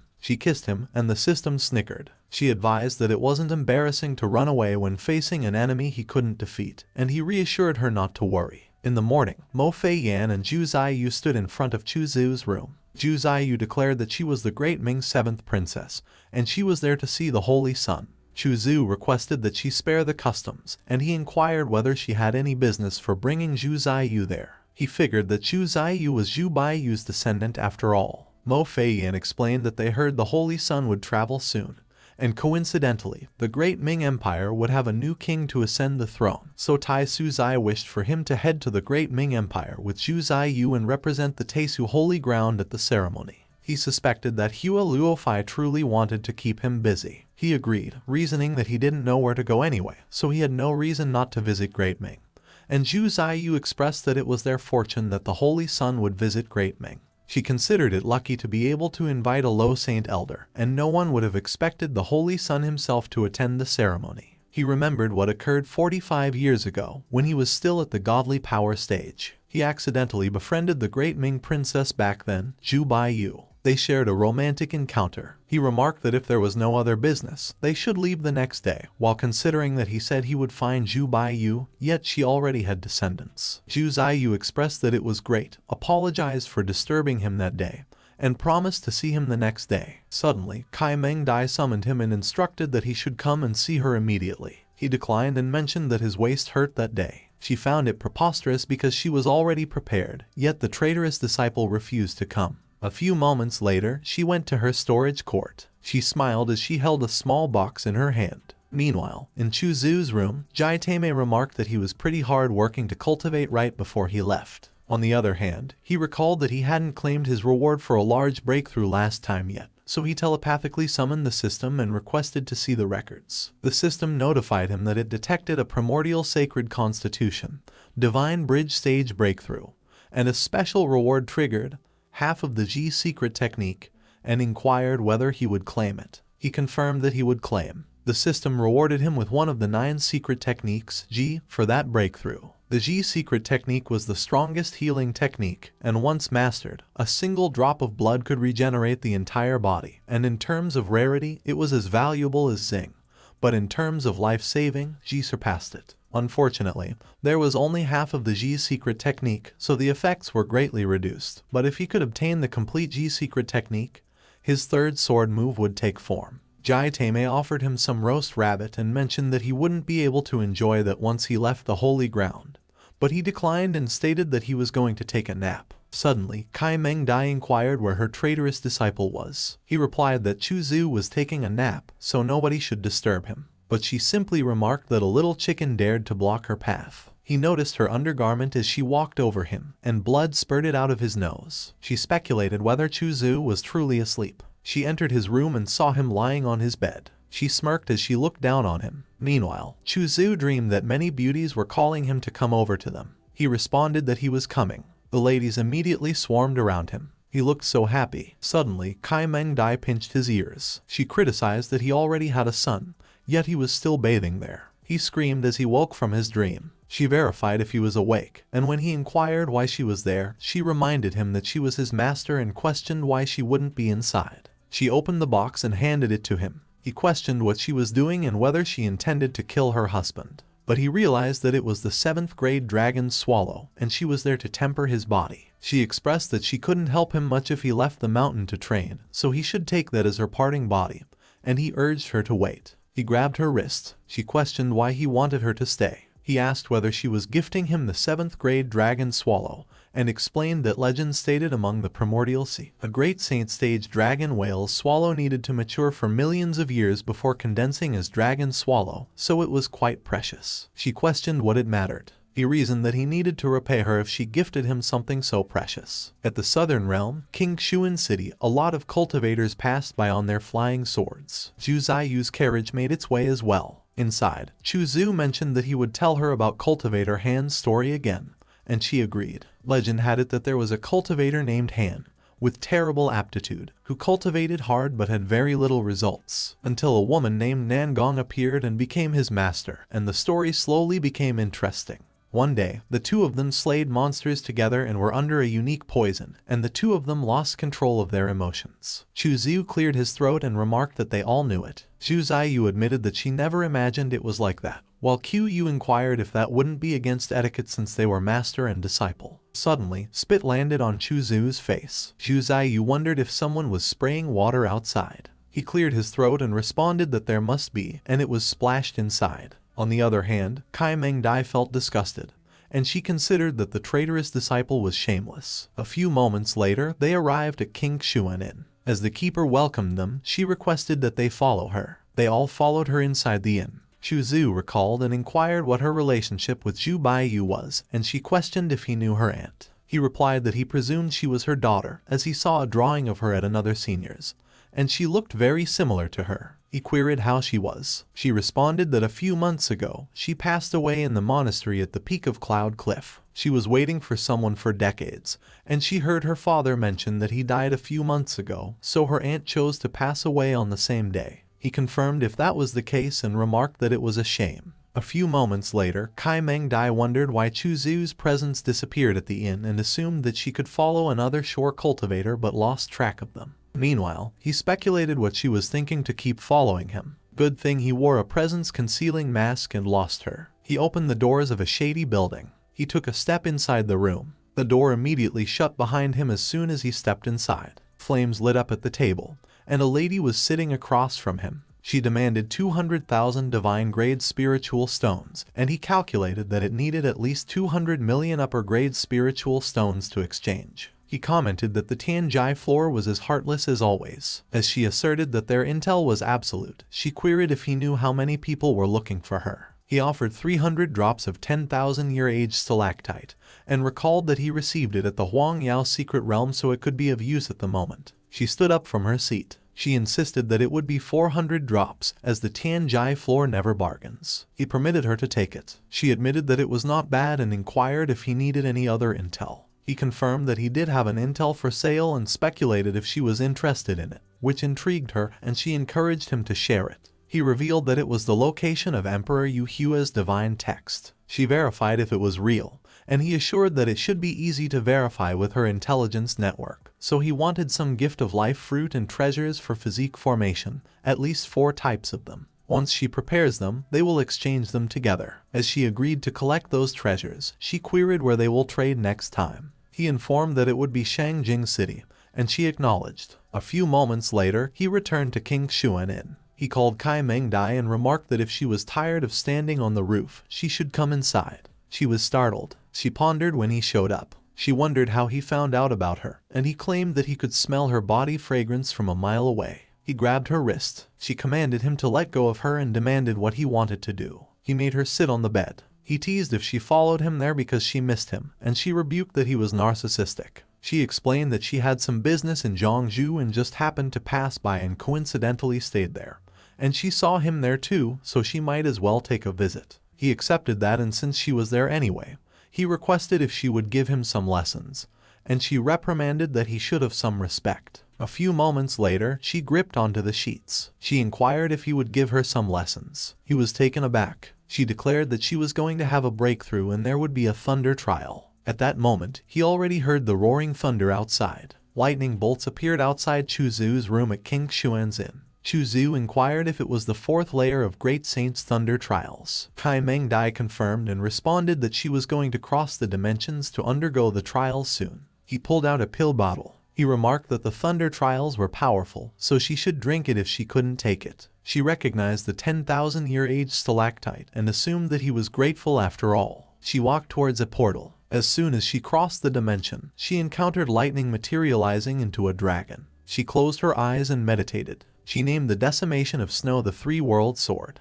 She used her first form, 10,000 lie sealed in ice. She followed with her second form, Frost Realm. She swung her sword at the dragon. She landed her slash at the dragon's neck. She unleashed her third form, Frozen Destruction. But the dragon roared, and it pushed her back. She didn't expect the thunder tribulation in the middle stage of the Great Sage to be so strong. Strong to the point of being abnormal. She took out the pill bottle. She drank from it. She concentrated her aura on her belly. The The dragon charged at her. She glared at it. Meanwhile, Chu Zhu watched the thunder tribulation from his room window. He assumed that she must stay safe and considered what he would do without her. On the other hand, she managed to defeat the dragon. She figured that the baby was fine. She came out of the portal. He praised her for successfully passing the trials and urged that she should hurry up and go inside to stabilize her cultivation. She thanked him for his 10,000-year-age stalactite and remarked that something might have gone wrong in the trial otherwise, and he replied that she shouldn't sweat about it. She looked happy as she called him a traitorous disciple. She stated that she wondered why the thunder trial at that time was so strong, and it was more than 5 times stronger than the third layer of trials, which didn't make any sense. The next day, Chu Zhu came out of his room. He yawned so badly. He looked so tired, and Zhu Ziyu saw him as she passed by. She observed that his complexion didn't look good. He was surprised that it was that obvious. He cleared his throat and explained that he was cultivating a divine technique, and it consumed his energy, so she shouldn't worry about it. She acknowledged, and Qiu remarked that he was working hard. A few moments later, the coachman informed them that the carriage was ready so they could depart any time. Chu Zhu inquired where Mo Fei Yan was, and he explained that before sunrise, the Qingmeng town ahead sent the info that they discovered signs of a huge amount of monsters and requested support from King Xuan City. And when she heard of that, she immediately headed there and stated that she would meet up with them later after dealing with it. Chu Zhu suspected that a large amount of monsters sneaked into human territory, so something was fishy because normally, monsters wouldn't invade the places where humans were present. They would only hide in the shadows and ambush, but they started attacking an unremarkable city all of a sudden. He concluded that the actions of monsters were unpredictable to begin with, so they should depart first, as he believed Mo Fei Yan would handle it well. But he figured that he must head over as soon as possible because there could be treasures. A few moments later, they traveled over a grassy plain. Zhu Ziyu remarked that the view of the plains was amazing. Meanwhile, Chu Zhu regretted that it was a shame because he should be doing something with Kai Meng Dai there with such beautiful views. He imagined something lewd. While he daydreamed, he remained unaware of Xiao Yifeng and the Dragon Club crouching in the grass. Xiao Yifeng believed that his death had come. He urged that they should go. Chu Zhu was a fool because only he deserved to be the holy son within the holy grounds. He should give him his life. A huge hand quickly appeared and blocked their attacks. They speculated if Mo Fei Yan wasn't absent and who was protecting Chu Zhu. The hand pushed them all away in one fell swoop, and they screamed in pain. Everyone in the carriage heard their scream and looked out the window. They were all lying on the grass. Kai Meng Dai questioned if he was trying to mingle with scum like the Dragon Club to kill Chu Zhu. Xiao Yifeng claimed he learned from his mistakes and pleaded for Kai Meng Dai's forgiveness, but she demanded if he believed she was unaware of what he did to Chu Zhu, and recounted that he first urged Jian Lingyun to cripple his sea of consciousness, sent assassins after him in the Huangyao secret realm, and currently brought rats from the Shenlong Club to kill him. She acknowledged she gave him chances, but insisted he was the one who ignored them. He inquired if she was going to kill him just for Chu Zhu. He questioned her reasons. He complained that trash like him became the senior brother and challenged why he was the holy son when he was the best direct disciple of Yunzia Peak and if she couldn't see the truth. She questioned if the position of senior brother was really that important to him. When he wondered how it could not be, he explained that only by becoming the senior brother, by becoming the holy son, would he have the power to take revenge for his parents. He interrogated her on why she treated Chu Zhu so well and accused her of making him the senior brother even if he was useless trash. She explained that the outer monsters invaded Kaishan district when she was cultivating at Tian Kai Kingdom many years ago. As the district guardians, his parents died protecting the mortals' retreat, so to repay their sacrifice, she appointed him Yunzia Peak's first direct disciple. He lamented that he simply lost to the shadow of his parents, and he insisted he didn't lose to him. But she refuted that and reasoned he lost to his own attitude because no matter what, he harmed others for his own benefit, and that was wrong. He admitted it was his fault to act against Chu Zhu before and implored her to relay in his place that the Yuyang family in the East State possesses one of the 9 secret techniques, the Ji technique. He thrust his own hands into his chest. He collapsed on the ground. Chu Zhu wondered if he was dead and assumed it shouldn't be because she wouldn't kill him, but he concluded it was whatever as he would just ask her that night. A few moments later, they reached Qingmeng Town. Zhu Ziyu and the others enjoyed Jai Teime's company. After meeting up with Mo Fei Yan in town, they learned there were no large movements from monsters, only a weak tiger monster that was messing around. The rumors passed from mouth to mouth by the townspeople, causing facts to gradually disappear, and that must be Xiao Yifeng's plan to distract her from Chu Zu's position. But he failed to realize that Kai Meng Dai had been by his side all along. He found it amusing when he noticed that she had arrived. He stood up to greet him. He questioned why she was in a bad mood. She informed that Xiao Yifeng was dead. He inquired why he suddenly died and what happened while the system sneered and muttered he was a witch. She responded that it was a long story, so she would tell him the details later, but in his dying breath, he urged her to inform him that one of the legendary 9 secret techniques, Ji technique, was in the hands of his enemy, the East States Ouyang family. He suspected that he set him up before dying, but he recognized he must jump into his trap. She challenged him if he would go to the Ouyang family to take the Ji technique away. She turned flustered when he kissed her on the cheek without warning. He declared he would take revenge in his junior brother's place and that the East State Ouyang family was his enemy. So it was his too, because since he passed away, it was naturally the senior brother's responsibility to do it for him. They were close friends after all, but she accused him of speaking nothing but lies. He protested how that could be and questioned if it didn't immediately happen when he confessed that he wanted her back and if that was false too, to which she warned him to shut up and be careful or she might end him that instant. He teased if it would be in bed. She scolded him to stop his nonsense. She questioned if he was really going to the East State and cautioned that the Ouyang family could not be underestimated, as they have 2 cultivators at the peak of the low saint stage already. Without the holy ground strength, it would be hard to fight them, but he rejected that and claimed he had his own ways. He pulled out a book from his pocket. He proclaimed that she was his good master, and it was pretty late, so it was time for him to give her lessons, to which she shouted that he shouldn't touch her. He brought her to his bed. He snapped his fingers, and she felt the pleasure. They shared the pleasure together. She tried to muffle her own moans as they did it. Morning came, and it was a peaceful day. Chu Zu gleefully opened his windows. He surmised that he unlocked new information due to Kai Meng Dai yet again, so life was full of endless joy. Zhu Ziyu suddenly called him and reminded that they should prepare to leave because it would take them one more day to arrive at Great Ming, to which he agreed. The next day, they arrived at the Great Ming border. There were a lot of soldiers guarding the entrance. They were there to greet the carriage. Zhu Yunfei, the Great Ming Northern King's eldest son, arrived to welcome Chu Zu, representing his father and the Great Ming royal family. Zhu Ziyu believed that her brother did not send any royal relatives to welcome him but that guy, and she criticized him for being careless. Zhu Yunfei greeted Mo Fei Yan and Chu Zu. One of the soldiers wondered if the handsome man was Taisu's holy son, and another praised that, as expected of elites cultivated by the holy grounds, his aura was extraordinary. Zhu Yunfei instructed him to follow him. Zhu Ziyu realized he was there to intercept and concluded that she couldn't allow that. She discreetly grabbed Chu Zu's shirt. She assumed that he probably wouldn't follow him since he claimed they were friends on the way there. But to her surprise, he went with him. She questioned if they were friends and what happened to walking together. Jai Tame reassured not to be nervous. She comforted her not to worry because Chu Zu always has a reason behind every action. Chu Zu rode on Zhu Yunfei's carriage. Inside, Zhu Yunfei presented him to Yang Chen, Songyun Sword Sect's master's only son, and remarked that his cultivation reached the godly power intermediate stage and he was the talent of their southern region. He introduced Immortal Biao, Yujing Palace's oldest martial sister, and noted that her cultivation was also at the godly power intermediate stage,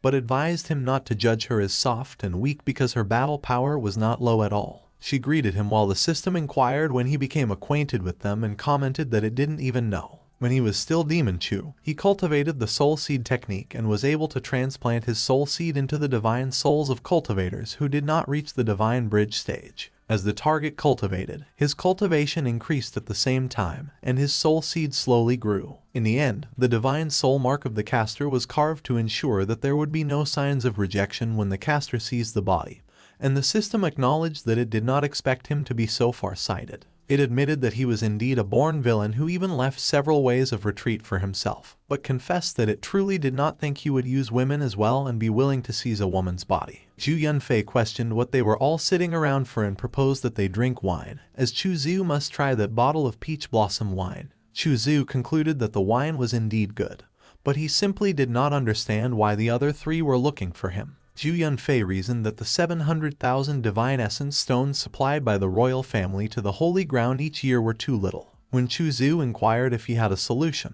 He explained that the Taisu holy ground guarded the southern region and served as the guardian saint of the Ming dynasty, so they should pay an extra 120,000 a year to show their respect, and an additional 100,000 to honor him. Xu Ziu inquired whether they were all looking for him to help them rebel. Zhu Yunfei clarified that it was not technically a rebellion because it was for the brilliant future of the Holy Ground and the great Ming dynasty. Xu Ziu concluded that the business was quite pleasant because if they won, he won, and everybody won. Meanwhile, Kai Mengdai questioned whether he actually requested a bribe blatantly, and in such an innocent manner, and reasoned that if Zhu Ziyu saw that scene, she would probably vomit blood. She decided to quietly observe what the villainous disciple would do. A few moments later, Zhu Yunfei assured that he shouldn't worry because once they reached Shangjing City, they would definitely send the goods to him. He reflected that since they received the support of the Saint of Taisu, the change of dynasty was just around the corner. He explained that once they arrived at Shangjing City, he and Yang Chen wouldn't be able to interact with Chu Zhu due to their identities,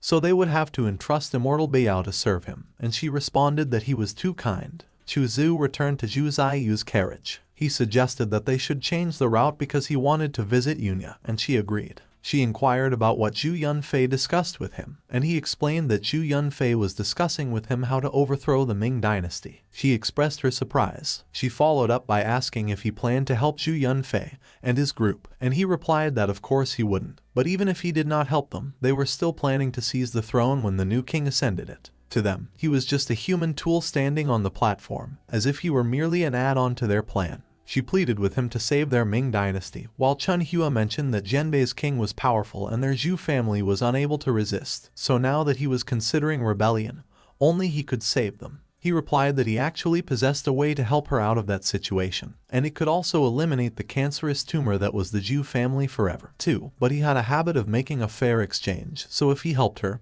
he demanded how she would repay him. The system remarked that he was too crafty for thinking he would make a deal with both sides, one after the other, and concluded that level of shamelessness earned him 200 breakthrough points. Zhu Ziyu promised him. Kai Mengdai appeared baffled. Jai Teimei observed her with mischief in his eyes. Chu Zhu questioned what she was thinking. He asked where her mind wandered off to. He reasoned that no matter how much of an asshole he was, he would not lay a hand on his own woman's juniors, especially since her aunt died for him as well. On the other hand, Kai Mengdai wondered why she did not know how to love herself even though she was still young, and why she would not learn to be reserved like her. A few moments later, they reached Yunya Peak. Zhu Ziyu called Chu Zhu and informed that they had arrived at Yunya Peak. She said he could take a look around himself because she would take her leave first, to which he agreed and told her to report to her royal father or brother, but regarding the price, he would speak to them. She thanked him for being willing to help their royal family. He responded that there was no need to thank him because they were all getting what they wanted.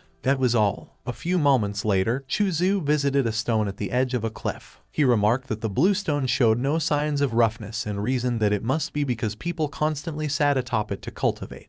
He touched the stone and activated a divine thought mark. Zhu Baiyu revealed that she knew he wouldn't have fallen, and he was startled when he recognized her voice. Her image emerged from the mark. She stated that, after all, he was more cunning and more afraid of death than anyone else. She told him not to ask where she was going because all she knew was that she would go to a place called Honghuang, and that place was very far away, and she might not be able to see him again in that life. If he had a chance, she asked that he take care of the Zhu family for her, as it was what she owed them. Lastly, she confessed that he was an evil thing, but she loved him. He considered that it was Honghuang again, and he questioned what exactly that place was. He speculated that if passing through the stone realm only let her stay in Honghuang for 3 months, he wondered how Zhu Baiyu would manage so that she wouldn't need to return when Kai Mengdai suddenly inquired if he read a divine thought earlier. She admitted that she didn't even sense it and questioned how he knew there was a mark sealed within that blue stone. He responded that he sensed it after he touched it. Otherwise, he challenged her to explain how she believed he did it, and she inquired why he came to Yunya. He questioned why she was asking so much and if she was asking to be scolded. Suddenly, he pulled her closer. He mentioned that at that fine hour and in that beautiful scenery, it was the perfect time for her to teach him a lesson, and she demanded what he was trying to do in broad daylight. He grabbed her by the waist. She called him a villainous disciple and accused him of being shameless. He told her that he would deal with her that night, but at that moment, she should follow him, and she asked where to. Chu Ziyu and Kai Mengdai went to a Taoist temple. She inquired why he brought her there. He gave no reply and activated a magical array in one of the statues. The array released a box. She wondered how he knew there was an item in there and when he came there before, but he remarked that she only had to watch. He questioned why she asked so many things and warned that curiosity kills the cat. They should go to Shangjing City. A few moments later, they arrived at the great Ming capital, Shangjing City. Zhu Ziyu informed that her grandpa Chen would escort Chu Zhu and Mo Fei Yan to the Taishu Holy Ground Embassy after a while, so they would first take their leave, to which he responded, "All right," and stated that he would see her in the future. After some time, Chu Zhu and Mo Fei Yan arrived at the embassy. The female cultivators immediately noticed him as soon as he entered the building. One of them commented that she told them that he wasn't pretentious and he treated those from the same sect with kindness and sincerity. As another exclaimed that he was so handsome, another one agreed and added that her heart would melt, especially when he smiled. Suddenly, he referred to her as a good sister and requested if she could make a few delectable dishes from the kitchen because there was a guest coming that night, to which she replied, "Sure." She reflected that he actually spoke to her and called her good sister. Evening came, and Jai Tame concluded that he guessed correctly that there really was a guest coming, so he was so intelligent. Chu Zhu assured not to worry because he knew what he must do, while musing that he was quite generous because he gave him another 30,000 divine essence stones. And Zhu Yunfei affirmed that he naturally trusted him and his father was currently in seclusion, so he would greet him on his behalf and inform him that he would definitely be well compensated after he came out of it. After their meeting, Zhu Yunfei praised that his wine was indeed different, as the taste was marvelous, to which he remarked that he was too kind and proposed that when everything was over, they should have a good celebration. Zhu Yunfei agreed and acknowledged that he was right. When he came back, Kai Mengdai verified if he gave Zhu Yunfei poison instead of wine. She complained that one moment he called him brother, and the next he poisoned him. He was too vicious. He reasoned that if he was not vicious towards his enemies, he was being cruel to himself, and he wondered if she hadn't seen many examples of it since she cultivated for so many years. She snapped that she didn't need him to remind her, but she just thought that he should keep her methods a secret because if it got out that a holy son used poison, he would become a joke. He suddenly pulled her close. He reasoned that whether it was a black cat or a white cat, the only good cat was the one that caught the rat, and she demanded that he stop touching her. Someone was coming. Immortal Biao declared that she was there. Kai Mengdai questioned if he was meeting a female cultivator that late, while concluding that he was really not respecting her, but he simply told her to go and hide first and he would accompany her well later. Immortal Biao informed that she brought some rose nectar, and she wondered if he was interested in giving it a taste. He directed her to put it on the table first, while Kai Mengdai speculated if she directly brought a love potion to bewitch her villainous disciple and pondered that she wanted to see just how strong his will was. But he immediately pulled Immortal Biao close, and she offered to help him. Kai Mengdai speculated if he was treating her like air, but she noticed his technique. She questioned why her gaze became the same as his. He instructed her to take it back and find a chance to let Zhu Long smell its scent, but she must not be discovered, and she should go back after an hour to inform Zhu Yunfei that she succeeded, and she confirmed. As she walked away, Kai Mengdai demanded what he did to her. He answered that it was just some soul control. As she interrogated when he did it, he revealed that it was the last time when he enjoyed wine together with them. The poison was called the Three Flowers Convergence, which was made from the blend of 3 different types of poisons, and he already let Zhu Yunfei drink one of them, so he was letting Immortal Biao bring the other to Zhu Long. The last one was with him. When the 3 poisons were separated, it caused no harm, but if they appeared within 1,000 kilometers of one another, those would instantly go on a rampage, and even a high saint like Zhu Long would be weakened by 40%. She remarked that he was too vicious because they just met, and he already planned how to kill the other party, but a high saint weakened by 40% was still not something he could handle. She wondered if he was intending to ask her to help him and declared that he shouldn't even think about it because she would never help him. He clarified that he didn't ask her to help him either because there was a 7th grade trap formation array in there. As long as one had enough divine essence stones, they would be able to instantly activate it. And he inquired if she still believed there was a chance Zhu Long would be able to survive after that. She questioned if he had divine essence stones, and he reminded if she forgot that Zhu Yunfei gave him a lot of divine essence stones. He stated that it was natural for friends to help each other. She commented that it was really tragic to be his friend, and he suggested that she should drink some tea. She drank the tea without a second thought. Suddenly, she questioned what he gave her to drink. He clarified that it was the rose nectar that Immortal Biao brought over earlier, and she demanded if he didn't know what it was. He affirmed that he knew, but he was afraid that he wouldn't be able to beat Zhu Long in a fight. 2. So to prepare, he had to request her to help him raise his cultivation, and he challenged if she was hoping that he would lose to him. She was flustered and was helpless under his grasp. He requested that she lie down properly. He remarked that she was so obedient. She moaned. 4 hours later, Chu Zhu remarked that Kai Meng Dai worked hard and requested that she take a rest, but he considered that the medicine was pretty strong, and he couldn't use it frequently. Hearing the knock on the door, he pondered who was there for him at that hour. He inquired what their business was, and Zhu Yang implored that he save their Zhu family. He instructed that they should follow him to the guest room while noting that it has only been a few decades, yet his brother-in-law looked so old, so it seemed it was not smooth sailing being an emperor. A few moments later, he questioned if Zhu Ziyu informed that he could help but not without a price. Zhu Yang declared that as long as the Zhu family could achieve it, they would do more than just 2 conditions. But he clarified that there were just 2 conditions. First, he would like to take 2 items away from the royal treasury, and second, the Northern King's assets would all belong to him after that. Zhu Yang agreed that it was not an issue, and he affirmed that it was good, so they should go back immediately. Zhu Ziyu and her brother inquired what he needed them to do. He instructed that they should just act as usual and let him handle the rest of it. The next day, Kai Meng Dai lounged at the Taisu Holy Ground Embassy in Shangjing City. She noticed that Chu Ziu walked toward her. He questioned if she didn't say that she had business, and she retorted if she was annoying him, to which he confirmed yes. She pointed out that it was Shangjing City and not his territory, so she could sit wherever she wanted, and he couldn't do anything about it. He warned that she shouldn't play dumb about it because her cold-faced beauty personality was falling apart, but she deflected that he should leave because she was not answering that. He figured that she was hard to deal with and hoped that Hua Luofei wasn't like that. He notified that he was already leaving and she shouldn't follow, or she would get it. He concluded that he would take her silence as a yes,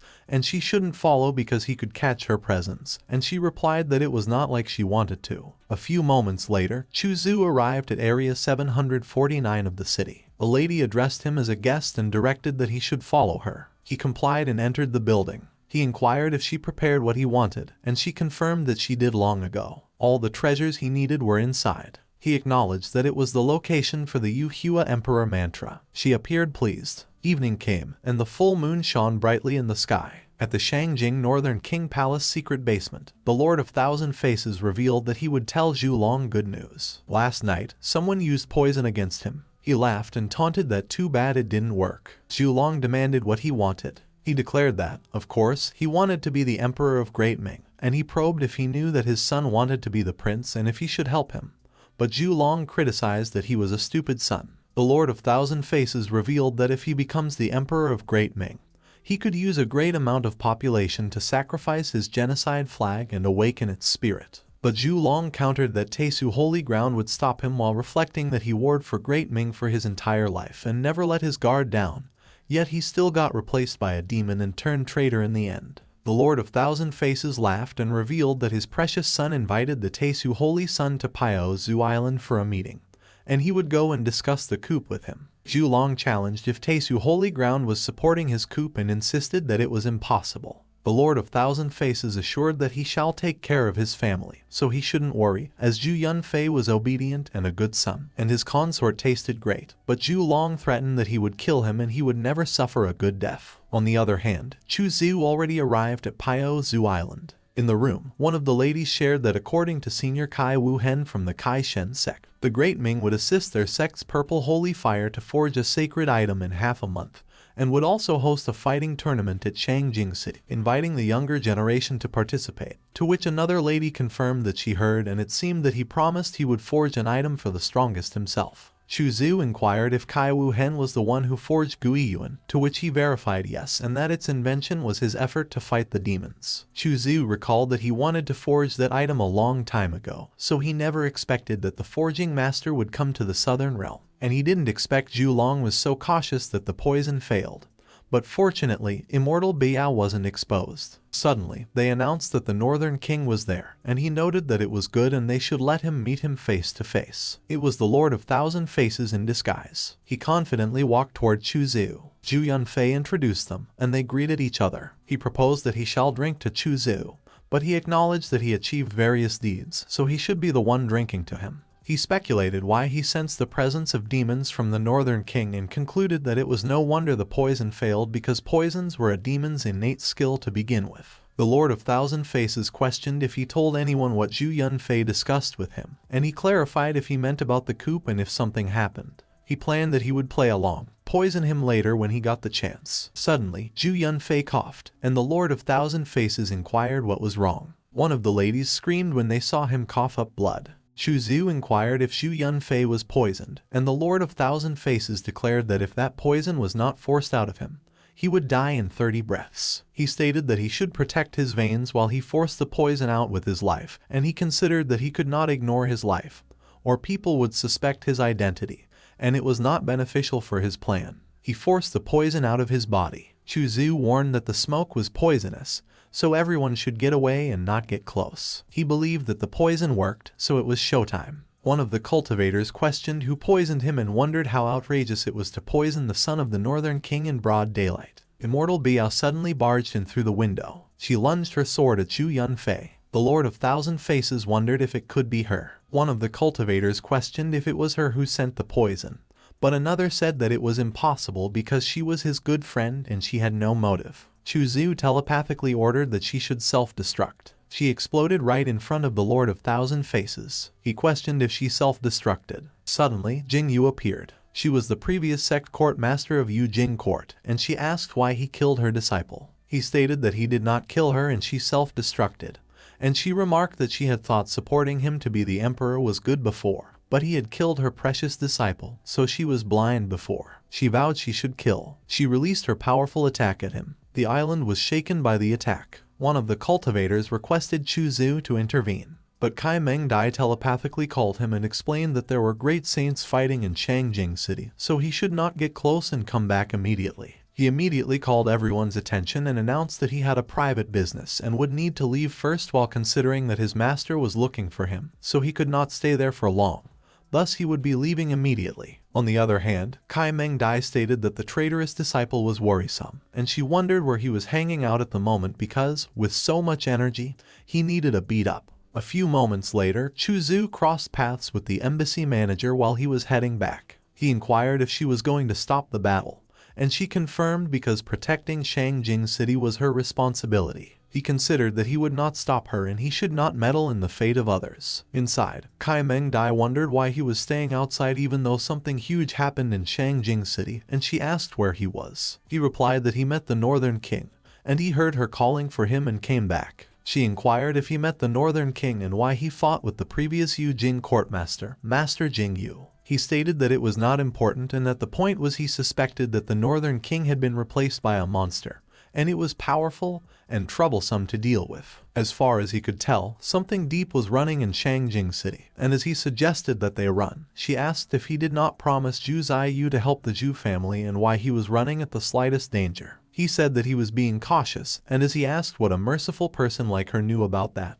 he told her to shut up. She questioned him for daring to speak of her like that and said that he was looking for a beating. He warned that she should not forget that he could seal her cultivation at any time. She had been acting pretty aggressive recently, and he asked if she had forgotten the days of being controlled by him and if she would like to revisit it. She declined and said it was still day. He asked when it had ever made a difference between night and day, and besides, if she closed her eyes, it would be night. She said that if he was a man, he should unseal her. He replied that it was impossible. She was flustered as she moaned in pleasure. 2 hours later, Chu Zhu dressed himself and left Kai Meng Dai on the bed. Zhu Ziyu greeted him outside, and as he asked how her investigation was and if she brought Zhu Long's information, she confirmed that it was there. Seeing her flustered face, he asked what it was, and she revealed that there was a lip mark on his face. He explained that it was not a lip mark, a cat bit it. Suddenly, a female disciple frantically came running to him, and he asked what was wrong. She said that the soul plate of her master broke, and he considered that the embassy manager had fallen.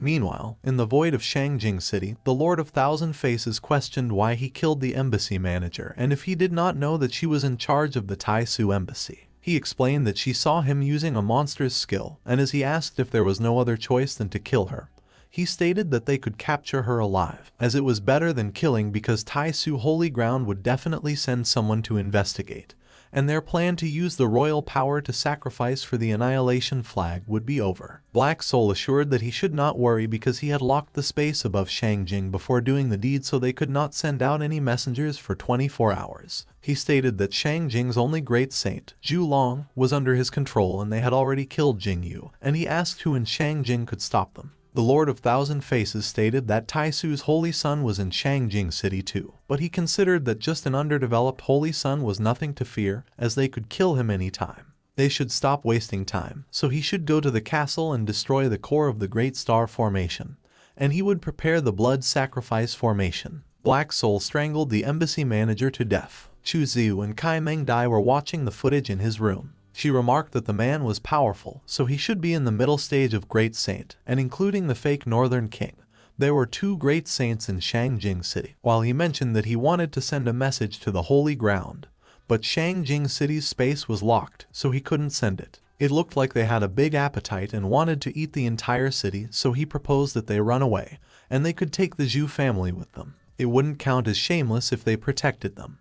But she inquired what would happen to the millions of mortals there if they did. She said that he could go, but she couldn't because protecting peace was the cultivator of the Holy Ground's responsibility. He grabbed her hand. He stated that if that was the case, she should head to the palace immediately because whatever they wanted to do, they needed to destroy the 99-star Great Formation's core, and she questioned what he would do. He replied that he treasured his life and couldn't be some saint, so of course he would hide in the embassy and wait for her return, so she should be careful and take care of herself. She mentioned that if he did have some heart after all, he should stay there and not walk around. He agreed and told her that she should watch out for her safety too. A few moments later, there was a huge explosion above the palace. The Lord of Thousand Faces revealed his original form, and he noted that it was surprising that Kai Meng Dai was at Shangjing City. She recognized him and questioned if he was the one impersonating the Northern King. He confirmed that it was him and asked what it mattered. She immediately used her skills, Frozen Decimation, Blade of 3 Worlds, and he wondered if she was using a divine sword technique right from the start. He shattered her skill. Her attack broke apart, and she barely dodged his slashing attack. She was enraged. She lunged at him with a kick from above. He called her a crazy witch, and as he summoned Black Soul,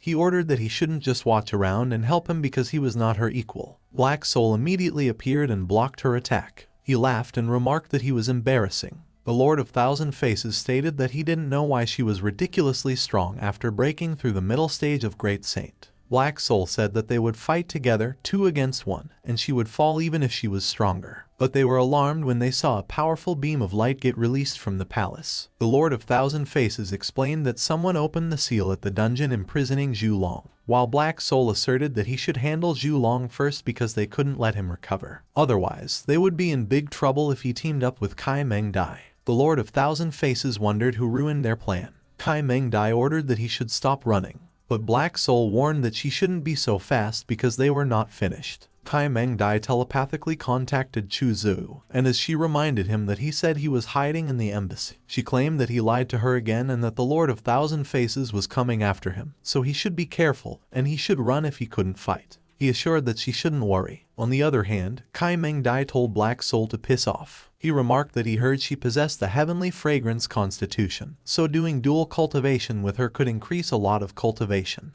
There was no need for meaningless resistance at that point, and he requested to look at what was behind him. He grinned sinisterly as the annihilation flag floated behind him. It was disintegrating the people below and sucking their essence. Kai Meng Dai recognized what it was and stated that he had already activated the sacrifice formation. The people below protested and said they didn't want to die. One of them cried for his son. Kai Meng Dai prepared to fight. Suddenly, Zhu Long contacted her and said that he was there to help her defeat Black Soul. She said that it was the Northern King. She questioned if Chu Zhu was alright, and as he explained that he was buying time with the Lord of Thousand Faces for them, she declared that they should deal with Black Soul immediately. Black Soul declared that the Lord of Thousand Faces was an idiot because he didn't kill Zhu Long. Zhu Long stated that Black Soul and the Lord of Thousand Faces caused chaos amongst the world and attempted to awaken the annihilation flag and went against the heavens, so that day was when his death arrived. Kai Meng Dai released crystal shards and attacked Black Soul. He insisted that she should let go of him. Zhu Long prepared for his attack. He lunged his spear at Black Soul. He called Kai Meng Dai and urged that they should go and help Chu Zhu. She considered that he was just the other shore stage and wondered if he could withstand the attacks of a great saint. Meanwhile, at the Northern King's palace, Chu Zhu stated that the little lord shouldn't run.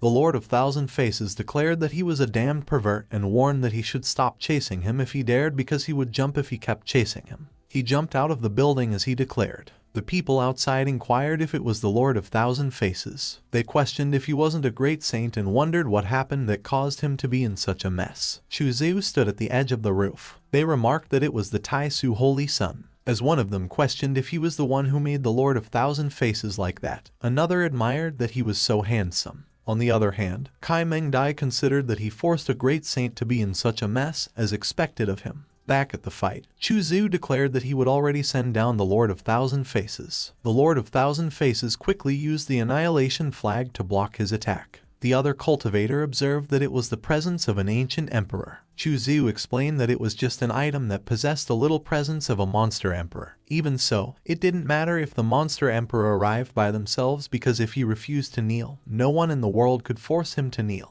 The Lord of Thousand Faces laughed and admitted that he had powerful skills, but he just couldn't kill him because with the annihilation flag's support, not only could he not kill him, but everybody there couldn't kill him. Tai Suzai suggested that he should let her try to kill him. Chuzu considered that Mo Fei Yan was efficient because she brought Tai Suzai there the moment the seal wore off. But suddenly, Golden Ape stated that there was no need for Tai Suzai to bully the weak. He landed on top of the roof. Tai Suzai asserted that they, the monsters, were so shameless because they came to human territory and slaughtered her people, sacrificing them for the annihilation flag.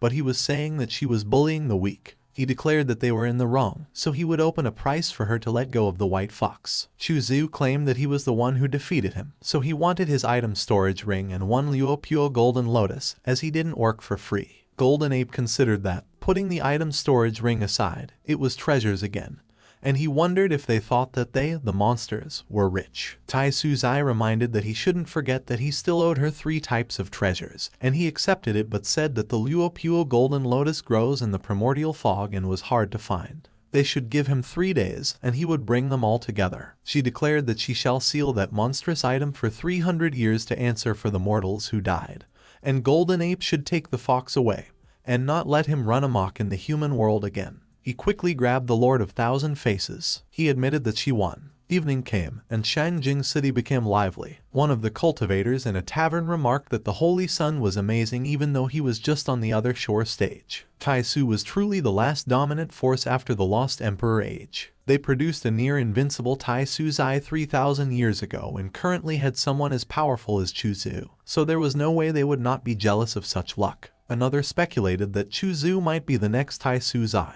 Meanwhile, inside the Taisu embassy, Hua Luofei inquired where her disciple went, and she replied that no one knew where he was lurking around again. She questioned if she had business with him and if she should call him back. Hua Luofei questioned if she didn't say that she wanted to take a walk and relax, how she came to Shangjing City, and if she weren't just protecting her disciple from the dark. Kai Mengdai denied it and told her to stop spouting nonsense because she was just passing by and stumbled upon a monster sacrifice ritual. Hua Luofei confirmed that she was alright, and Kai Mengdai asked if she wasn't going back to the holy ground. Hua Luofei stated that there was nothing for her to do when she went back, so she might as well just walk around there. She questioned if she didn't welcome her, and she replied that of course she did. Suddenly, Chuzu arrived. Hua Luofei remarked that he was back, and he questioned why she was at Shangjing. She observed that he was still so messy, and he offered that she should let him treat her to a cup of tea. As Kai Mengdai wondered when they knew each other, Hua Luofei explained that his master was watching.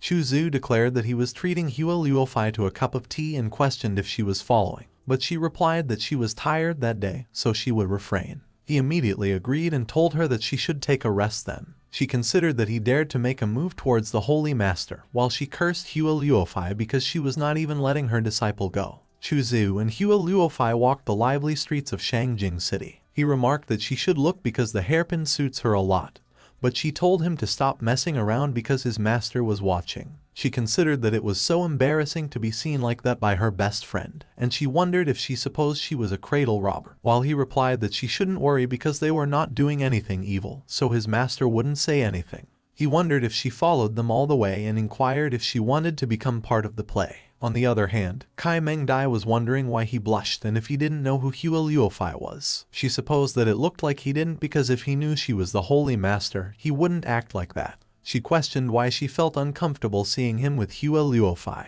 She insisted that it was impossible and that she was not getting jealous because of him. She declared that she was there for Hua Luofai because she was the only one that needed to suffer under that traitorous disciple. Meanwhile, a kid suggested to Chu Zhu to buy some flowers for Hua Luofai. He commented that she looked so beautiful and was more beautiful than that flower, but she reprimanded his mouth. Kai Mengdai clicked her tongue and remarked that it was disgusting. She inquired how he could say something so gross and why he had never said it to her, and stated that it looked like he was still talentless and didn't understand that theory. A few moments later, Hua Luofai and Chu Zhu entered a tea house. Hua Luofai telepathically explained that Kai Mengdai shouldn't misunderstand because they were just treating each other as brothers and sisters, so she suggested that she go back because with her, no one in the world could hurt him. Kai Mengdai wondered if she was explaining and reflected that they were brothers and sisters when they held each other's hands, hugged themselves, and shopped around. She knew she should have killed the damn traitorous disciple when she got the chance. Hua Luofai inquired what was wrong and why she wasn't talking,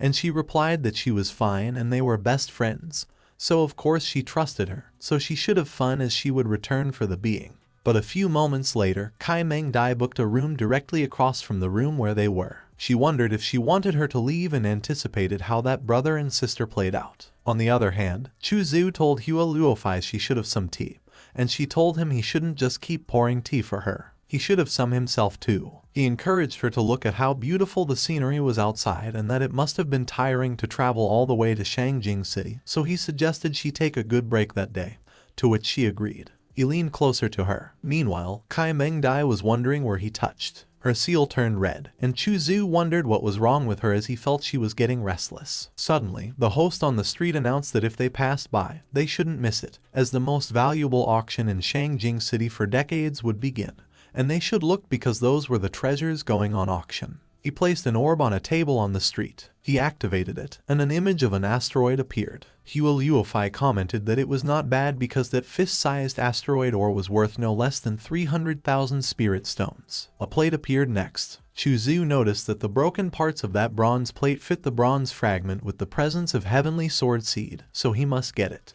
Hua Luofai observed him smiling and asked if there was something he needed at the auction. He told her she was truly his lucky star, and Kai Mengdai assumed they kissed. He proposed that if she was free the next day, they should attend the auction together, and she agreed she would go with him. A few moments later, he suggested that she let him take her to a movie then, and when she inquired what a movie was, he told her she would see. Suddenly, Chu Zhu inquired what she was doing. She explained that her teacups broke, so she was there to buy some. Hua Luofai remarked that she could have sent some disciples to handle it for her because, as the Yunzia Peak master, she didn't need to do everything herself. Kai Mengdai supposed that she would call her by name when Chu Zhu wasn't there and call her Yunzia Peak master when he was. Chu Zhu suddenly stated that he would buy them some drinks and requested that they wait a little. He quickly ran away. Hua Luofai informed Kai Mengdai that Chu Zhu didn't know her identity and she was only an elder of Dao Yun Peak at the moment, so she shouldn't reveal it as it would be embarrassing. Kai Mengdai said that, putting that aside, she inquired why she was so touchy-feely with him and asserted that she was the Holy Master, so she would request that she watch herself and not forget it. Hua Luofai explained that he didn't know her identity, so she shouldn't misunderstand because there was nothing between them, and he kept calling her sister, so there was nothing she could do about it. But Kai Mengdai inquired if they were siblings that held each other's hands or siblings who got touchy-feely with each other. Hua Luofai insisted that she misunderstood, but Kai Mengdai declared that she saw everything. Hua Luofai asked if she was getting jealous and stated that it wasn't good because he was her disciple and she was already pregnant. Kai Mengdai asked what she was talking about and said that she was not jealous. She just thought she was unsuitable. Hua Luofai assured her that she shouldn't worry because he said girls older than 3,000 were worth more than gold. But she didn't agree with him, which surprised Kai Mengdai, and she inquired if he said something like that too. Hua Luofai advised that she should calm down because even if she did have something with him, it didn't matter. They were cultivators, and age wasn't a problem, and neither of them were married, so there was no reason not to. Kai Mengdai stated that she had changed because she thought of her as her best friend, but she wanted to be her in-law. Suddenly, Chu Zhu called them and informed that he bought some of Shangjing's specialty drink, cherry blossom yogurt, so they should have a taste. Hua Luofai suggested that since they bumped into the Yunzia Peak master, they watch the movie together. He agreed and reflected that she understood him, as expected of his good sister. Chu Zhu grabbed Kai Mengdai's hand. He grabbed Hua Luofai by her butt. The three of them walked together. A play was being held at the square, and there was a large audience. The three of them were watching the play as well. Chu Xiu considered that it was a coincidence that the play was about when Tai Su Zai was adventuring as the Holy Daughter, and he wondered how she felt about listening to her history. A kid called his mummy and inquired if the Tai Su Holy Daughter was the Tai Su Holy Master, to which she affirmed and explained that she was the cultivator at the sky the other day. He said that he wanted to be as strong as the cultivator so he could protect her, and Chu Xiu noted that she was invincible back then. Kai Meng Dai scoffed and suspected if the traitorous disciple must not know that the holy master he referred to was right there. Chu Xiu remarked that he feels like puppet play doesn't count as a movie, and as Hua Luofei questioned how so, he explained that on the distant blue planet, movies are also called motion pictures or moving pictures, so obviously, images within record crystals are closer to movies. She responded that she had never heard of that definition on the Tianqiang continent, and he added that it was like writing down the Holy Master's story and having someone else act it. Acting according to the plot of the story, recording it with a record crystal, and playing it back. He asked if that wasn't more interesting than a puppet play. Kai Meng Dai was troubled as she recalled how he blackmailed her with a recording crystal back then. Hua Luofei mentioned that it was a good idea and it was worth a try when Yi Hongyu suddenly remarked that Chu Xiu was smart. He didn't mean to eavesdrop. He happened to pass by and overheard his idea and found it very interesting, so he couldn't hold back. He requested that Chu Xiu continue, but he inquired who he was, so he introduced himself and asked if he knew the Yi family of the Middle State. Chu Xiu questioned what business a young lord from the primordial Yi family had with him while considering that his cultivation wasn't low. It was already at the godly power stage. Yi Hongyu inquired if he could discuss that project in detail and stated that he believed it could make a profit. Chu Xiu questioned if he was interested, and he responded that of course they could work together. He just had to come up with ideas, and he would get 30% of the profits, and requested his opinion about it. Hua Luofei questioned what they were signing, and Kai Meng Dai commented that it looked mysterious. A few moments later, the three of them went back to the Tai Su embassy. Chu Xiu called Hua Luofei, but Kai Meng Dai called him telepathically, inquiring what he was doing, and urged that he should hurry up and return with her. He replied that it had been a long day, so she should sleep early, to which Hua Luofei agreed and added that he should sleep early too. She wondered what she should call Kai Meng Dai if she and Chu Xiu were really like that, if she should call her Meng Dai or Master, and she considered that it was so embarrassing. A few moments later, a soundproof formation was installed in Chu Xiu's room, and Kai Meng Dai remarked that he was pretty daring to mess with the elders of other peaks and have candy together. He explained that he actually bought some for her, but it wasn't a good time to take it out. He asked if she wouldn't want Hua Luofei to know about their relationship. She inquired what their relationship was and said that they were master and disciple, nothing more, and he kept calling her sister Hua, acting so close. He shouldn't think that it was over because he even gifted her flowers and praised her beauty or something. She was startled when he gave her a flower. He expressed that the real person he wanted to gift flowers to was her and asked if she didn't think that it looked as beautiful as the sun and stars, so shining. Too bad it was not beautiful enough and was lacking compared to his precious master, but she said that he should stop that. He questioned why he shouldn't praise his woman's beauty and why he should stop when others will get jealous of it. But she said that he shouldn't think he could play her around so easily, so he should talk about what his relationship with Hua Luofei was. He inquired if she was jealous, and she remarked that it was hilarious because she was not jealous of him. She is his master, so taking care of him is customary. He requested to promise him and said that they were all his wings, so they must not fight each other. He was taken aback when she punched him across the face. She called him a shameless, traitorous disciple, and it looked like she hadn't raised his aptitude much recently, and had too much energy. He cautioned her not to act rashly, but she affirmed that she was his master and asked if she couldn't force him over. He threatened that she should stop forcing him with her might if she dares and that Hua Luofei will hear them. She said that he shouldn't worry because there is a soundproof formation and he could shout all he wanted and nobody would come to his help, and he urged that she should be gentle with him. The next morning, Kai Meng Dai came out of the room. She looked happy as she walked past Hua Luofei. Hua Luofei inquired if she took any medicine and said that she looked good, to which she asked if it was real and said that maybe her cultivation increased. Hua Luofei remarked that her cultivation was improving fast recently, and by her observation, she will reach the 5th level of Great Saints soon. Great Saints are achieved by epiphanies, so it looked like her mind was at peace after leaving the holy ground, which is good. Kai Meng Dai credited the traitorous disciple's 8-trigram dual cultivation technique and admitted that it was of great help to understand the world when doing it. Hua Luofei inquired where Chu Zhu was and if he was cultivating, and she replied probably while thinking that they went at it all night, so he is probably still asleep. Kai Meng Dai questioned why she wasn't returning and if she was worried. Hua Luofei replied yes, and that even though Chu Zhu broke the curse of the primordial sacred constitution's inability to cultivate, that was just the first step. Hua Luofei inquired if she must have read the books regarding the Constitution, and she said yes. The day he makes headway will be the Constitution's greatest disaster because the heavens no longer allow for any primordial sacred constitution and will unleash a terrible trial, so if he can't make it, he will definitely die. Hua Luofei remarked that once the monster's treasures are there, his saint body will soon make headway. Kai Meng Dai questioned what she wanted to do and said that she shouldn't act stupid. Hua Luofei responded that maybe she could save him at the crucial moment. Chu Xu went to the treasure tower. A crowd of cultivators had already formed a line to get inside. He would have preferred to come with Hua Luofei, but after failing to find them at the embassy, he had no choice but to follow Dong Tian's invitation alone. Chu Xu expressed his thanks to the elder, probably trying to act unfazed, though the place looked like a gotcha banner war zone in full swing. One cultivator questioned why he could skip the line. Another scoffed that if he were the Holy Son, he could skip too, while a third remarked on how young he was, exactly what one would expect from the Taisu Holy Grounds chosen. Moments later, at box number 1, Dong Tian noted that the auction would begin shortly and invited Chu Xu to take a seat, while the servers brought refreshments. Chu Xu replied that there was no need to trouble over him, and that he could go handle his own matters.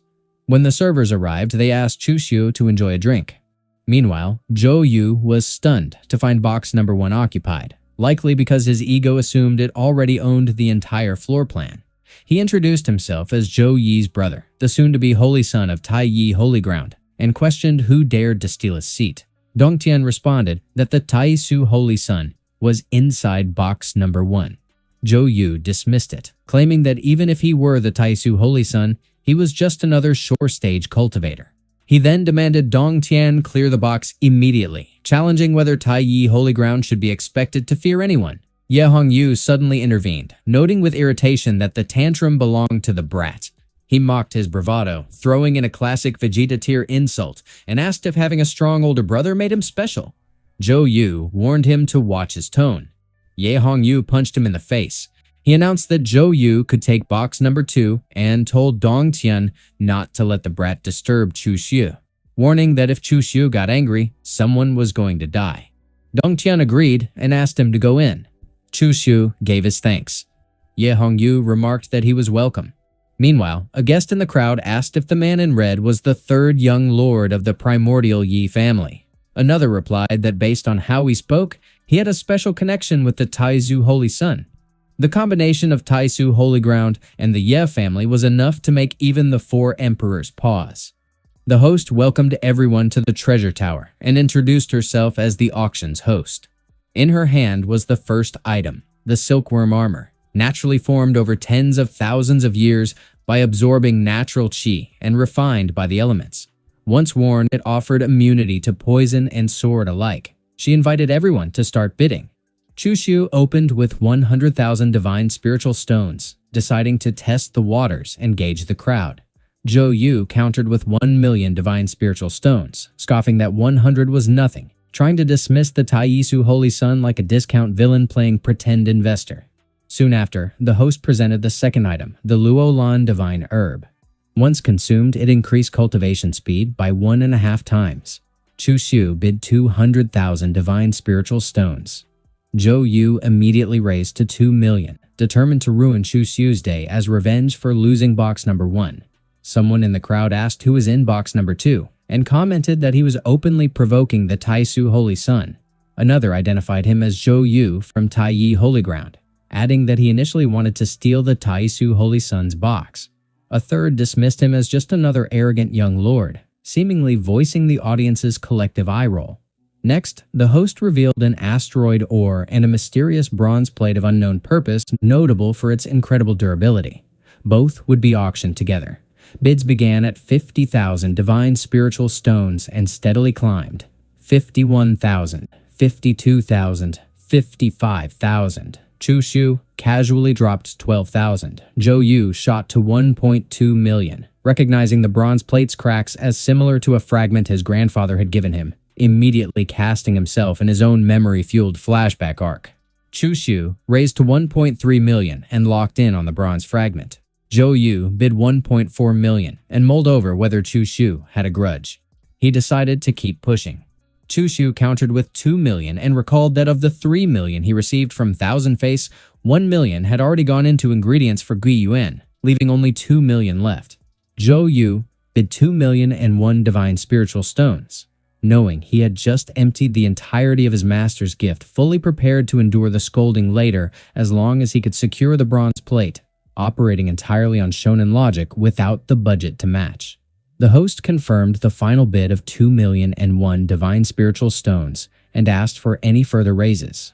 One attendee asked why the Taisu Holy Ground didn't counter, while another noted that Taiyi Holy Ground wasn't a pushover. A third remarked that Zhou Yu clearly intended to offend the Taisu Holy Sun. The host announced the final sale and congratulated Zhou Yu for winning the asteroid ore and bronze plate. Zhou Yu ordered immediate collection. When his companion pointed out that the auction still had an hour left, he declared the rest of the items unworthy and opted to leave, dragging his ego along with his prize. Meanwhile, Chu Shu remarked that he had business elsewhere and encouraged Ye Hongyu to enjoy himself. Ye Hongyu asked if he needed assistance, claiming he could handle himself in a fight despite appearances. Chu Shu thanked him but declined, confident in his ability to manage alone. Not long after, Zhou Yu discreetly left by boat. He mulled over Chu Shu's behavior toward the bronze plate and speculated that Chu Shu might own a fragment too. He figured it was smarter to leave early and avoid complications, unaware he had just scheduled his own future regret montage. Chu Shu appeared and informed him that he had come to borrow something, requesting that Zhou Yu give him face. Zhou Yu wondered if the guy had completely changed. His companion protested, pointing out that the auction was conducted fairly and questioning why a holy sun would stop them and resort to threats. Chu Shu replied that he simply wanted to borrow something from the young lord and asked if the wording had to sound so aggressive. Zhou Yu guessed that if he lent it out, it would never return.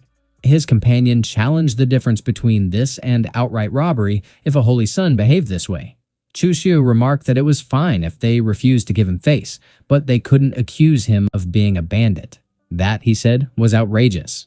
Chu Shu remarked that Mo Fei Yan should distract the lesser saint and let him handle the others, to which she agreed with a curt nod and reminded him to be careful, likely because reckless protagonists tend to forget they aren't immortal until someone ends up sobbing over their corpse.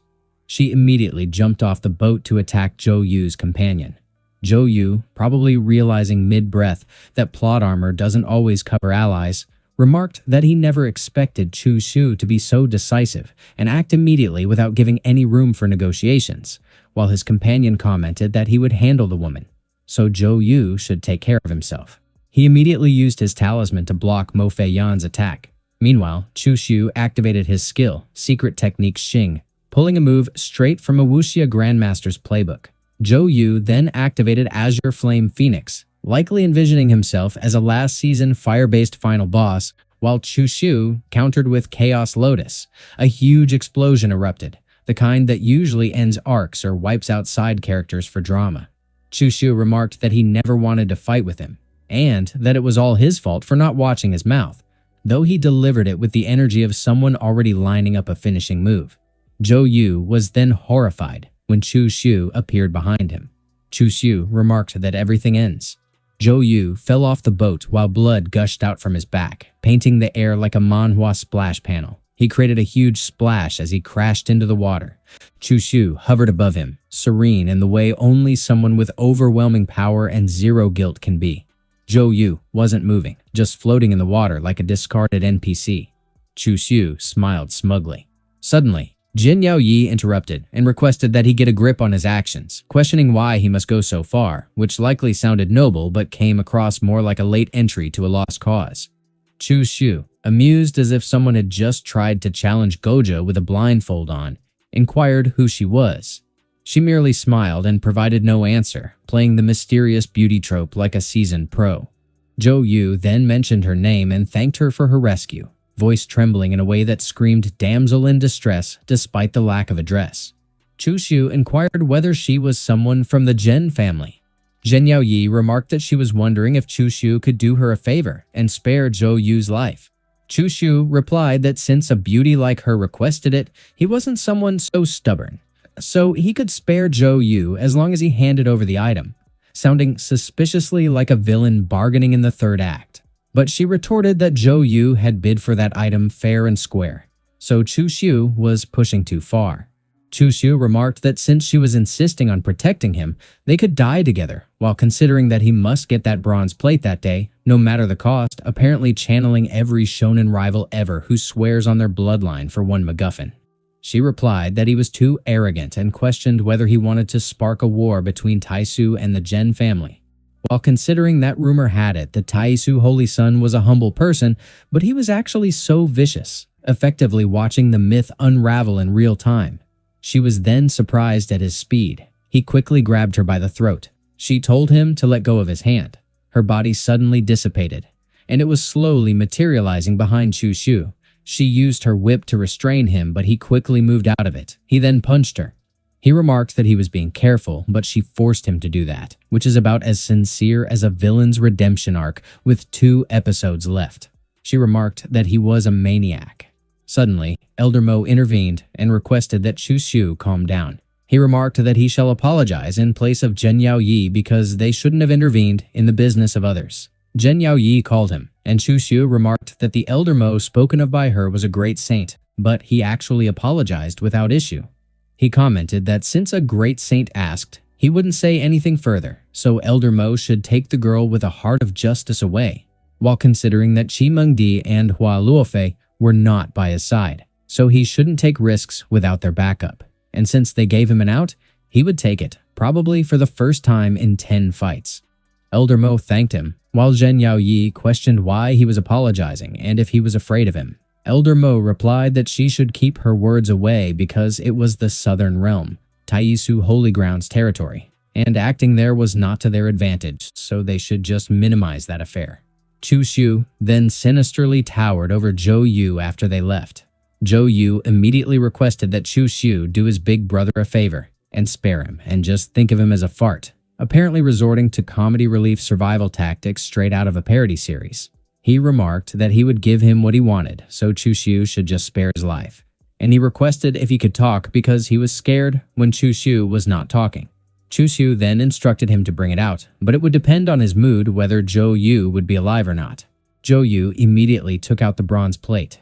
He then remarked that he had excelled his entire life, yet he still failed there, a tragic monologue that would have made a great ending narration if Chu Xiu weren't still standing there. Suddenly, Chu Xiu remarked that he should keep going and inquired whether he should take it himself.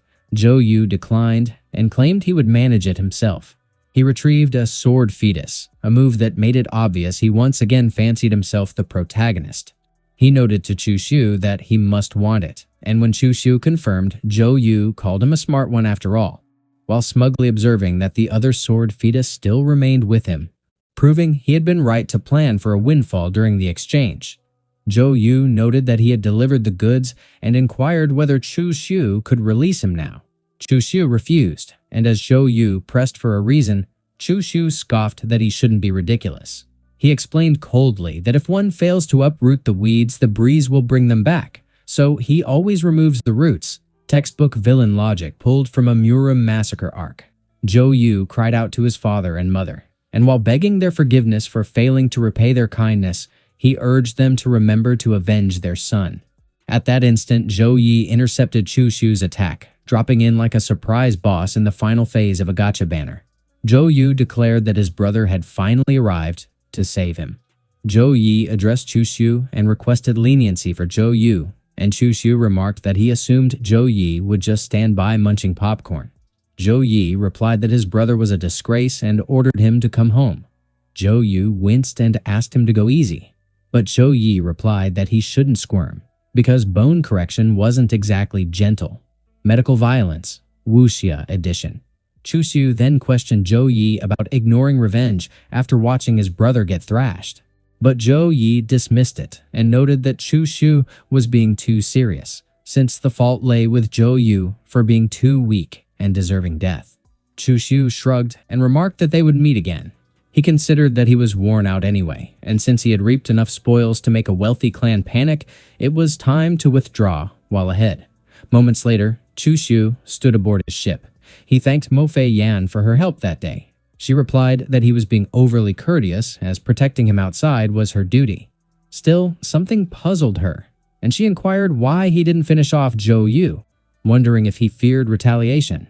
Chu Xiu explained that someone defeated once could be defeated again, and as he pondered why he should fear him, he remarked that one day he would leave Zhou Yu so far behind that not even his shadow would be visible. A Goku leaves Vegeta in the dust moment. He motioned her over and noted that Chimeng-Di was absent, then asked whether she would like to visit his room that night to discuss cultivation.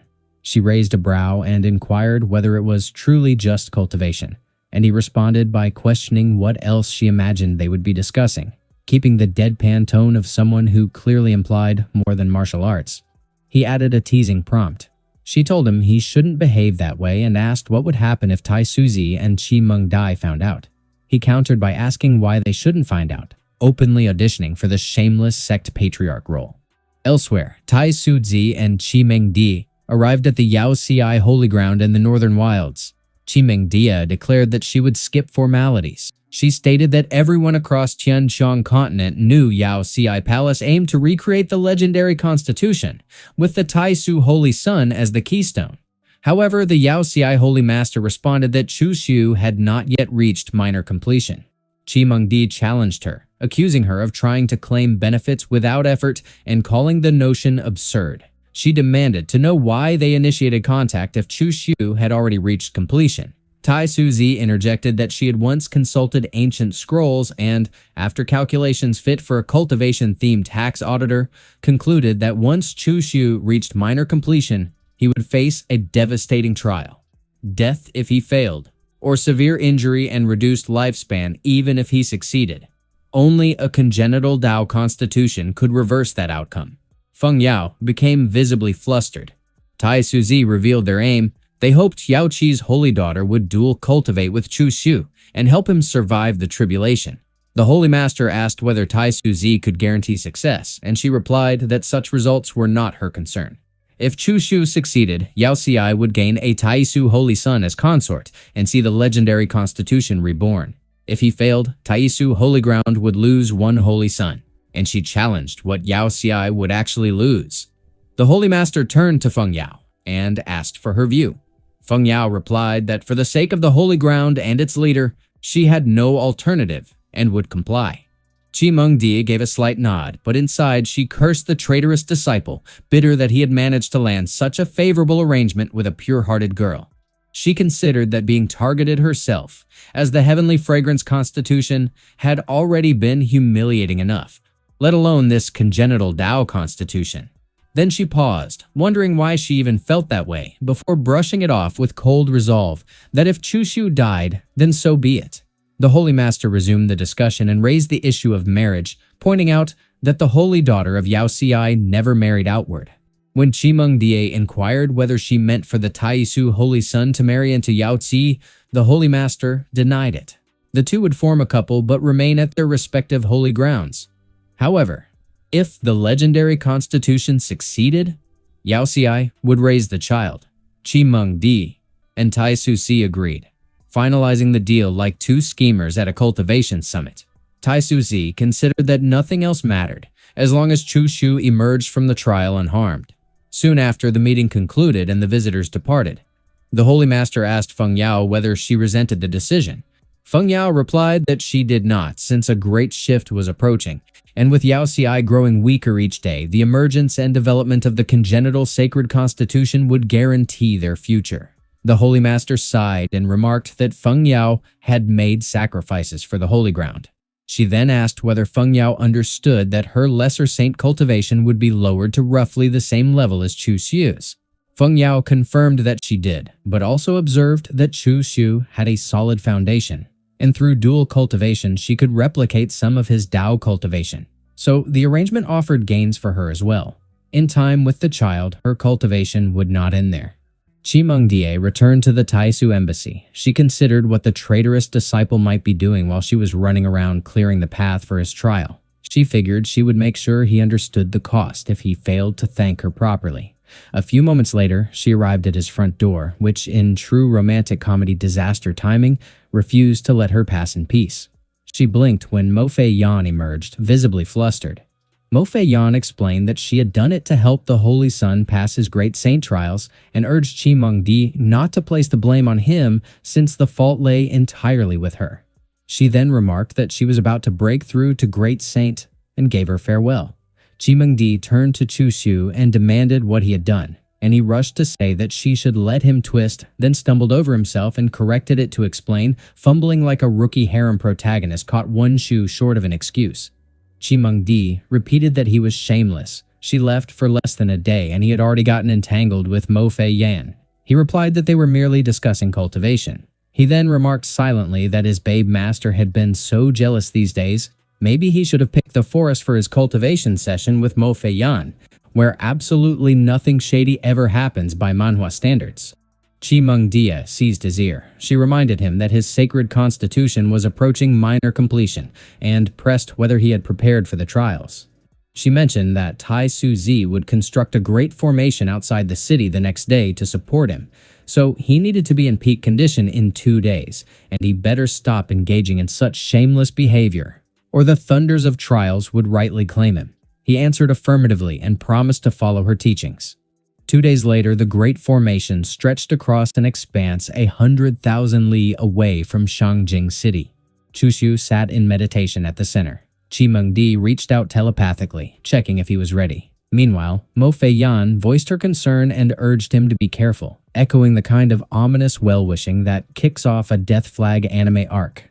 On the other side, Tai Su Si told him not to worry, assuring him that she would ensure his safety and transfer the Taisu Emperor mantra Dao Palace chapter to him, which would significantly improve his survival chances during the trial.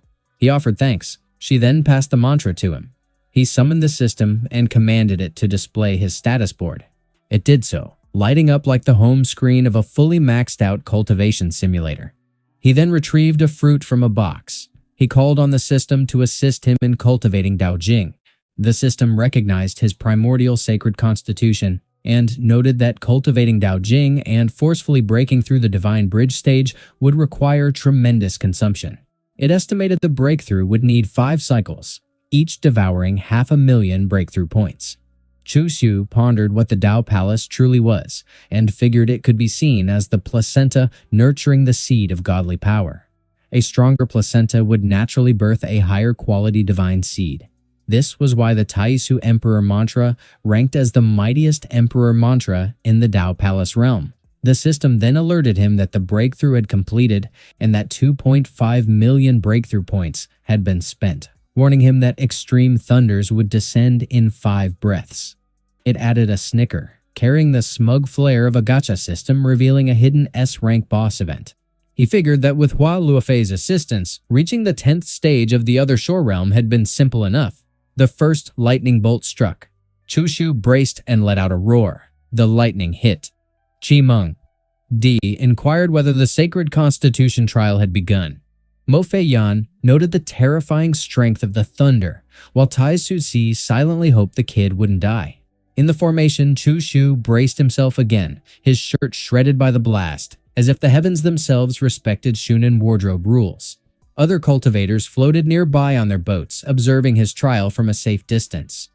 Zhen Yaoyi asked her father if he believed the Taisu Holy Son would succeed, and he replied that if Chu Xiu could attain minor completion of his primordial sacred constitution, he would ascend to the heavens, but if the world refused him, doom would follow. Elsewhere, Zhou Yu wished aloud for more divine thunders to kill Chu Xiu outright so Zhou Yi could follow and reclaim what had been auctioned. Zhou Yi admitted concern that he might not get the chance. Meanwhile, Ye Hongyu declared that Chu Xiu wouldn't die so easily, not when he still owed help with filmmaking on the Qianqiang continent. The Golden Ape, on the other hand, commented that constitution trials were no small matter. Should he fail, Tai Su Zi would surely intervene, and in doing so, suffer great injury, making it the ideal opportunity for monsters to strike and tip the balance against humans. Eliminating her would leave humanity crippled, weakened beyond threat. 2 hours passed before the skies finally cleared. Ye Hongyu remarked that Chu Xiu had to endure because he was a true man. Zhou Yi commented that the thunder had been fierce, but did not match the legendary Sacred Constitution trial thunder, identifying it instead as standard thunder trials for a breakthrough. Zhou Yu cursed and asked just how powerful his real Constitution trials would be, likely beginning to realize he had picked a fight with a protagonist soaked in plot armor. Lightning flared across the sky again. Zhen Yaoyi commented that the real trial was finally arriving. Chu Xie responded that it should. Qi Mengdi reflected that her traitorous disciple had better survive, and that she would stop trying to suppress him, or something to that effect. The lightning slammed into Chu Xiu. He mused that each cultivator's Tao Palace took a unique form, as a manifestation of the heart. He once believed time would eventually cleanse all things, but evidently he was still too young. His Tao Palace remained unchanged after a century. He considered that if he managed to cultivate the 5 elements and 9 sources, he might obtain a seed of truly absurd quality, something even top-tier gacha spenders couldn't dream of pulling. He guessed it would be a divine grade, or maybe even the fabled emperor grade. The monsters demanded an answer from the Golden Ape regarding their inaction, and he replied that the moment had not yet come because the Holy Sun had yet to face his trial. Meanwhile, Zhou Yi remarked that Chu Xiu was undergoing multiple breakthroughs ahead of his Constitution trial, a phenomenon without precedent in recorded history. And when Zhou Yu pressed him about what he had just said and whether it truly was not his sacred Constitution trial, he responded that he ought to thank Chu Xiu for sparing his life that day. Without warning, red lightning flooded the sky. The cultivators reacted with alarm and urged each other to fall back. Tai Suzi remarked that the true sacred Constitution trial had already begun. Chu Xiu clenched his teeth as he steeled himself. A bolt of lightning was bearing down on him. Qi Mengdi addressed Tai Suzi and warned her to take care. She rushed forward to intercept the lightning. The Golden Ape noted that she had finally taken action, declaring that their opportunity had arrived. Tai Suzi cried out as the lightning struck her. The Golden Ape urged immediate action and noted that she must have been punished by the heavens for forcibly interfering in the sacred Constitution trial, and that with her removed, their morale would surge. The monsters launched their attack.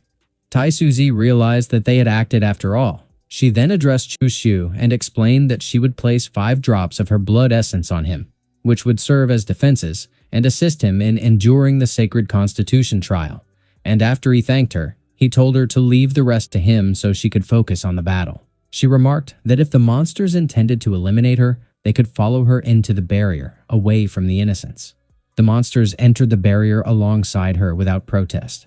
One among them observed that she had forcibly expelled her essence and was therefore at her weakest, calling it their moment to strike. The other cultivators declared that they should support her, as losing her would be tantamount to humankind losing an arm and that their chances against the monsters would plummet. They followed the monsters into the barrier as well. Meanwhile, Chu Xiu was struck by lightning and spat blood. Mo Fei Yan grew anxious for him, while Qi Mengdi maintained that he had to endure. All of a sudden, the system alerted him that it had detected his link to humankind's bloody color luck. He inquired about its meaning, and the system countered by asking if he had seen the corpses in the river of blood. He focused on the painting before him, which bled endlessly. He demanded an explanation for the images. He remarked that the system should not be suggesting the river was formed from the blood of humankind. And when he questioned how many lives had to be lost to reach that state, the system confirmed his inference and noted that humankind's fate was profoundly bleak. He questioned why the scroll only showed scenes of cannibalism and slaughter, why humans harbored so much hatred, and what land was depicted in the scroll where people tore one another apart like animals. He wanted to know why such visions were being revealed to him, and the system chuckled coldly and replied that of course there was a reason, but the mechanisms of the heavens were classified. He then mused that mind is water, water is mind, and without wind there are no waves. Mo Fei Yan speculated that he might be passing the trial, while Qi Mengdi considered his resilience astonishing, and since it was the final stage, he needed to push through. The lightning coalesced into a massive figure. Chu Xiu summoned a towering form of himself. His avatar surged forward and struck the red figure with a single shattering blow. The skies gradually cleared. Ye Hongyu confirmed that he had done it. The Holy Sun had overcome the trials. Meanwhile, the monsters cursed bitterly and complained that he still lived. Back at the formation, Chu Xiu contacted Qimeng and told her that he had completed the trial, and she questioned why he showed no visible signs of injury. He replied that it was thanks to her excellent teachings. But she snapped at him for acting smug and urged him to take a recovery pill to speed up his healing, which prompted his gratitude. She pointed out that Tai Suzi had suffered grievous injuries on his behalf and was still engaged with the monsters at the border. So he needed to think carefully about how to repay that debt in the future, and he reassured her that he would make good on it. He let out a snicker, and the system taunted him by asking whether the little man had anything to offer aside from his own body. A deafening explosion ripped through the sky. Chu Xiu flinched. Qimeng then reported that a great saint had fallen.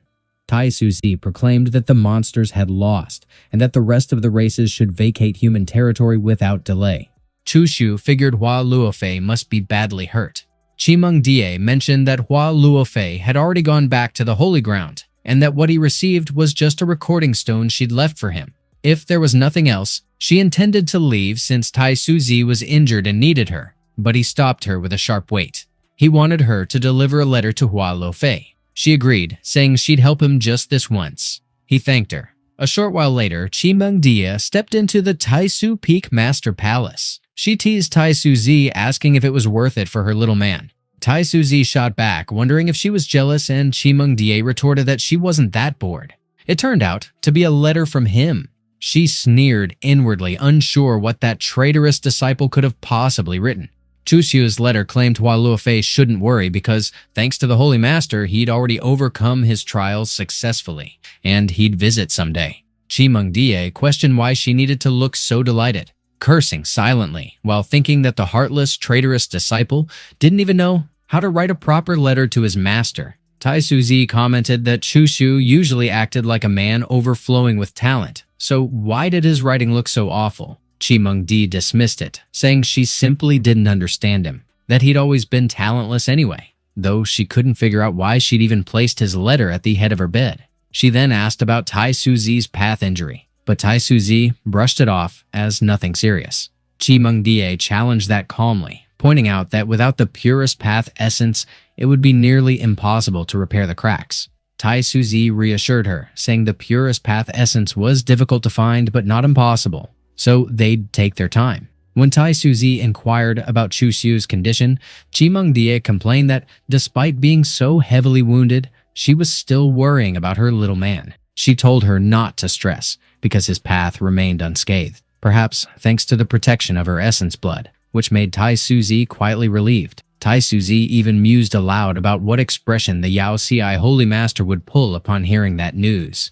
Qimeng asked if Chu Xiu's marriage to Yao Ci could be cancelled, and Tai Suzi questioned why she sounded so thrilled. Qimeng reasoned that if the marriage went through, the child wouldn't belong to Taisu Holy Ground, meaning they'd lose out, and Tai Suzi acknowledged that point but warned that the Yao Ci Holy Master wouldn't easily give up. They'd hunt Chu Xiu down, so it would ultimately be his decision. Qimeng fumed at the thought that he might even dare, startling Tai Suzi with her sudden flare of anger. On the other hand, over at Shangjing City in the Taisu Embassy, Chu Xiu explained that he had been busy preparing for his trial, and, after that, tending to his injuries, so he hadn't gotten around to studying that bronze plate yet. He unfolded a map, and the projection instantly spread across the entire room like a glowing net. He wondered what kind of mystery surrounded that bronze plate, and if it might be connected to the location of a congenital sword fetus.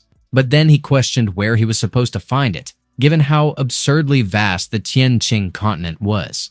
Out of nowhere, the bronze plate floated out of his storage ring. The Logan Honghuang interface popped up, welcoming him as number 6, and it displayed various sections: chatting channels, Starlight Square, Secret Realm, Private Trading Space, Gladiatorium, Cultivation Room, and the All-Race Battlefield. He tapped on the Secret Realm option. It displayed that the currently available Secret Realm for entry was 1, which would open in 7 months, 8 days, and 4 hours. And once the seal of Tai Chi Ancient Star was lifted, he could use either spiritual stones or divine spiritual stones to open the path leading to it. He questioned if the congenital sword fetus was located on Tai Chi Ancient Star, and since it was said to be the battlefield of a great saint, He wondered if stepping onto it as someone at the Dao Palace stage wasn't basically courting death. But then he realized there was no teleportation information about Tai Chi Ancient Star. Other cultivators would have to cross empty space physically to reach it, but his situation was different.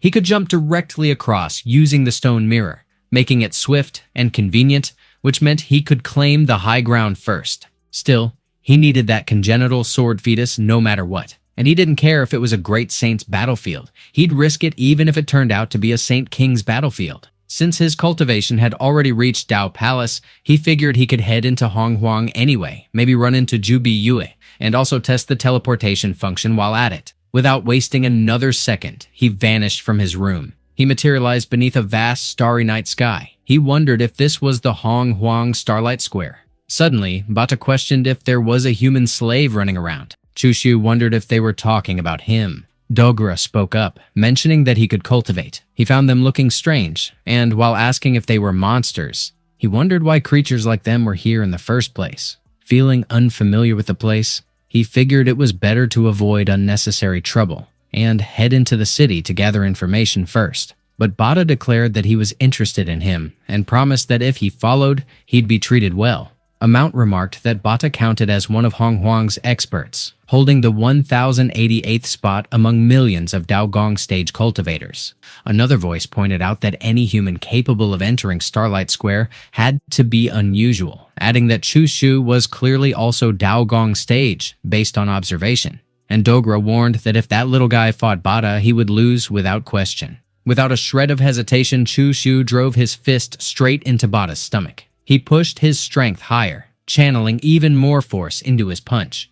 Dogra and her companions froze in shock, their expressions twisted in disbelief. They demanded to know how that was even possible. Dogra casually addressed Chushu, calling him a human friend, and tossed out a request for him to wait a moment. He pressed her if there was anything else, and she explained with an easy tone that he shouldn't get the wrong idea, pointing out that since it was clearly his first time at Starlight Square, he must have plenty of questions, and she could answer them for him. He prompted her to talk about what her real goal was. She admitted that when it came to goals, she simply wanted to know strong people like him and build connections. And as she floated the idea of talking in more detail inside the city, he gave a short agreement and told her to lead the way. They walked into a cozy cafe tucked inside Starlight Square. Dogra introduced herself as someone from the Wind Spirit race, and when she asked Chushu what his name was, he casually told her he went by Sunny Boy. He silently registered the eerie detail that there were countless stores around, selling human souls and even human jerky. And as he puzzled over what kind of place this really was, he realized humankind's position here was painfully low.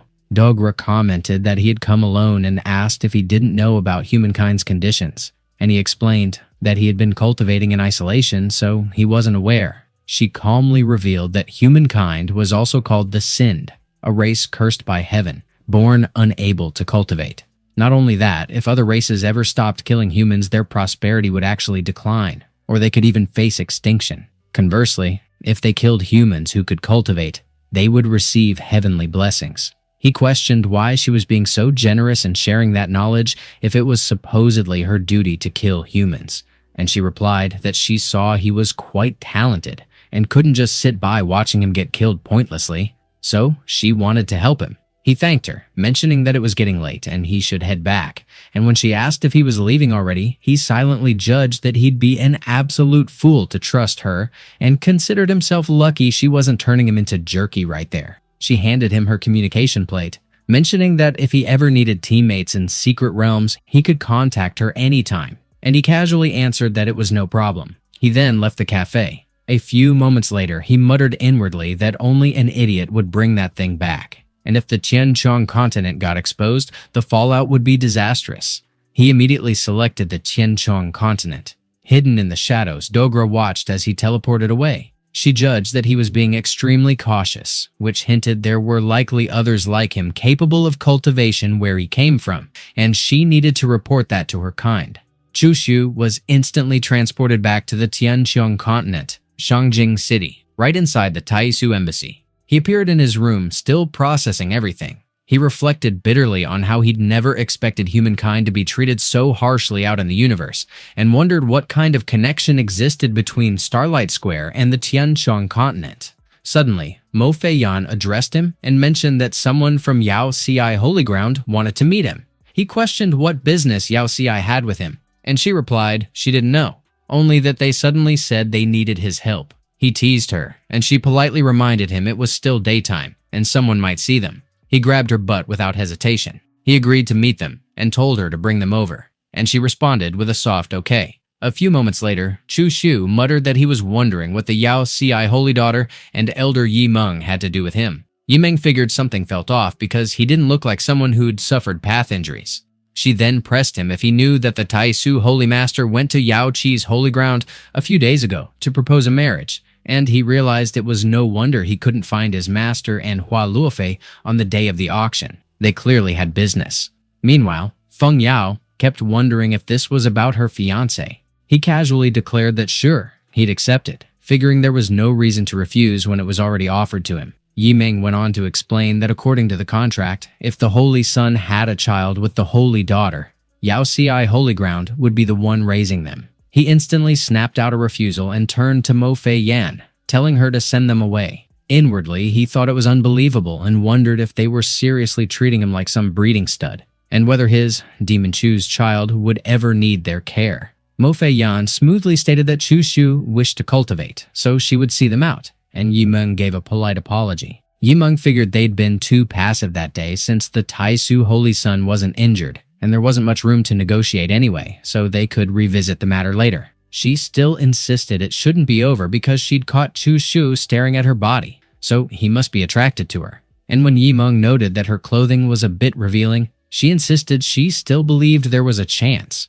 So they would return to the Holy Ground and try again in 2 days. Feng Yao, however, announced that she'd stay behind because she planned to make him love her. Meanwhile, in Chu Xiu's room, he mulled over how entering Hong Huang seemed a little dangerous, so they needed to first check if there was any sign of Zhu Yue in the chatting channel. Suddenly, Qi Meng Di chirped that she heard the Yao Ci Holy Master and Holy Daughter had dropped by, and he wondered why his master was there at that exact moment. She remarked that the Yao Ci Holy Daughter looked gentle, and her beauty ranked top tier across the entire Tianqiang continent, so he was lucky to have her. And he admitted she wasn't bad before thanking her and Hua Luofei for their generosity in matchmaking. But deep down, he figured his babe master was jealous again. She pointed out that based on his tone, he seemed to have agreed to that marriage. But he countered, demanding how he could possibly agree, and how the Yao Ci Holy Daughter could ever compare to his babe master. She shot back, asking when she ever said she belonged to him,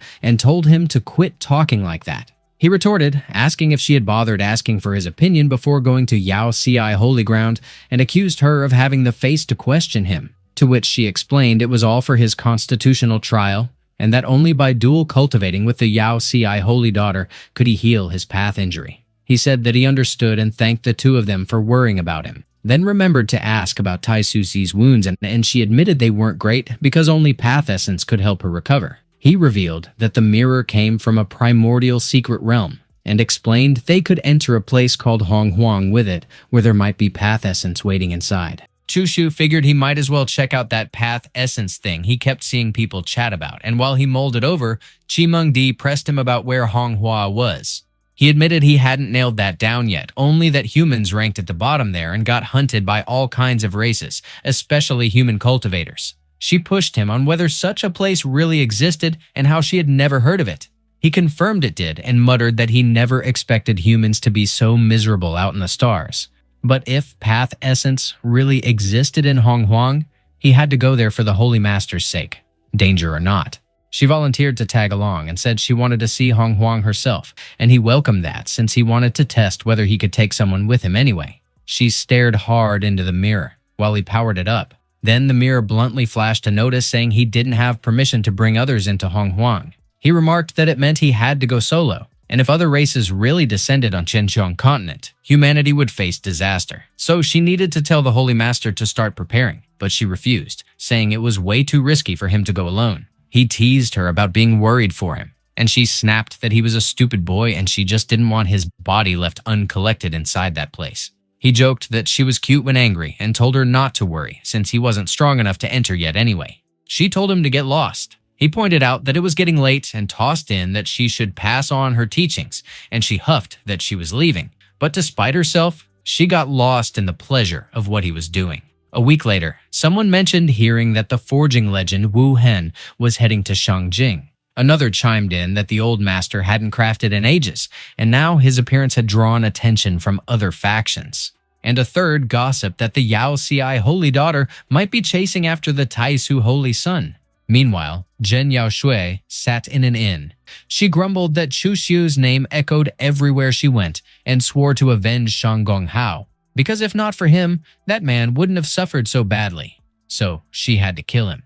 Zhen Yaoyi reminded her that Shang Gonghao was already gone and told Wu to haul her back, lock her up, and not let her out without direct orders. Inwardly, she pleaded with Zhen Yaoshui not to resent her, since she had crossed blades with Chu Xiu herself, and he fought like a lunatic, meaning being his enemy led nowhere good. Elsewhere, Chu Xiu sneezed and grumbled about whoever might be bad-mouthing him. Then he mused that it'd be great if Qimeng Die were as agreeable as Mo Fei Yan. Moments later, Mo Fei Yan mentioned that Feng Yao had been waiting since dawn, and Chu Xiu brushed it off, telling her to let the woman be. Suddenly, Ye Hongyu called out to him with urgent news. Chu Xiu waved Mo Fei Yan off, and she acknowledged him before leaving. He pressed Ye Hongyu for details, and Ye Hongyu reported that the Zhan family's third lady had arrived in Shangjing City and publicly declared she'd marry whoever could kill him, calling her crazy. Chu Xiu frowned, asking who she was and whether he'd ever crossed her, and Ye Hongyu reminded him of Shang Gonghao, saying she was his childhood friend. Chu Xiu scoffed, remembering that flashy fool. Then he asked if Ye Hongyu was up for making a fortune, and Ye Hongyu laughed that, as expected of his good friend, their minds ran on the same track. Chu Xiu remarked that he ought to open a betting round and proposed that the duel take place within the same cultivation realm, under the rule of no killing. Ye Hongyu declared with unshakable confidence that with his unbeatable form, he would crush them all and let the gamblers keep earning from him the house. And Chu Xiu suggested that he pick someone familiar and defeat him to make an enormous profit. He then pressed if there were any issues on his side, and Ye Hongyu assured him that he should relax and simply sit tight for the fortune to roll in. If Zhen Yaoshui discovered that he was turning her revenge into a money-making venture, she might actually lose her mind, which made the whole thing rather entertaining, and Chu Xiu remarked that they should leave now, for it was time to celebrate early. Meanwhile, Zhen Yaoshui stood on the island of bamboo forest and cherry blossoms. One of the men muttered that Chu Xiu was ruthless and heartless and that everyone wished him dead. Another chimed in that he was right, and said even without Zhen Yaoshui's affair, he would still challenge him. She declared that she would trouble them all, promising that if anyone managed to kill him, she would honor her word, but privately she sneered that every one of them was nothing but a pawn in her hands, and still they had the nerve to dream of marrying her. On another front, Yang Lian from the southern realm Shenyan sect, the Yaoguang Holy Son's brother, Xing Shiyu, and Yao Qi's disciple, Jin Yao, gathered over tea. Yang Lian remarked that everyone knew his brother admired the Yao Ci holy daughter, yet he had heard whispers that she was courting the Taisu holy son, and when he pressed Qin Yao if she knew anything about it, she confirmed, and noted that it was no secret anymore in Shangjing City. Back in Shangjing City, Ye Hongyu called out that the crowd shouldn't miss this. The Taisu Holy Son would begin his duels in Shangjing City's grandest arena, and the results would be revealed there. Chu Xiu commented that heaven must have made him kind, for Shangjing City had just endured the calamity of a blood sacrifice, and he had no wish to kill. One of the men questioned what that meant, and if he was truly swearing not to kill, while another laughed that they should challenge him later, since he wouldn't kill anyway. And that would be their chance to impress the Zhen family's third young lady. Xing Shiyu remarked that he believed whatever he planned wouldn't be so dull, and when he asked if the two were keen to take a look, Qin Yao responded in agreement. The next day, the arena swelled with an ocean of people. The receptionist announced that regular open sky seats cost 100 upper-grade spiritual stones, a regular room 10 divine stones, and a luxury room 1,000 divine stones. And Qin Yao inquired if they had to buy tickets. The receptionist asked which ticket they preferred and added that the luxury room was selling fast. First come, first serve, and Xing Shiyu decided on the luxury room, to which she responded with cheerful approval. As they entered, Qin Yao remarked that judging by the open sky seats, there had to be at least 10 million people present. Xing Shiyu calculated aloud that at 100 upper-grade spiritual stones each, that amounted to 1 million upper spiritual stones, with 10,000 regular rooms at 10 divine spiritual stones, that made 100,000 divine spiritual stones, and with 1,000 luxury rooms at 1,000 divine spiritual stones, that totaled 1 million divine spiritual stones. Chu Xiu was indeed a genius at business. Suddenly, servers arrived. One of them presented Qin Yao's tea and explained that Ye Hongyu had anticipated the audience might get bored, so he opened a betting round, letting guests wager freely on various matches.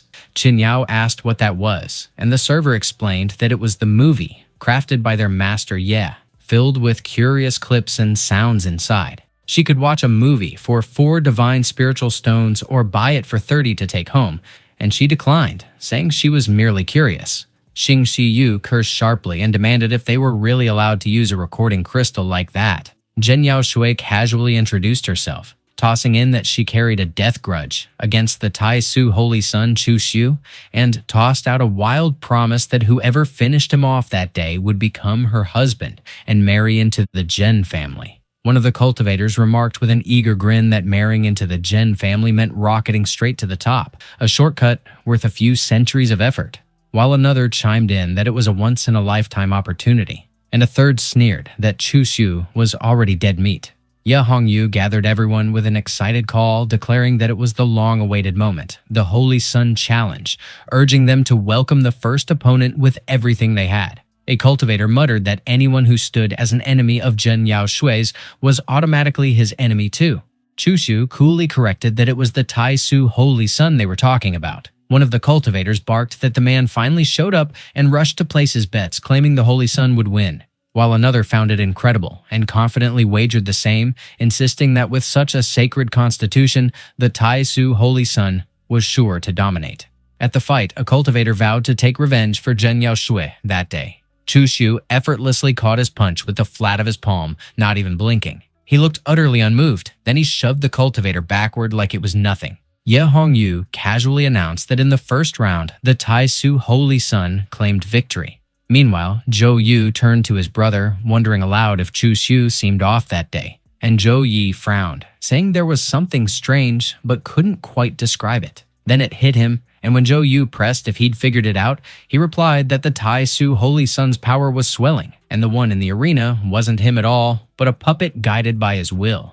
Zhou Yu frowned deeper, wondering what Chu Xiu was actually doing if he wasn't in the fight himself. Elsewhere, Chu Xiu chuckled that things were getting interesting and suggested they turn it up a notch. Feng Yao commented that she figured he would fight in person, and he brushed it off, saying a puppet was more than enough. If he went himself, it'd just be bullying. Back at the arena, Ye Hongyu announced that the Tai Su Holy Sun snagged his 4th win, while Feng Yao mentioned hearing from Mo Fei Yan that Chu Xiu had wanted Master Wu Hen to forge something for him, but got turned down. Since she and Wu Hen were acquainted, she offered to help, though the price was simple. He had to spend a day with her so they could get to know each other. He agreed without hesitation, saying it was fine by him. Ye Hongyu then called out that the Tai Su Holy Sun had won his 7th round. Chu Xiu remarked that the Holy Daughter ranked among the strongest of the lesser saints, and teased whether she might lure him into some empty space to ambush him. She shot back that he shouldn't mock her like that.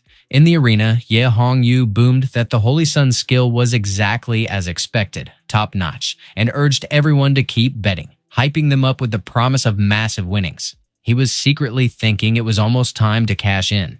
Moments later, he declared the next challenger's name, Dongdu.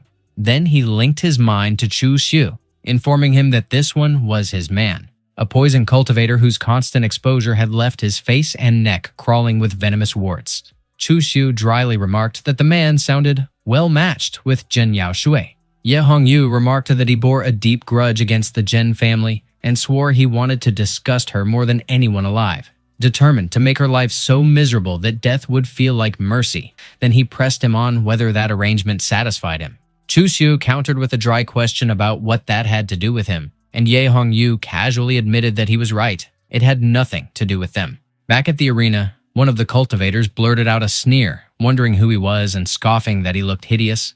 Another chimed in that no one cared since he didn't seem capable of outmatching the Holy Sun. Another tossed in a laugh about keeping the bets going and shouted that his money stayed on the Holy Sun. And another bragged, loud and smug, that he had already raked in 50,000 divine spiritual stones. Someone else remarked that he might look ugly, but was still packing some power, while another dismissed the concern with bold confidence, saying there was no need to worry because the Holy Sun never lost. Chushu's puppet lunged forward in a blur as Dongdu kept hurling waves of poison across the stage. The arena quickly drowned in a dense poisonous haze, and the puppet vanished within it. The puppet's body began corroding under the venom's bite. Its false skin peeled away, exposing the eerie truth beneath. A cultivator shouted in disbelief, asking if it was really a puppet, while another stammered, questioning whether the Taisu Holy Sun had been battling with a will puppet the whole time.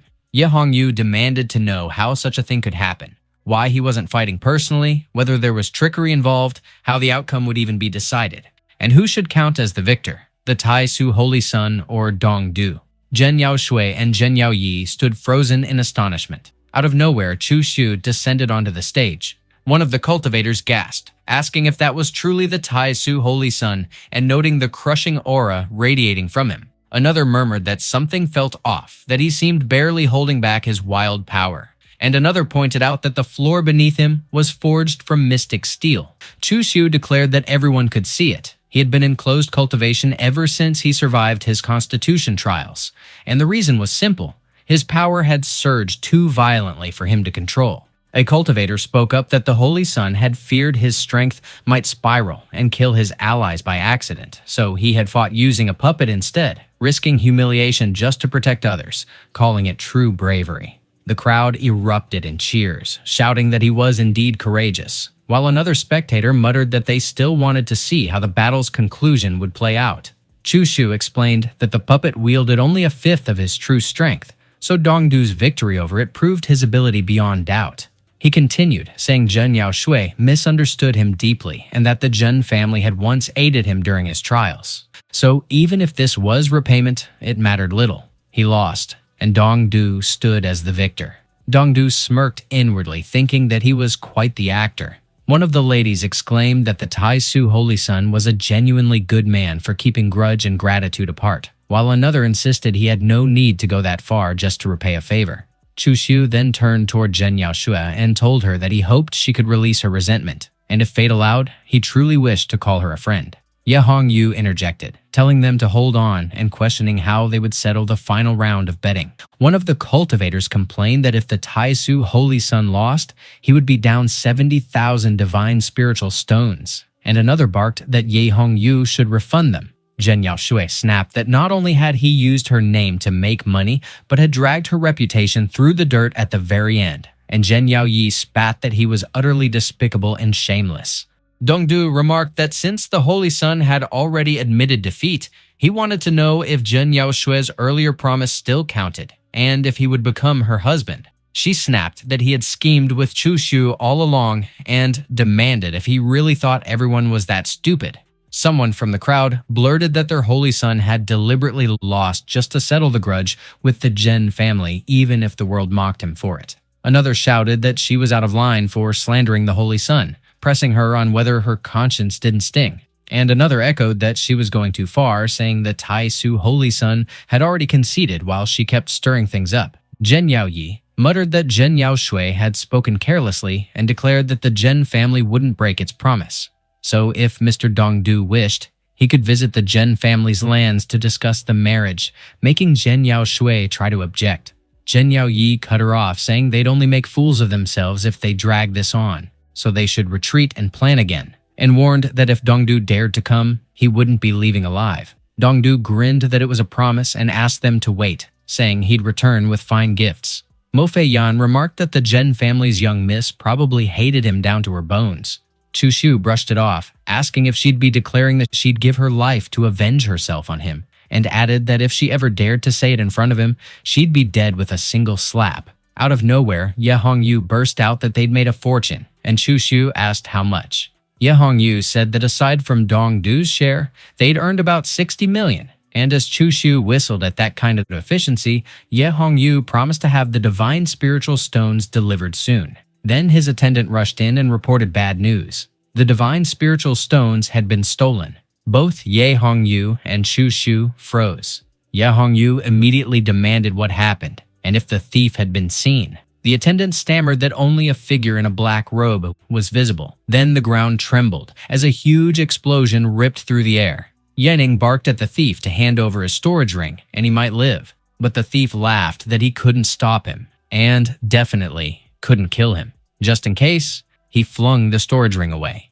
Yening snarled that he was stubborn, while the thief recognized it as the Yi family's ultimate art. He activated his blood travel technique. With that, he slipped out of Yining's grasp. Mo Fei Yan called after him, asking if he was really running, saying that it was pointless, and managed to land a hit. He cursed her as a crazy witch and figured fighting them was useless, so he bolted. She cursed again when he still escaped. Yening thanked her for the help. She noted that the thief had a blood travel divine skill with terrifying speed, but Yening told her not to worry. He'd marked the man with a secret art, and there was nowhere he could hide. Moments later, Chu Xiu asked Mo Fei Yan if she was sure the black-robed man had used the Z secret technique. She confirmed, saying his moves when clashing with Elder Ye Ning were too familiar to mistake. Chu Xiu muttered that since he knew he was marked and still chose to send the storage ring away, that meant he had someone backing him, or rather, a faction, and that faction possessed the Z secret technique. It had to be the Eastern Continent's Yang family, which was surprising since he hadn't sought them yet, and they'd come poking at him first. Because it involved the Z secret technique, he ordered that they keep it quiet. No word to the Holy Ground, and especially not to the Yi family. He was heading east and she should announce publicly that he was in seclusion, to which she replied that she'd follow him. He said, of course, thinking he had to crush the Yang family, seize the Z technique, and recover the divine spiritual stones before the Yi family did. By the next day, they were already traveling beyond Shangjing City. Mo Fei Yan noted that with their current speed, reaching the Eastern Continent would take 7 days. Chu Xiu asked what she'd found out about the Yang family, and she reported that on the surface they had 2 lesser saints at the top, a married pair. She reasoned that the one in black had risked everything to steal the divine spiritual stones because the other lesser saint was preparing to break through to Great Saint. He sneered that trying to steal his luck for a breakthrough was wishful thinking. There was no free meal under heaven, and she asked what he planned to do. He said that since they couldn't move under the Holy Ground's name, he'd move under his deceased second sister disciples. She pressed him about that sister. Thinking of Zhao Yifeng, he corrected himself that it was his second brother disciple. He figured it didn't matter, brother or sister. He'd still avenge him and send his enemies to see him in samsara. Mo Fei Yan let out a pleased moan. Their ship drifted through a flawless blue sky. By morning of the second day, it reached the port. Admiring a mystic-grade dragon and phoenix-carved jade bracelet, Mo Fei Yan twirled it and called Chu Xiu her husband, asking how it looked, and he told her to buy it if she liked it, calling her his wife. Suddenly, Qin Yi bumped into him. He muttered that she was young and ignorant but pretty good at stealing, and she hurriedly apologized, saying she didn't mean to. He frowned, realizing he'd seen that little girl somewhere before.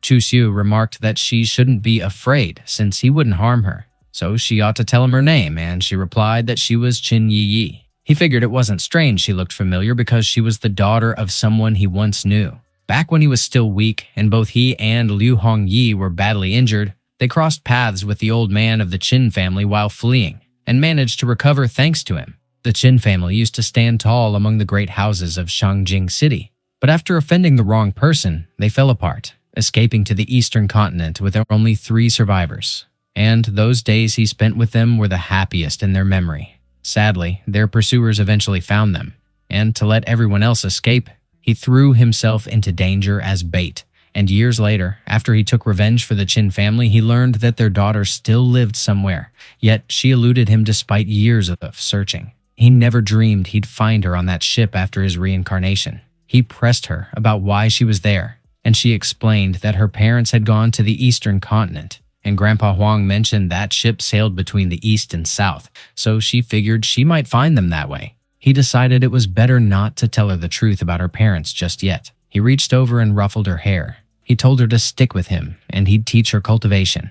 And once she mastered it, she could look for her parents on her own. And as long as he lived, he'd make sure she never went hungry, and no one dared to bully her. She then asked if he was Uncle Chu Xiu, saying that before her father left he mentioned someone might come to take her away, and if they meant no harm, it would probably be her Uncle Chu Xiu or Auntie Hong Yi. He confirmed it was him, he was Chu Xiu, her father was Qin Qianjun, her mother Chen Mu Yu, and her grandfather Qin Mo, his old friends, but that she had to keep that secret or it could turn bad for him.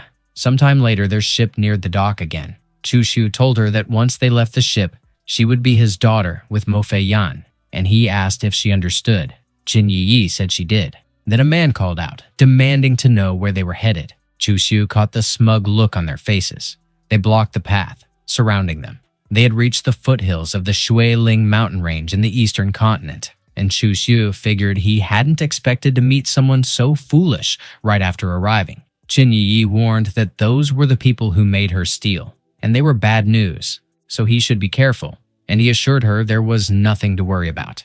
The man jeered that he must have a death wish for taking his people in broad daylight.